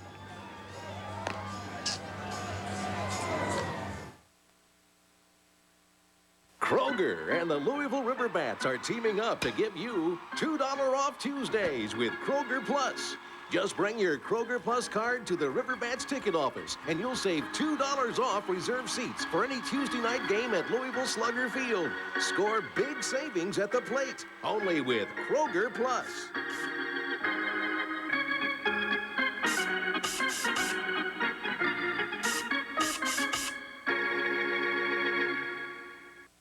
Let's face it, if you got what you paid for at most furniture stores, everything would be this big. Classic Furniture always gives you the guaranteed lowest price. Save on solid birch dinette starting as low as $2.99. 8-piece Famous Maker all-wood bedroom suits from $11.99. Solid oak curios from $2.99. Leather recliners starting at $4.99. And leather sofas from $5.99. Classic. Furniture to fit your budget, quality to fit your style.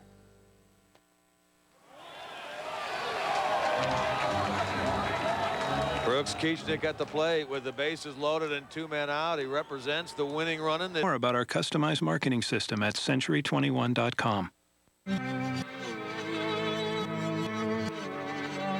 thrill of a new 240 horsepower engine. The serenity of a perfectly considered interior.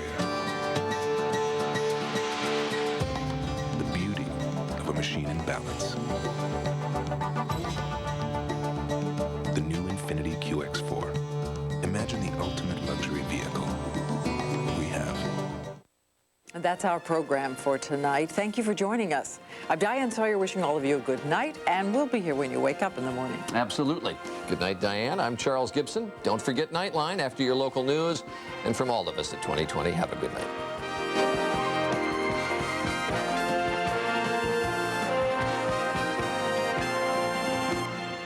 This has been a presentation of ABC News. More Americans get their news from ABC News than from any other source. A living legend, Paul Newman with Diane Sawyer on Good Morning America.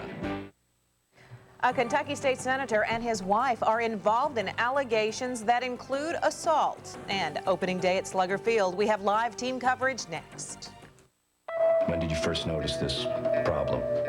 It started a couple of months ago! More or less! Go on. Personally, I don't see what the fuss is all about! But we're losing friends! Did you purchase a cellular phone? We sure did! Yelling over the static. Here, try Sprint PCS. They built the only all-digital, all-PCS nationwide network, so you'll be heard loud and clear. Thank you! No, thank you. Sprint PCS, the clear alternative to cellular. Got a hankering for seafood? Drift on into Tumbleweed and try our seafood enchilada Monterey for just $7.99. Hurry, it's only for a limited time at Tumbleweed. Now, Kentuckiana's most dependable news. This is WHAS 11 News. Coverage you can count on. And good evening, everyone. Downtown Louisville is clearing out right now after 13,242 baseball fans attended the first game at the new Slugger Field. And tonight's night team top story includes everything from the opening ceremonies to the last pitch of the game. Our team coverage of Slugger Field's opening day begins with Julie Persley live at Slugger Stadium. Gary, Riverbats fans say tonight was about much more than just a baseball game. Tonight was about Slugger Field. They wanted to be here and help the city make history as it opened its Field of Dreams.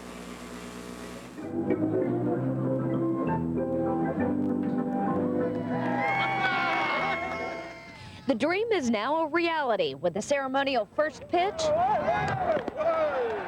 Well, it only bounced once. That's not all that bad. Slugger Field was officially open, and it was time to play ball. It's one of the most exciting evenings of my life. I mean, we worked so hard with so many people to make this night a reality. There were so many naysayers who said we couldn't do it, and we did it. Opening night was a time for fans of all ages. Because all the big kids have to have a password to get in. Are all the big kids over there watching the game? Yep. To get a little crazy and enjoy America's favorite pastime. It's a lot of fun. This is a play night tonight. Even with a packed house, fans say you can't find a bad seat in Slugger Field. It's luckily I got tickets. Even though we're sitting over here, it's better than nothing at all. I'm sitting up watching it at home. Seems a little small, but I think it's going to be great. It's a great place to come and see a game. The city of Louisville is banking on the hope that Slugger Field will continue to draw people to the downtown area. Riverbats fans told us if the team has a good season, they'll continue to come back for more. Bridget Jacobs is standing by live also here at Slugger Field with more on the fans tonight. Bridget? Behind the team and to be a part of the new Slugger Field experience. Riverbat fans came expecting a good show, and they got it. From a military flyover to hugs from the team mascot. I was kind of surprised when we walked in and, it wasn't completely finished, but so far it's just been great out here. The sound system, everything, I mean, it's just perfect. The weeknight game was a bit much for some fans, but parents took the opportunity to teach their kids about America's favorite pastime. Well, I mean, it's just kind of a baseball tradition to sit and watch baseball and keep score and, get into the game. And I've got my little daughter here, so we're going to teach her the game of baseball early, so. Kids could also enjoy a ride on the carousel or a bite to eat. Matthew Frentz hasn't missed an opening day in his entire life. I think this has been the best one yet. There's a new stadium, and I can tell that there's more people than ever before. People got frustrated with the long food lines. Kind of out of hot dogs, but they did cook them. It took them 20 minutes. I don't know about the food, but I know the beer line's too long. But most enjoyed the game. Deion Sanders just made the first run. I like the location of it. We're sitting down on the riverfront. I like the fact that it's in the city, too. This is the greatest thing that ever happened to Louisville. It is. It's better than the old Colonel Stadium. I mean, this is it. This is Louisville. This is the Colonels. This is the Bats. You just missed. And about that slow food service, a team spokesperson tells me that they're going to have a staff meeting tomorrow morning. They're trying to work out the kinks of this brand new stadium. They may decide to put some more portable food carts out in the outfield area to serve the people better. And Gary Gupton joins us now with some highlights of the game. Gary? Well, if they were looking for an opportunity to sell concessions, the team gave them plenty of time tonight. This game started at about 7:15. It took them nearly 4 hours to get it in, and it was a good one. Let me show you the first highlights from Slugger Field. We'll pick it up with the Deion Sanders machine steps to the plate and works a 4-pitch walk. The first base runner for the Louisville River Bats in this brand new stadium. Then Chris Sexton drives him home with that shot up the middle. Deion legs it in. The Bats leading 1-0 in the first. Louisville held on to that lead until the top of the third. Norfolk scored 3 times in that inning to take a 3-1 lead. That lead held for the Tides until Mike Bell. He must be swinging a Louisville Slugger. A 3-run shot for Mike Bell. He also homered yesterday for the River Bats as they take a 4-3 lead. It looked like the Bats were going to be able to hold on to that lead and make it stand up for their first home win here in Slugger Field. But in the 8th inning, Norfolk scored 5 times. Former Red, Norm Charlton, who pitched on the '90 World Series championship team for the Reds, came in the 8th, uncorked a wild pitch. That was the last of the runs for Norfolk. That made it 8-4. The Bats scored in the bottom of the 9th with bases loaded in the final. The first game was 8-5. The Tides take out the Bats. Coming up later on in sports, Deion Sanders. He is the star of this team for however much longer he'll be playing with the Bats. Of course, he's wanting to move up to play with the Reds, as are all these players. We will talk with Deion coming up later on in sports. For now, Gary Gupton, WHAS 11 News. Thank you, Gary. Well, baseball isn't the only thing you can see in the new stadium. You can also watch Thunder over Louisville or the Great Steamboat Race from Slugger Field. But unless you already have tickets for this Saturday, you are out of luck for Thunder. The stadium is sold out. But you're in luck for the Great Steamboat Race Day. The tickets, and there are plenty left, cost the same as a regular baseball game. If you're interested, you can call this telephone number that's on your screen, 367-9121. That for more information. A Kentucky state senator may soon face an assault charge while filing criminal charges of his own. Dan Syme of Jefferson County played some role in a fight that also involved his wife. But as Mark Hebert reports, there is disagreement on whether Senator Syme actually struck a woman. Beverly Graff was in the hospital this afternoon. Bruised eye and arm, busted lip. Graff claims she was beaten up by Rita Syme and her husband, Jefferson County State Senator Dan Syme. He openly hit me. And then I guess he realized what he'd done, because I said, well, the media's going to really like this, and that's when he backed off. Did you hit anybody back? No, sir. You never took a swipe at anybody? No, sir. I just tried to get away. No. Senator Syme flatly denies that he hit Graff, but he admits there was an altercation between Graff and his wife. It began around 3 this afternoon at the senator's home. Graff and the Symes have a grandchild together. Graff says she went to the Symes' house to discuss the baby's future. Senator Syme says he heard shouting at his door and went to see what was going on. And that's when I seen my wife and her into a fight, and she was inside the house, and they went crashing through the side door and out into the driveway. And she was choking me, and all of a sudden he just drew back and hit me, openly handed, hit me here. That kind of rattled my brains, if you know what I mean. But the lady was completely out of control. At one point in time, she was nude from the waist up in our driveway, running around ranting, and so strange. Senator Syme's wife was also treated at the Caritas Medical Center, complaining of being bitten. Syme says his wife has filed assault and trespassing charges against Graff. Graff has filed assault charges against both of the Symes. Beverly Graff says it was Rita Syme who started the fight. Just a few minutes ago, we talked to Rita Syme, who claims that Graff started the brawl. Mrs. Syme says she was the one who hit Graff, not her husband. Dan Syme became a big deal in Kentucky politics just a couple of months ago when he switched parties, becoming a Republican and giving the GOP control of the state Senate for the first time in more than a century. Now, court dates for the Symes and Beverly Graff have not been set. Mark Hebert, WHAS 11 News Night Team. Next, Attorney General Janet Reno goes to Miami in hopes of ending the battle over Elian Gonzalez. A jury rules against the man who inspired the television show and the movie The Fugitive decades after he was tried for the murder of his wife. And you couldn't make it to Slugger Field for opening day? Well, we'll take you there. Get another view from a fan who was at the game. Boy, what a terrific night for baseball here in Louisville. It looks like the nice weather's going to stick around, although I did hear some complaints about it being a little bit on the cool side. Cool, yes, but not cold enough for snow. And that leads us to our So You Want to Be a Weather Winner question for the night. See how this all works? What is the diameter of the largest snowflake ever measured? Is it A, 1.5 inches, B, 2 inches in diameter, C, 3 3/4, or D, 4.5 inches? I'll have the answer to that question coming up after the 5-day in just a few minutes. You're watching Gary Rodemeyer, Melissa Swan, Ken Schultz Storm Team Forecast, and Gary Gupton Sports. This is WHAS 11 News. Coverage you can count on. WHAS 11 News at 5. We give you the news that's important to you. The day's top stories and breaking news to keep you informed. Plus, the latest Storm Team forecast for tonight and tomorrow. More people in Kentuckyana get their news from WHAS 11 than from any other television station. Gary Rodemeyer, Gene West, and Ken Schultz. Weekdays after Oprah. WHAS 11 News at 5. Coverage you can count on. This newscast is sponsored by Fisher's.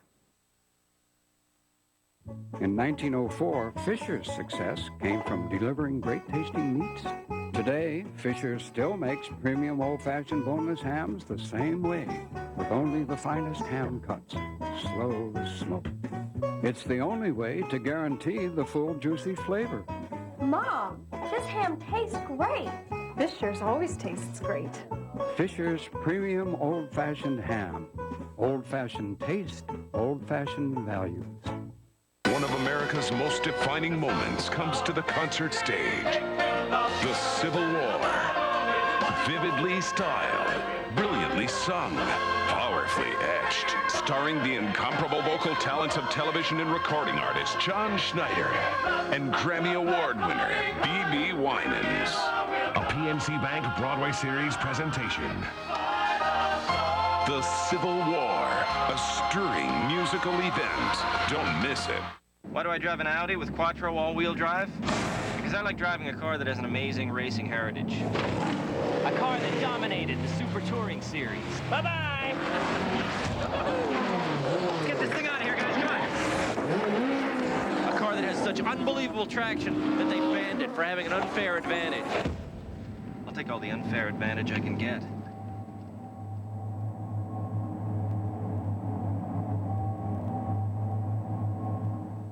Tomorrow on Good Morning Kentuckyana. You're here. I guess that means you didn't find fame with the river band. No, I'm over it. Tomorrow we're seeking fame at Providence High School. You know, fame, I want to live forever. Got it. Plus big fame for the author of Bud, Not Buddy. There. Now that's Barry.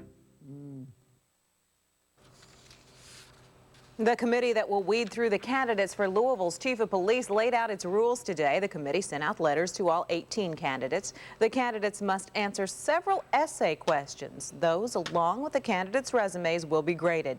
The candidates will be personally interviewed starting May 11th. By the end of May, the committee hopes to narrow the list to 5. The mayor will then pick from those finalists who he wants to be the new police chief. U.S. Attorney General Janet Reno goes to Miami herself to talk to relatives of Elian Gonzalez, but left without an agreement on how to reunite the boy with his father. Reno traveled to Miami Beach to meet with the boy's great uncle and cousin. The meeting was at the home of the Catholic nun who hosted the meeting between Elian and his grandmothers from Cuba last January. Elian is also at home tonight, but it's not clear whether the Attorney General saw the 6-year-old who was at the center of the international custody fight. A jury in Ohio made its ruling today in the notorious murder case that has been pending for 45 years. The Cleveland jury refused to declare that Dr. Sam Shepard was wrongfully imprisoned for the 1954 murder of his wife. Shepard's son wanted the jury to clear his father's name. Prosecutors believe Dr. Sam Shepard killed his wife in the case that inspired the Fugitive television series. Not everyone here in Louisville could be at Slugger Field tonight for the first game in the new stadium. So coming up next, we'll show you what it was like as we take a different look at this opening day. And temperatures have dropped into the 40s throughout our viewing area. 43 over at Buckner. Temperatures headed for the 30s tonight. Another chilly start tomorrow, but we have a warming trend in store for the region. We'll tell you about it in just a few minutes. Think all termite control companies are the same? Think twice. Some treat your problem only one way. But Orkin doesn't stop here. While others call it a day, Orkin goes one step further with targeted liquid as necessary, creating a second barrier for double protection. Targeted treatments to kill the termites you have now, baits to help keep them from coming back later. Guaranteed. For double protection, call Orkin today.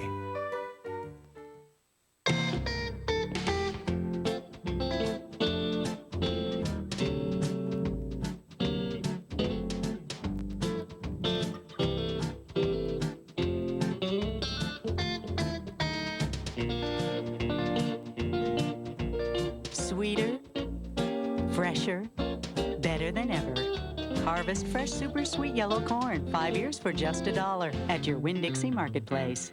Isn't life delicious?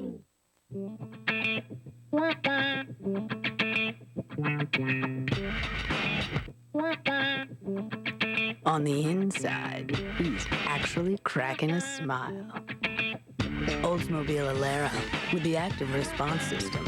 16 features working together to help connect you to the road.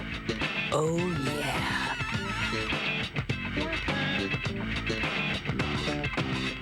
Alero by Oldsmobile. The WHAS 11 Storm Team is sponsored by Suncom PCS Wireless. For anyone who's ever said, gotta go, this long distance is costing me a fortune, or anyone who's ever looked at the long distance and roaming charges on their wireless bill and said, ah! Suncom introduces Suncom America. No long distance or roaming charges.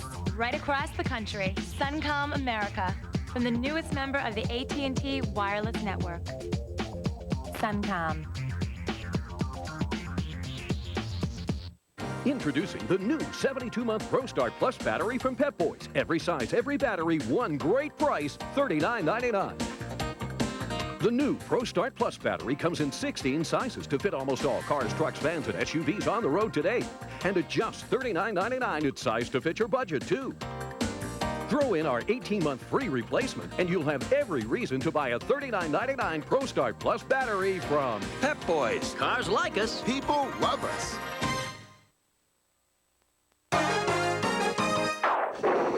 Well, we're here to tell you the truth about the crowd at Slugger Field tonight. It was fine as long as the sun was out. Once the sun went away, it started to get colder and colder, and by the end of that game, only a few hardy souls were left, and I was not one of them. I have heard reports that at nighttime it's about 10 degrees colder in the stadium. What was it, in the high 40s by the time the game ended? Yeah, 46, 48 degrees, and still a little bit of a breeze too. But another cold night in store for the region tonight, that's true, but we do have a warm-up, and we should see temperatures getting back to normal tomorrow and staying there or a little bit above normal on into the weekend. That's the good news. All right, let's take a look at the satellite picture. Radar review, as you can see, had the high, thin clouds. Now, we did see the sun shine through those clouds and expect more of the same tomorrow. Now, it's to our south.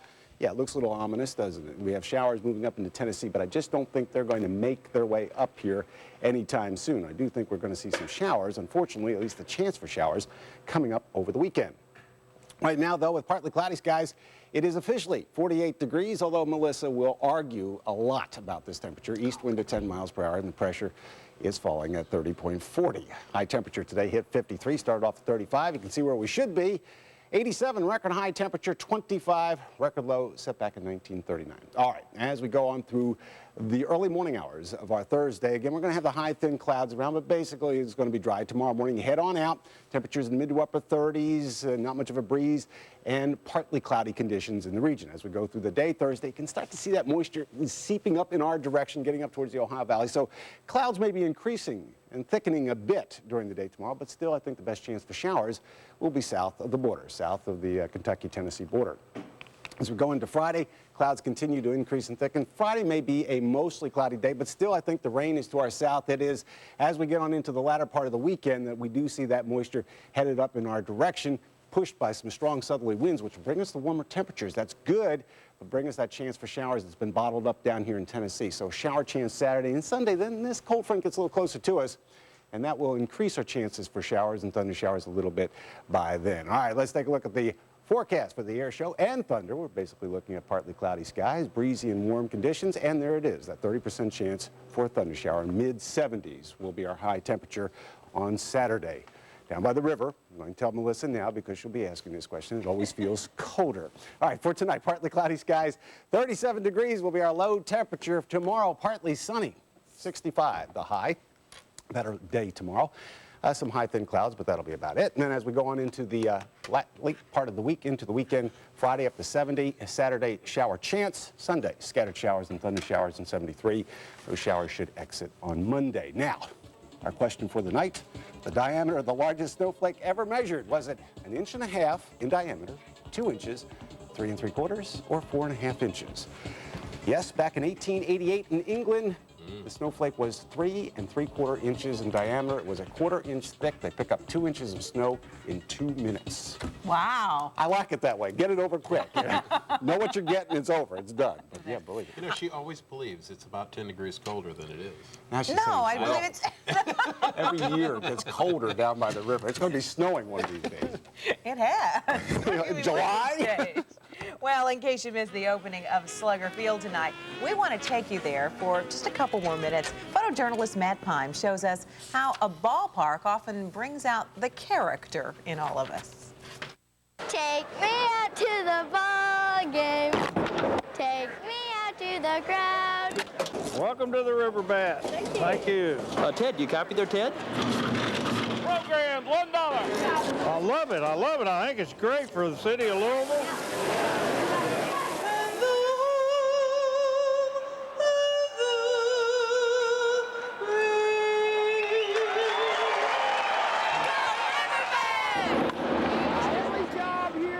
To make sure everybody has a good time. Hey, yeah.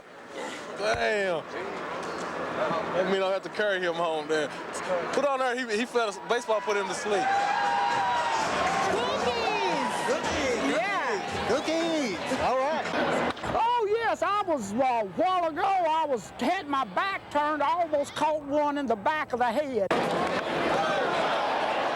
So you have to watch the baseballs, especially sitting out here. Yes, you have to watch the baseball. Buy me some peanuts and Cracker Jacks. I don't care if I ever come back. Here, you don't have a ticket. Come on. All right.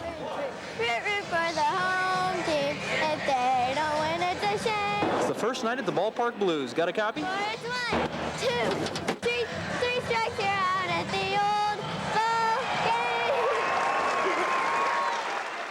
That was Jack Guthrie sitting there in the crowd, wasn't it? A lot of people we know there. Well, the opening of the new stadium drew a sellout crowd, more than 13,000. Our Gary Gupton was among them, although he got in on a press pass, Gary. You didn't have a ticket either.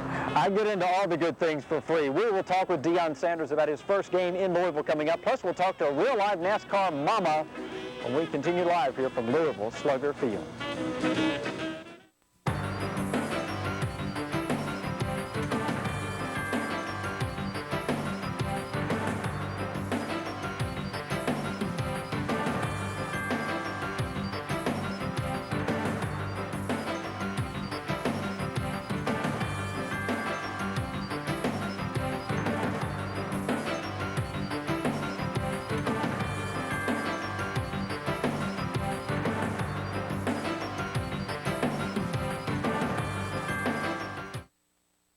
Meteorologist Ken Schultz holds the seal of approval from the American Meteorological Society.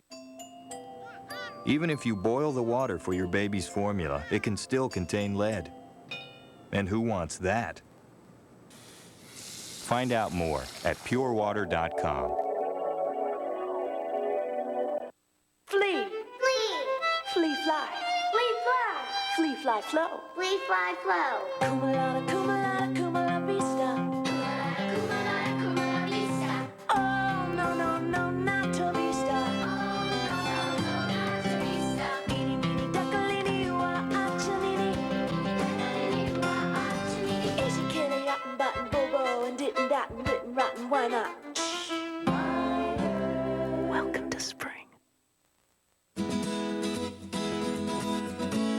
kids are very particular about cheese. It has to be square.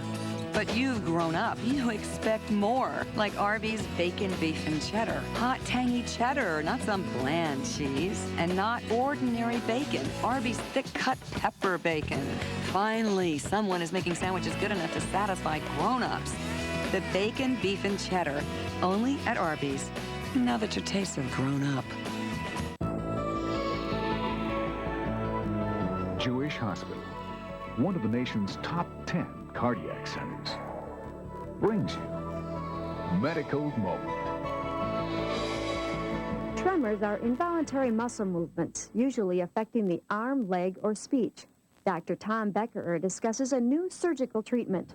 There have been recent advances in surgical treatment where actually an electrode can be placed deep within the brain in an area of the brain called the thalamus.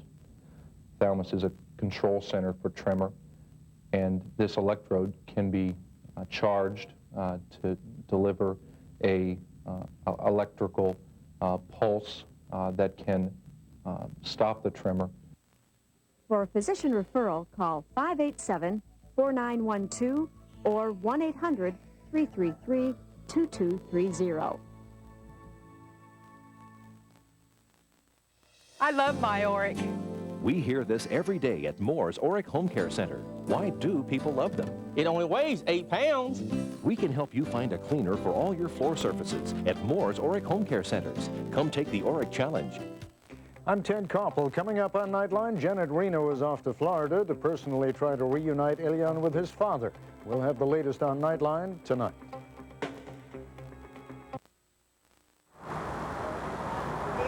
A beautiful opening, but a disappointing conclusion for the first game played here in Louisville Slugger Field.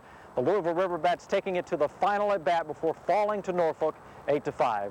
I'm Gary Gupton, live at the big stadium on the river here, and Deion Sanders is going to be a guy who's going to give Louisville quite a show here for the time he's with this team. He just hopes that show doesn't run too long here in Louisville. Of course, he wants to rejoin the Reds in Cincinnati. He was the first Riverbat at bat tonight, introduced there for the thousands who joined this exciting night to watch Deion get a 4-base walk, scored the first run of the night on that hit by Chris Sexton. Deion did not get any hits, but he did work 2 walks and score a run. But this was the first time he's had live pitching to face since spring training. Not comfortable yet. When I left spring training, I was very, very comfortable. And it's been, I think, a couple of weeks now. And I'm kind of jumping. I'm kind of anxious, and I'm jumping at the ball instead of letting it come. But that's going to come with a few ABs. I figure by Friday.